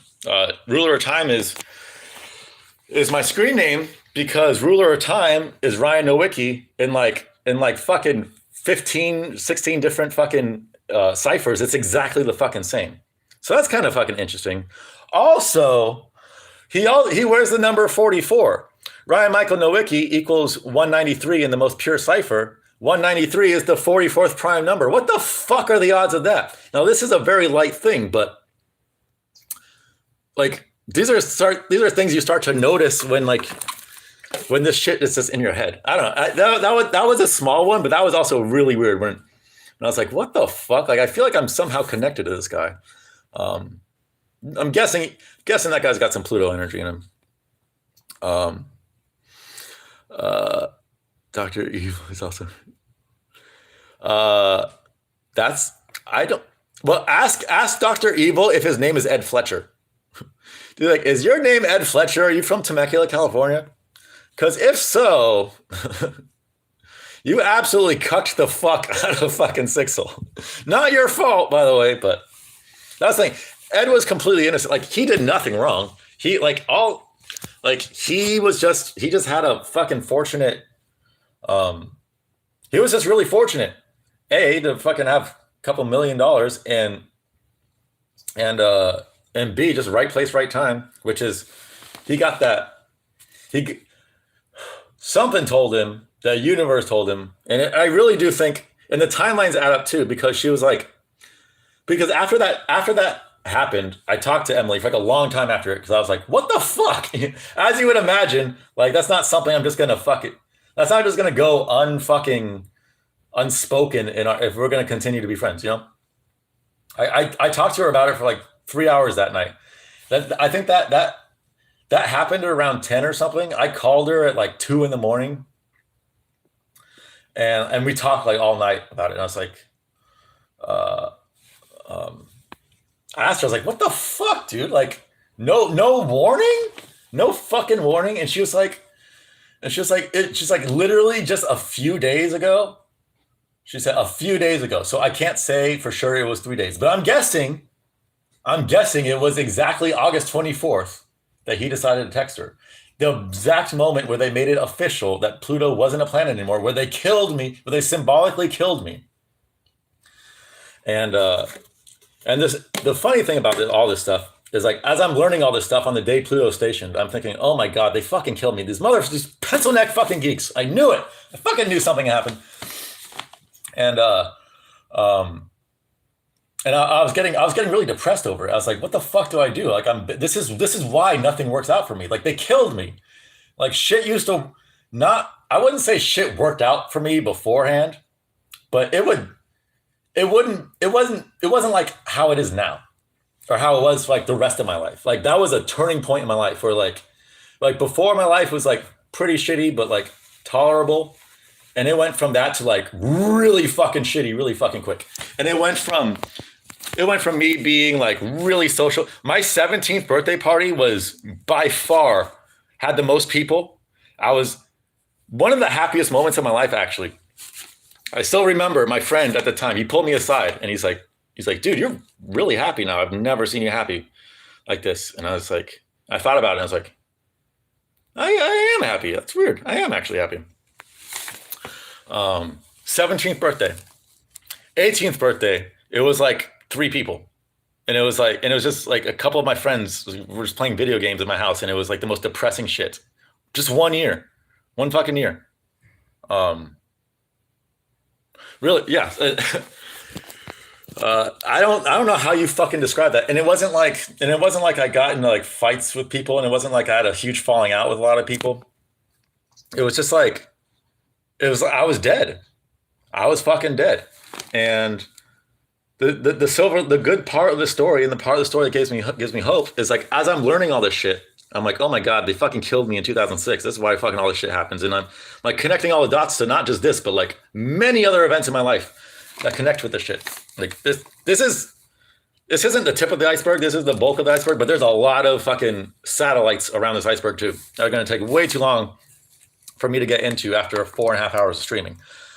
However, I'm just getting more and more depressed because I'm just realizing I'm like, oh my God, they killed me. These fuckers killed me. And I'm starting this like spiral. And then I just so happen, I type in Pluto in YouTube. The first video that pops up, it says, Pluto's a planet again! Explanation. I'm like, what the fuck? I watched the fucking video and sure enough, they decided to make Pluto a planet again. And like, and that video was posted like a week before or less. I think it was like 6 days before. Like the timing on all this shit is like, it's way too fucking coincidental and mystical for me to just ignore it. And once you really get into astrology shit, like this shit just fucking happens. So that was the silver lining of that, where it gave me hope. And the thing is, this is where I'm at right now, I think, in regards to it. Pluto, technically, yes, NASA made it a planet again, technically, but it's not in the mainstream consciousness. And until like more people know that Pluto is a planet, it always was a fucking planet. These fucking pencil neck geeks don't know their shit. It literally always was a planet. I don't want to say always because the solar system hasn't always been here, but since Pluto's been fucking around, it's been a fucking planet. I can't even say that because maybe it's like it was like a rogue planet that got caught in Earth's orbit. Who knows?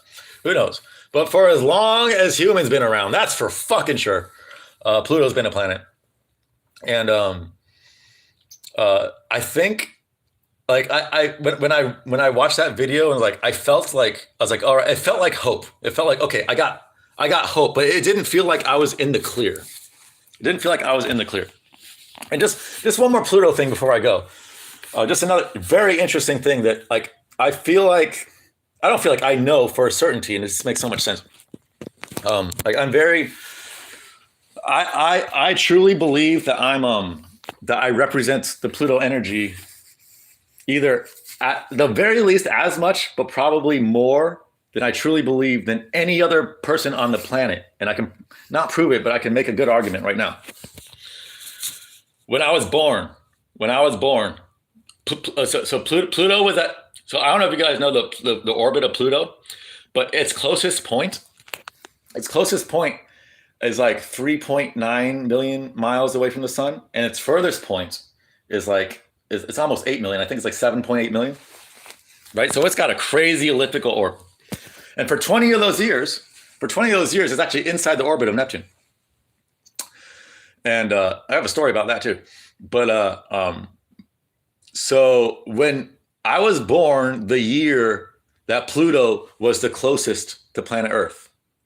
And not only that, like if you actually look at the fucking chart, I was born like, even though I was born not technically where Pluto was closest to I was born in the year where Pluto was closest to the sun. But I was born almost the exact moment where Pluto was closest to the Earth. And we are looking for Ed Fletcher real estate. Dude, I have no beef with Ed Fletcher, dude. Like at all. Like there's no reason like he's not dating her anymore anyway. And like it's not his fault. Like nothing was his fault. You know, I hated him. I fucking hated him, but I didn't hate him for him. Like as a person, he was fun. Like he wasn't great. He was funny though. Like he's a person I hung out with him many times when they were together because they were together and I was still friends with her. And he was fine. Like he wasn't ideal. Like I said, I prefer hanging out with smarter people, but he was a genuinely funny person and pretty cool too. So I don't have any issues with him. Definitely now. Like there's no lingering anything like that. My lingering thing all has to do with the fucking pencil neck geeks that killed me to begin with. Not him. Because he wouldn't have been a part of my life if that shit didn't happen. And I know that for a fact.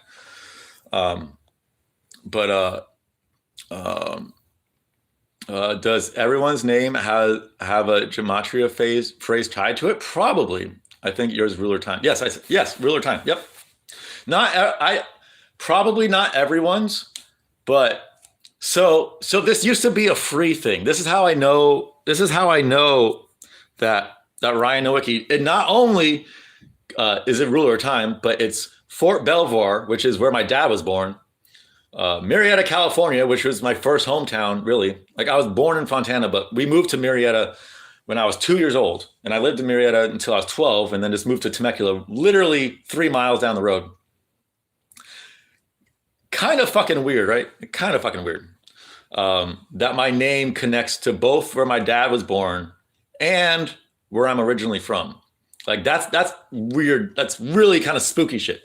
But anyways, it used to be free where you could just type in anything and it will tell you, and you just give the ciphers that you want it to connect to, and it will give you different phrases and names that it connects you to. So this is how I know that. But it's a paid service now. It's not free anymore. So I can't just fucking. I'd have to do it manually, and I'm not fucking doing that shit manually. If they killed you, thoughts on Musical banning me from his stream, dude. Musical is soy as fuck. I don't. He probably saw a black cat emoji profile pic and just banned you because he's that level soy. What's up, E Money? Is this the real E Money or is this a fake E Money? I can't check. What did you feel on the day it got promoted back? Well, that's the thing. So, that's what I'm saying. So when I found out, I found out all this shit all in the same day, all when Pluto was stationed. So I forgot exactly what day it is, but you can look it up. When was Pluto last stationed? That was the day. I think it was April 21st or 22nd, or it was like a month ago. So when I found out that Pluto was promoted again, I felt relieved. I felt like there was actual hope because while I was going down this Pluto rabbit hole, I just felt like, oh my God, I'm just doomed to just fucking be alone basically and fucking just have a fucking lonely, pathetic life. It gave me hope, but like I said, my instinct said the effects won't really happen until the entire world, or like the majority of the entire world, it's in their consciousness that yes, Pluto is a fucking planet. I just had an argument with fucking Lex not that long ago. And this was like a month and a half ago. This is right before I learned Pluto officially became a planet again. We were talking about space and stuff. He's really into space.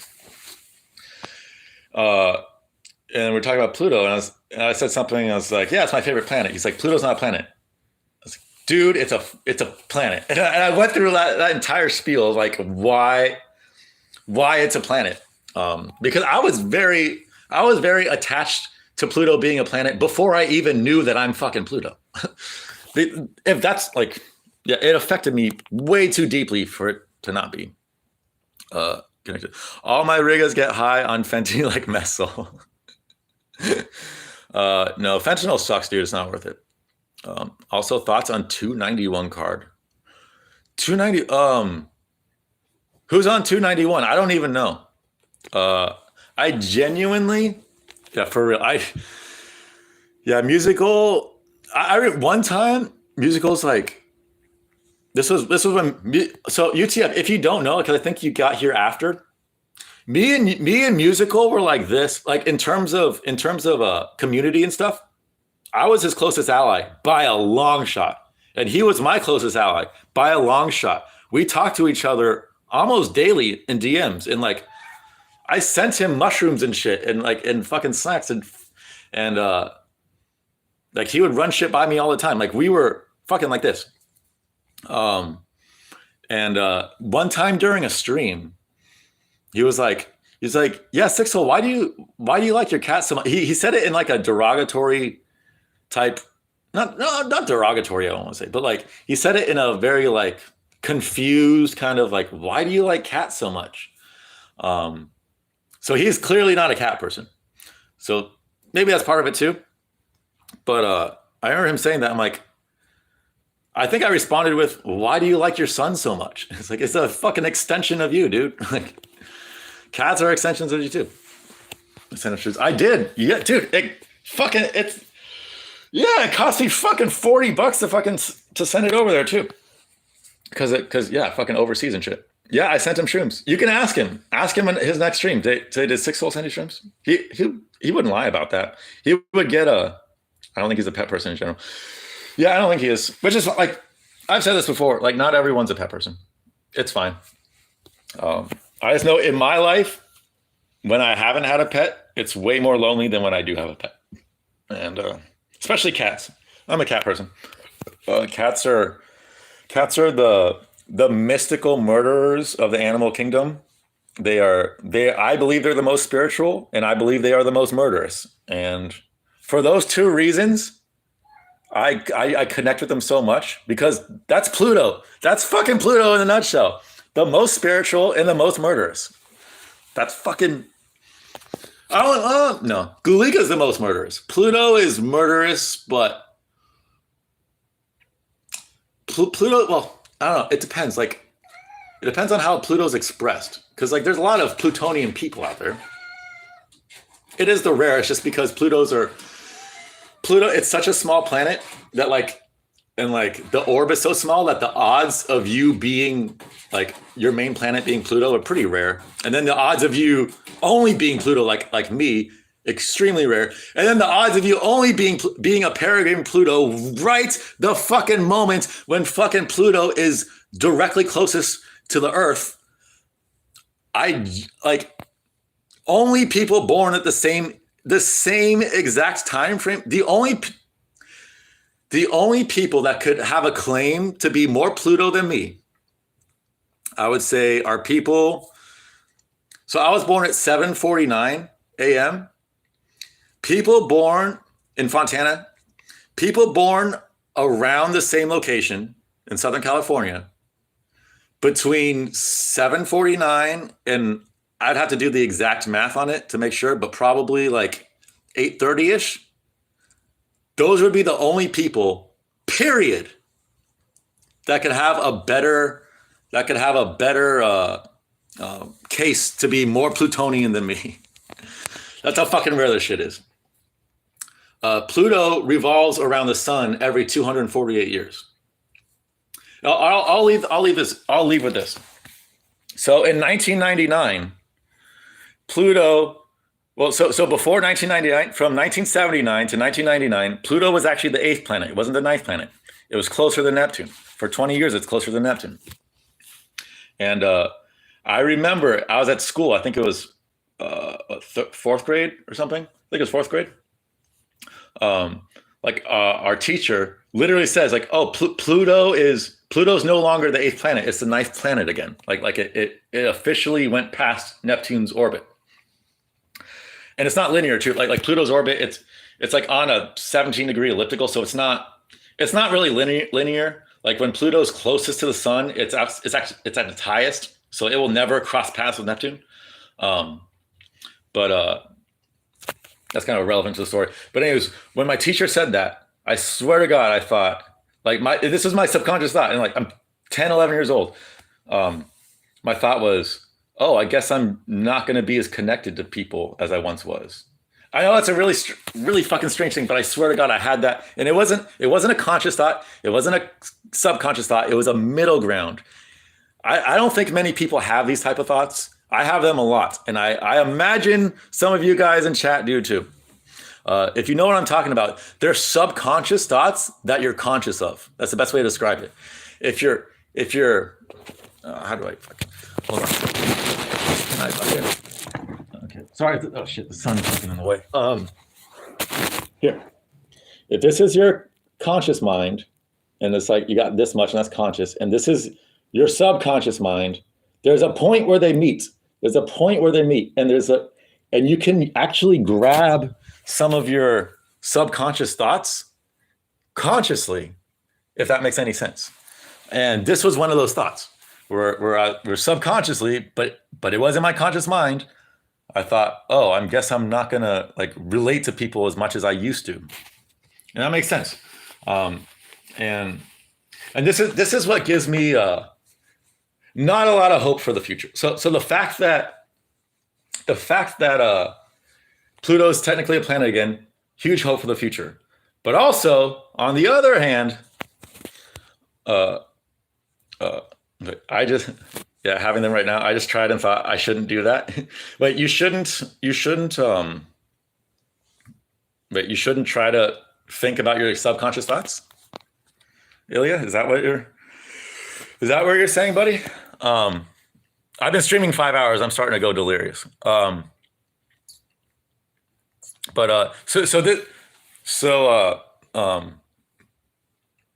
What I know, just because I can literally, when I close my eyes, like I can see and feel both Pluto just fucking orbiting around the fucking sun. And for as long as I'm going to be alive, it's just going to be going further and further and further and further, because it takes 124 years from the moment I was born to get to like the furthest point. I'm probably going to be dead before it starts coming back.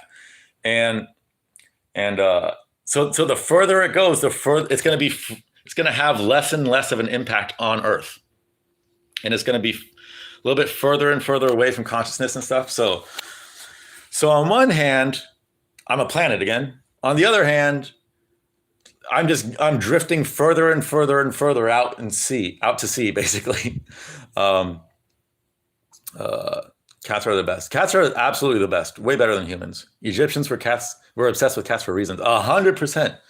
100%. Because they know everything, man. I swear to God, they know everything. And the connections I build with cats are, I would say, deeper than my connection with Emily and Stephanie. Both those humans are like probably deeper than 99% of humans will ever fucking understand. And I think the connections I've built with my cats go way deeper than those. Like way fucking deeper. Like I said, this is a weird, here's a story, quick story, but not that long ago, I was in the bathroom. I was just I like to fucking pluck out blackheads with a fucking tweezer. In the bathroom, plucking out fucking, irrelevant part of the story. Anyways, Larry comes up. He comes up on the counter and I pet him.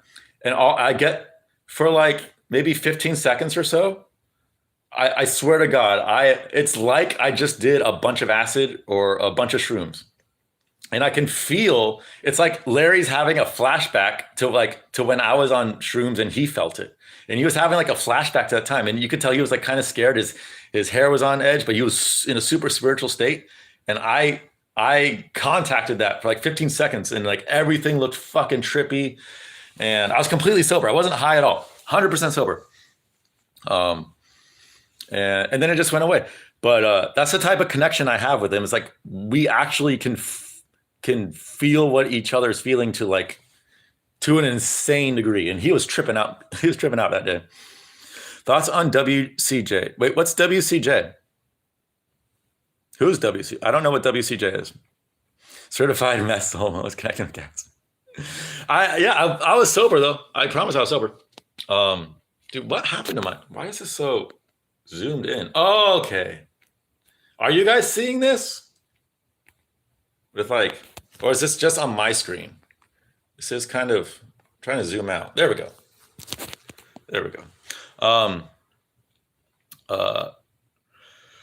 Yeah, everyone called me a tweaker and shit, but my meth days were it was a small part of my life.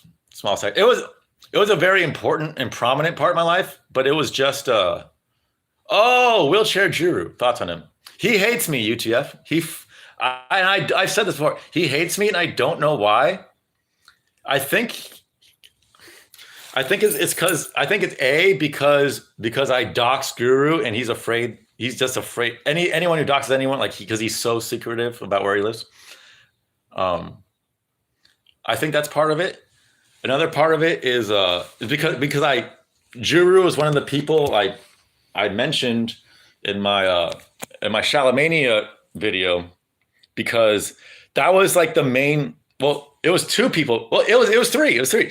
Well, I don't remember if he actually questioned Ilya. That might have been an exaggeration by me. But I know for a fact that he questioned Juru's loyalty, and even crazier, he questioned Loquacious's loyalty. That was insane to me. And I was like, dude, Loquacious fucking loves you, man. Like, you're going crazy with this shit. There's no fucking. He thought there was a conspiracy to like. He was thinking Juru was like trying to make his own Discord and steal people from that shit. I'm like, even if he does, who fucking cares, dude? Like, he's allowed to, first off. And secondly, that wasn't even the fucking case. That literally wasn't even the fucking case. So I think because I used Juru a little bit in that, maybe he got mad, or I guess, or maybe after because I stopped watching his streams, but I stopped watching everybody's streams. That wasn't just him. I stopped watching anything Jerusalem related. Like I pretty much faded for like months of my life. And now I pretty much only watch Rigo streams, or Toast streams if I see it. But that's pretty much it these days. How much money do you make off betting? So it depends on the day. I can't say like how much, because I don't know. That's the sad thing. Is like I don't really know. It depends on the day and the bet. So I'll tell you. Instead of saying how much money I make, because that varies based on day. Are you usually in profit? Yeah, dude. 9 out of the last NBA games I called right. However, a few of those I didn't. I think I only bet correctly seven. Like this last game.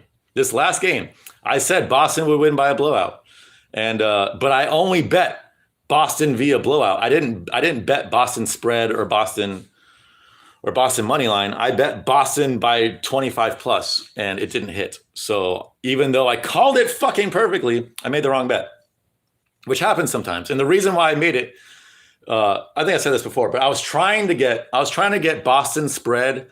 I was trying to get a live Boston spread -9.5 at plus money. And I was being a fucking Volk. I was being stubborn about it. I could have gotten it at like -105. Who fucking cares if it's +100 or -105? It's basically the same shit. But I was like, no, I can fucking wait. Like, I'll wait. It'll come back. And it never came back. Fucking Boston murdered Miami yesterday. So the only bet I was able to make was Boston by over 25, and it didn't hit. So yesterday, even though I read the chart perfectly, I still didn't make money. Do you pay rent with your bets? I've only done it once. That was a while ago too. So no, I tried to keep all my money in, unless I absolutely fucking have to withdraw. I try to keep my money in there. Also for tax reasons too. It's best to just keep your fucking money in there if at all possible. How's the idea of investing based on astrology or Jama? Dude, okay, so there's a lot of techniques. There's a lot of fucking techniques I use. One of the techniques I use, it's a vowel sound, not vowel sound. It's the first sound. It's just hard to describe. So basically, in a chart, any birth chart or any chart at all, it doesn't have to be any birth chart. There's a midheaven. There's always a midheaven. You know what I mean? The midheaven is a point directly in the middle of the fucking sky, right? Now that midheaven is going to be in one of the 12 zodiac signs, right? And those 12 zodiac signs are divided into 9 parts, the Navamshas. Each one of those Navamshas has a specific sound. So for instance, I'm trying to think if I know one off the top of my head. I don't think I do. I'm trying to think. Let's say, for instance, the 4th Navamsha, let's say the midheaven is in Cancer, and let's say it's at 13 degrees, 1 minute Cancer. Minute, not in time. Minute is a subdegree of a. It's a subdegree, so it goes degrees, minutes, seconds. If that makes sense. Now, if it's at 13 degrees, 1 minute Cancer, then I go look at the chart of syllable. I go to fourth. I go fourth one down because this is so fucking convoluted. I don't know if I'm explaining it right. But I go to the fourth one down, and it said, let's say it says duh, duh. So basically, any team, or like if I'm using that in a contest story chart, let's say de is a sound. Like de is a sound on the midheaven. If the Denver Nuggets are playing that right at that moment, it doesn't mean they're gonna win, but it gives them a massive boost. Like that's like a tier 2, or maybe even tier 3 boost. It depends. Massive fucking boost. You can do that with stocks and what's it called? So with stocks and Bitcoin and shit, where you look at the sound and you bet. So what you would do is, let's say if the midheaven is right before a de sound, de. Let's say you're like 10 minutes before that. What you would do is you would go through all the stocks, all the fucking things you could possibly buy, and anything with a de sound starting it's not any syllable, it's the first syllable that matters. And it's the first syllable of any word. So like Denver Nuggets would be de and na. Those would be those two words. Those two sounds that would be auspicious for the Denver Nuggets. Like Ryan Nowicki would be rye and no. However, I was named completely wrong. If my parents knew a fucking thing about anything, Bo or Ba and Re would have like my name would probably been like Reeve or Bo or Bob or something like that. That like my entire life would be completely different if they named me according to that. But they didn't. So anyways, let's say you see de, and it's gonna have its moment in the sun for like quite literally its moment in the sun for I think it's like 15 minutes or so. So you just look for a stock that looks good, like just do your gut. And this is all speculation. I've never done this myself, but I know others who have done. And you say, oh, we got 10 minutes. I'm gonna buy now and just see what happens. And more times than not, like way more times than not, during that period where de is the syllable that's in the midheaven, that's in the sky, way more times than not. Like during that period, it's gonna go up, and then right when it crosses the point where it's no longer de, but it becomes duh or da or something like that, then you sell. And that's a very simple short-term strategy that anyone can fucking do. You don't have to know shit about astrology. You just have to be able to read a chart, and you can apply it. But there's a whole bunch of techniques like that, and they fucking work, man. They really fucking work. Basketball is so boring. Bet on an interesting sport like soccer. Basketball, the sport that I'm best at. So for that reason, like I'm always more interested in it. But yeah, basketball is pretty boring. I agree with you, Tiff. Basketball is pretty boring. A lot of times I don't watch the whole games. Like I'll watch parts of the games. But soccer is not more entertaining than basketball. I think soccer has more entertaining moments. But soccer is, depending on the game, because every soccer game is different. But more times than not, soccer is like, let's say an average game goes 95 minutes. I think probably 90 to 92 of those minutes are going to be boring as fuck. And 3 to 5 minutes are going to be fucking interesting, are going to be really, really fucking exciting and interesting. But that's just kind of the way soccer goes. Dude, I have a tooth chipped the same way you do. Dude, no, mine's bad, dude. Mine's bad. Like, this is just a fucking, no, see this? This is just a piece of fucking, like, this is worse. I put a piece of waxer so it doesn't look as bad. And in real life, the wax, like, does a good job of hiding it. Can't even get it back now. Fuck. But in 2 dimensions, you can really see, because it doesn't shine, and because it doesn't shine, like, you can tell that it's not actually my tooth. But yeah, it fucking sucks. I didn't always have that. I got it 2 years ago. So I told you, like, I fucking was good with those Lakers. We throw money on Celtics. Fridge. Yeah, dude. I still believe Lakers win next year. I think that's a lock, pretty much. But dude, I have so much money on Celtics Denver finals. So personally, like I will throw more money on individual games when I view the astrological chart for the games. But I already have so much money on the Celtics. Like it, honestly, even if I see a chart that's beneficial for Boston, it's smarter for me to hedge my bets and bet Miami. But yeah, here's my prediction without looking at shit. And how's it going, Fridge? I see you. Tomorrow is National Jordan Day. Jimmy Butler is Michael Jordan's illegitimate son. If the Boston Celtics can win tomorrow on National Jordan Day, I think they're winning it all. But I don't. That's not really not going out on a limb. But also, so I have a Red Sox tattoo, Boston Red Sox tattoo. The reason why I have this tattoo is for the 2004 American League Championship, where Boston came down, not only down 0-3, they were down 0-3 and 8 innings and 2 outs, and they came back and won it. And then in Game 5, they were also down 2 outs in the 8th inning, and they came back and fucking won it.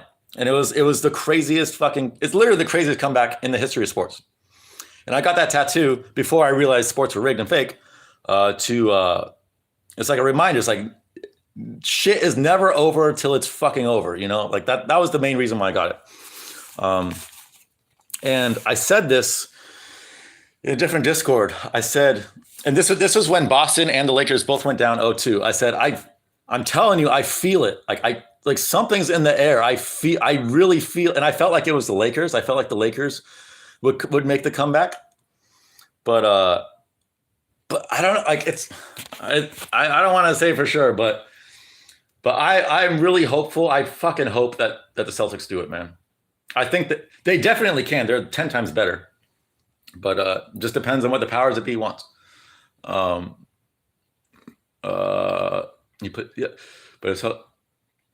the thing. Like it's hard for me to imagine that they would have the Celtics win on National Jordan Day and then lose Game 7.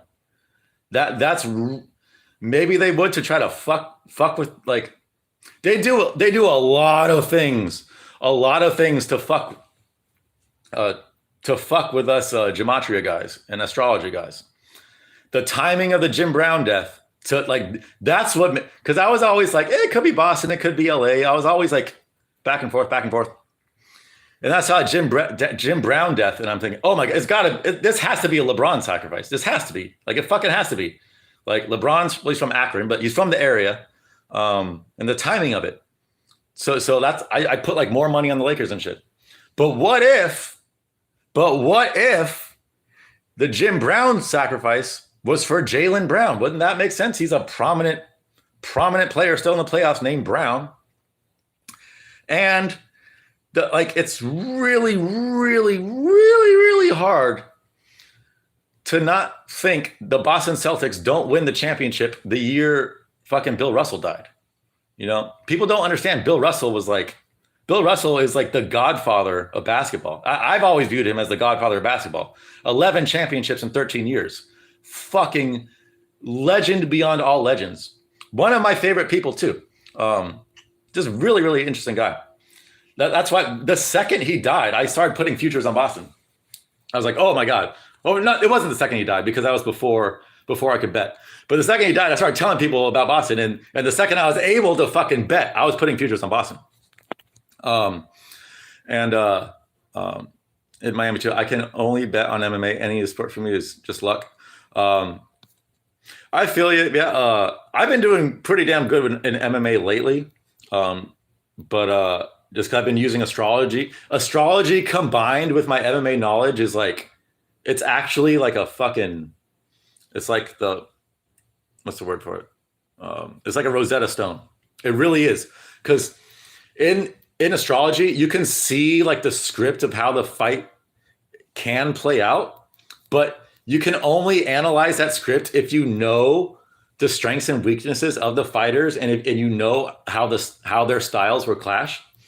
And that's perfect for fucking me. It's really, really fucking perfect. So literally every MMA card now, like I have the fights going on, but I'm also like following along with the chart at the same time and doing calculations the entire time. So MMA now, watching MMA is way more active because there's fucking 10 to 15 fights per card. That's 10 to 15 fucking slightly different charts I have to fucking analyze and look at. But it's fucking profitable, man. It's really profitable. And I really like I said this before. Like astrology is going to affect basketball a lot more than it's going to affect combat sports. I made this example. So like for instance, let's say I face Chris Paul one-on-one in 1,000 games of basketball. One of the like let's say like game to 5, like a really short game. It is possible, like even now, even though I rarely play anymore, it is possible, it is well within the realm of possibility that I beat him one of those games if all the stars align for me and all the stars disalign for him, and every shot he puts up it just doesn't go in. Like that could happen even to the best NBA player. Their shots can just not go in sometimes, you know? And so like so keep that in mind. Now think about me. I've been boxing for 2 years. Now put me in there against any average professional boxer, right? Any around my size. All the stars can align like beyond perfectly, and it could be the worst shit in the world for them, and I'm still getting my ass kicked. Why? Because the consequences for combat sports are way different than the consequences for ball sports. You know, ball sports, it's just a goal or a not goal. Like the game goes on.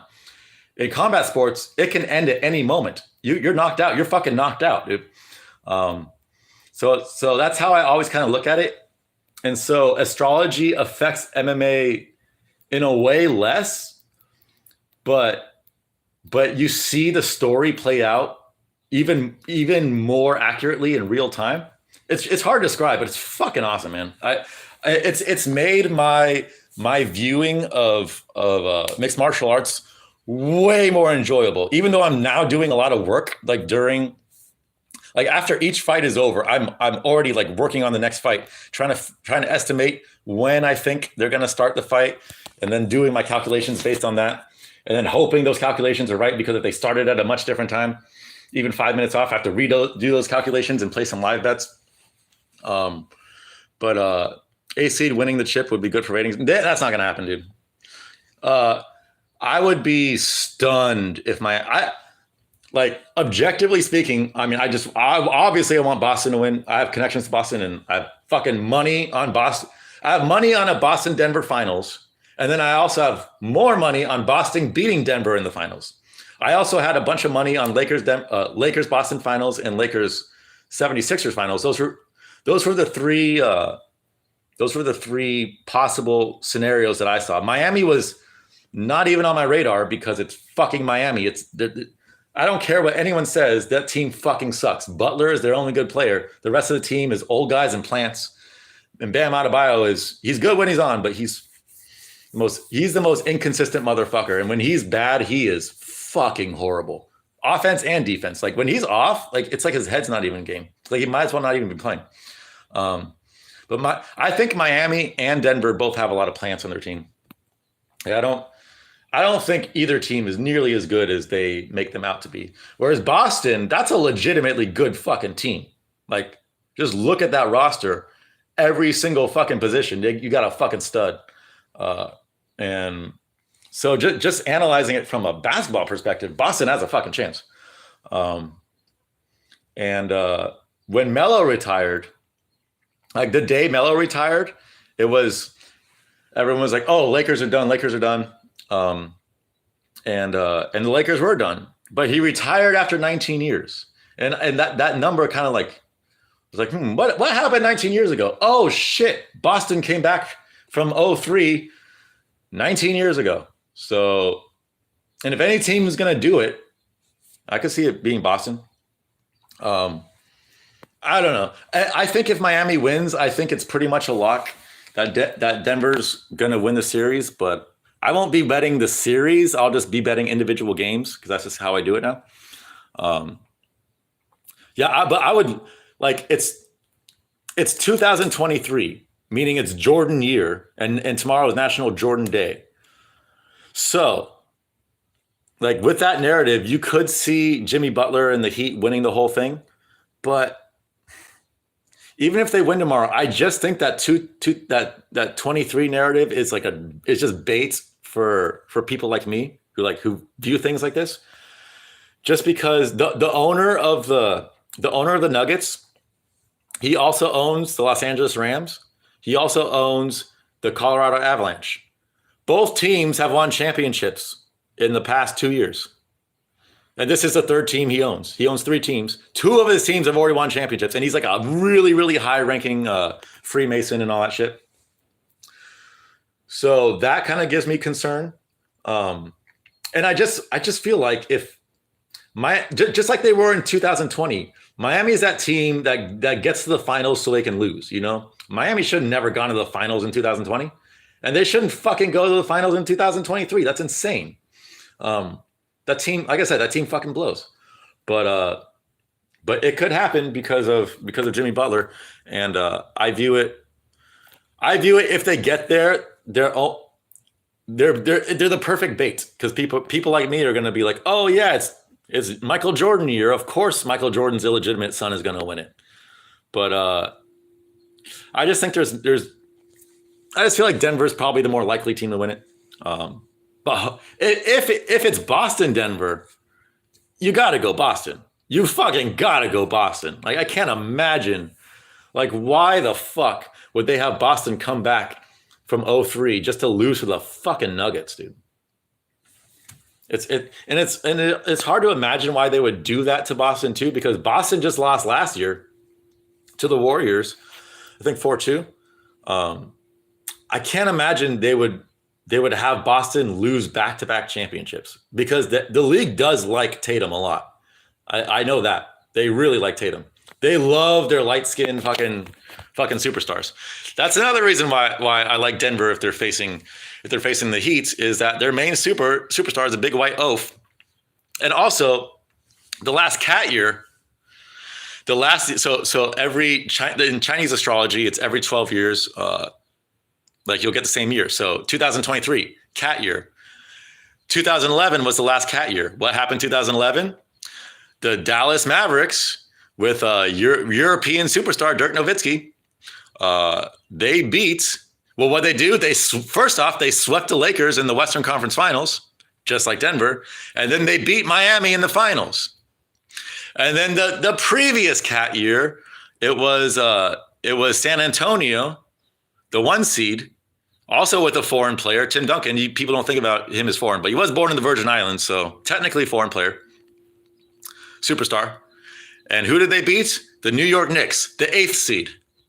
So if the Heat advance, based on those things, I feel like Nuggets are pretty much a lock, which I fucking hate the Nuggets. I really hope I'm wrong on that, but I think they are. And but if Boston wins, like, fucking Jim Brown has to be, if Boston wins this, Jim Brown has to be for Jaylen Brown and Bill fucking Russell, man. Bill Russell isn't connected.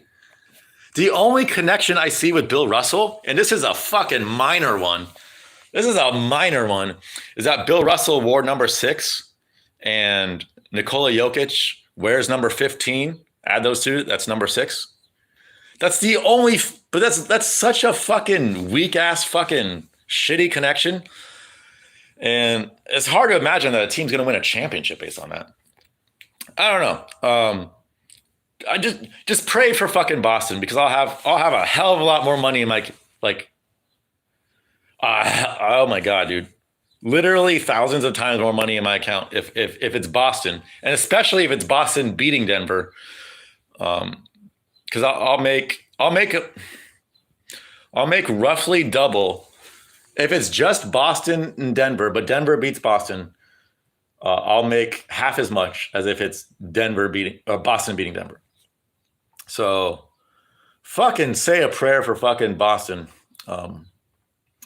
But does anyone have any other questions? I've been streaming for almost 5.5 hours. I cannot believe my phone's allowed me to do this. Normally it fucking cuts out by now. Does anyone have any questions? That was the part. Before I go, Yeah. I can link the book. If any of you are curious, I'm going to be watching the game live. What time is that for you, Ilya? Like it starts at 8:30 for me. So that's like 4:30 for you or some shit in the morning. Um, that's crazy. So here's my prediction. So I said this in my astrology Discord, not mine, but and the one I like 3:30. That's crazy, man. That's some dedication. I would never stay up that late for any sport. Um, wait, shit, what the fuck? I was just saying something and I fucking forgot. God damn it. God damn it. This is what happens. What was I saying, man? I sounded like Henry Cejudo there. What the fuck was I saying though, man? Like, Boston. I was talking about Boston. I think. What the fuck was I saying right before? My work starts at 3 p.m. so I can't. Oh, okay, gotcha. Nice. Trying to think of what I was saying. Oh yeah, I will post. Oh shit, no, I was talking about Discord. What was I? Yeah, I was talking about Discord. Oh yes, I remember now. I remember. Okay. So I said after game 4. So after Boston, like they were down early, but they like in the second half they came back and they whooped on Miami. After game 4, I looked at the game 5 chart and I said, if it starts at 8:33 Eastern time, Boston's going to dominate, and if it starts at 8:41. Miami's going to win 100%, no questions asked. Like they got some checkmates, and it started at 8:33, and Boston dominated. But before I said, if that's the case, if Boston does dominate Game 5, they already dominated Game 4, and they are to win the series. I would bet anything Game 6 and 7 are going to be fucking down to the wire. I would bet anything because the Boston Red Sox series when they came back. Game 4 and Game 5 were close-ass overtime games, and they came back and won. And then Game 6 and Game 7, they power drive the New York Yankees to a goddamn flaming table, which was fucking beautiful. I think the reverse is going to happen here if Boston is to win, where Boston Game 4, Game 5, blowouts, not good games at all to watch, really. But Game 6 and 7, potential overtime. If Game 6 goes into overtime and Boston wins, like I can't imagine a better fucking omen than that. That's got to be a great omen, and that's what I'm half expecting too. I actually, now that I'm thinking about this, I will probably have a very, very small, like $1 on if there will be overtime, but I don't know what the odds. The odds on that shit is usually like plus 1,500 to plus 2,000 or shit. So. Maybe I will put a 5 on it or something. I don't know. Because I feel like if they're going to redo it, if they're going to have a Boston team come back from 0-3 after it's never been done 19 years later, it does make sense that they would reverse it. But that there would still be overtime. So I'll actually, I think that's a good bet to make. Tell me at your own caution. That's definitely not a lock, but I think the odds of that happening just based on the situation are way higher than normal. And there hasn't been an overtime game in this series yet. So, or in the Western Conference Finals either. So, yeah, it's been a while since we've had an overtime game. That's also another good sign. I'm talking myself into a bet I would normally never make, but I pretty much stick to sides and spreads these days. But goddamn, that's pretty tasty, especially if I get a read on the game when I look at the chart. If I get a good read on it and I see it and I like either side, doesn't matter. Like even though I want Boston to win, if I see the chart that says Miami's going to win, I'm going to bet Miami. I could definitely see Miami. I could definitely do a Miami. What's it called? A Miami overtime parlay or a Boston overtime parlay. Well, no. If it's Miami, then I wouldn't. Yeah, okay. I'm just rambling now. I'm sorry, guys. Thank you guys for tuning in. I really appreciate it. Good luck to you guys too. Thank you guys for tuning in. Oh, wait. One more thing. Oh, God damn it. Okay. Can you guys, Ilya and other people in this chat, can you do me a big favor? Massive favor. I will link it in my Discord too. On my YouTube channel, I have on my playlist, I have all my live streams in a playlist. If you could watch that, especially if you slow it down, like I actually did that on my laptop a little bit. If you could watch that at night or like, and just get my hours up, because I'm getting close to 1,000 subscribers, but my watch hours are not anywhere near where they need to be. So if you guys can just watch those streams, especially slow it down so you can get more out of it, that would help my channel so fucking much. And if you do that, and if I see like an increase in like the hours watched, you have my word, I will stream more. Like I will definitely, if you do that for me, I'll stream more for you guys. Yeah, I'll link it. I'll link it in my Discord.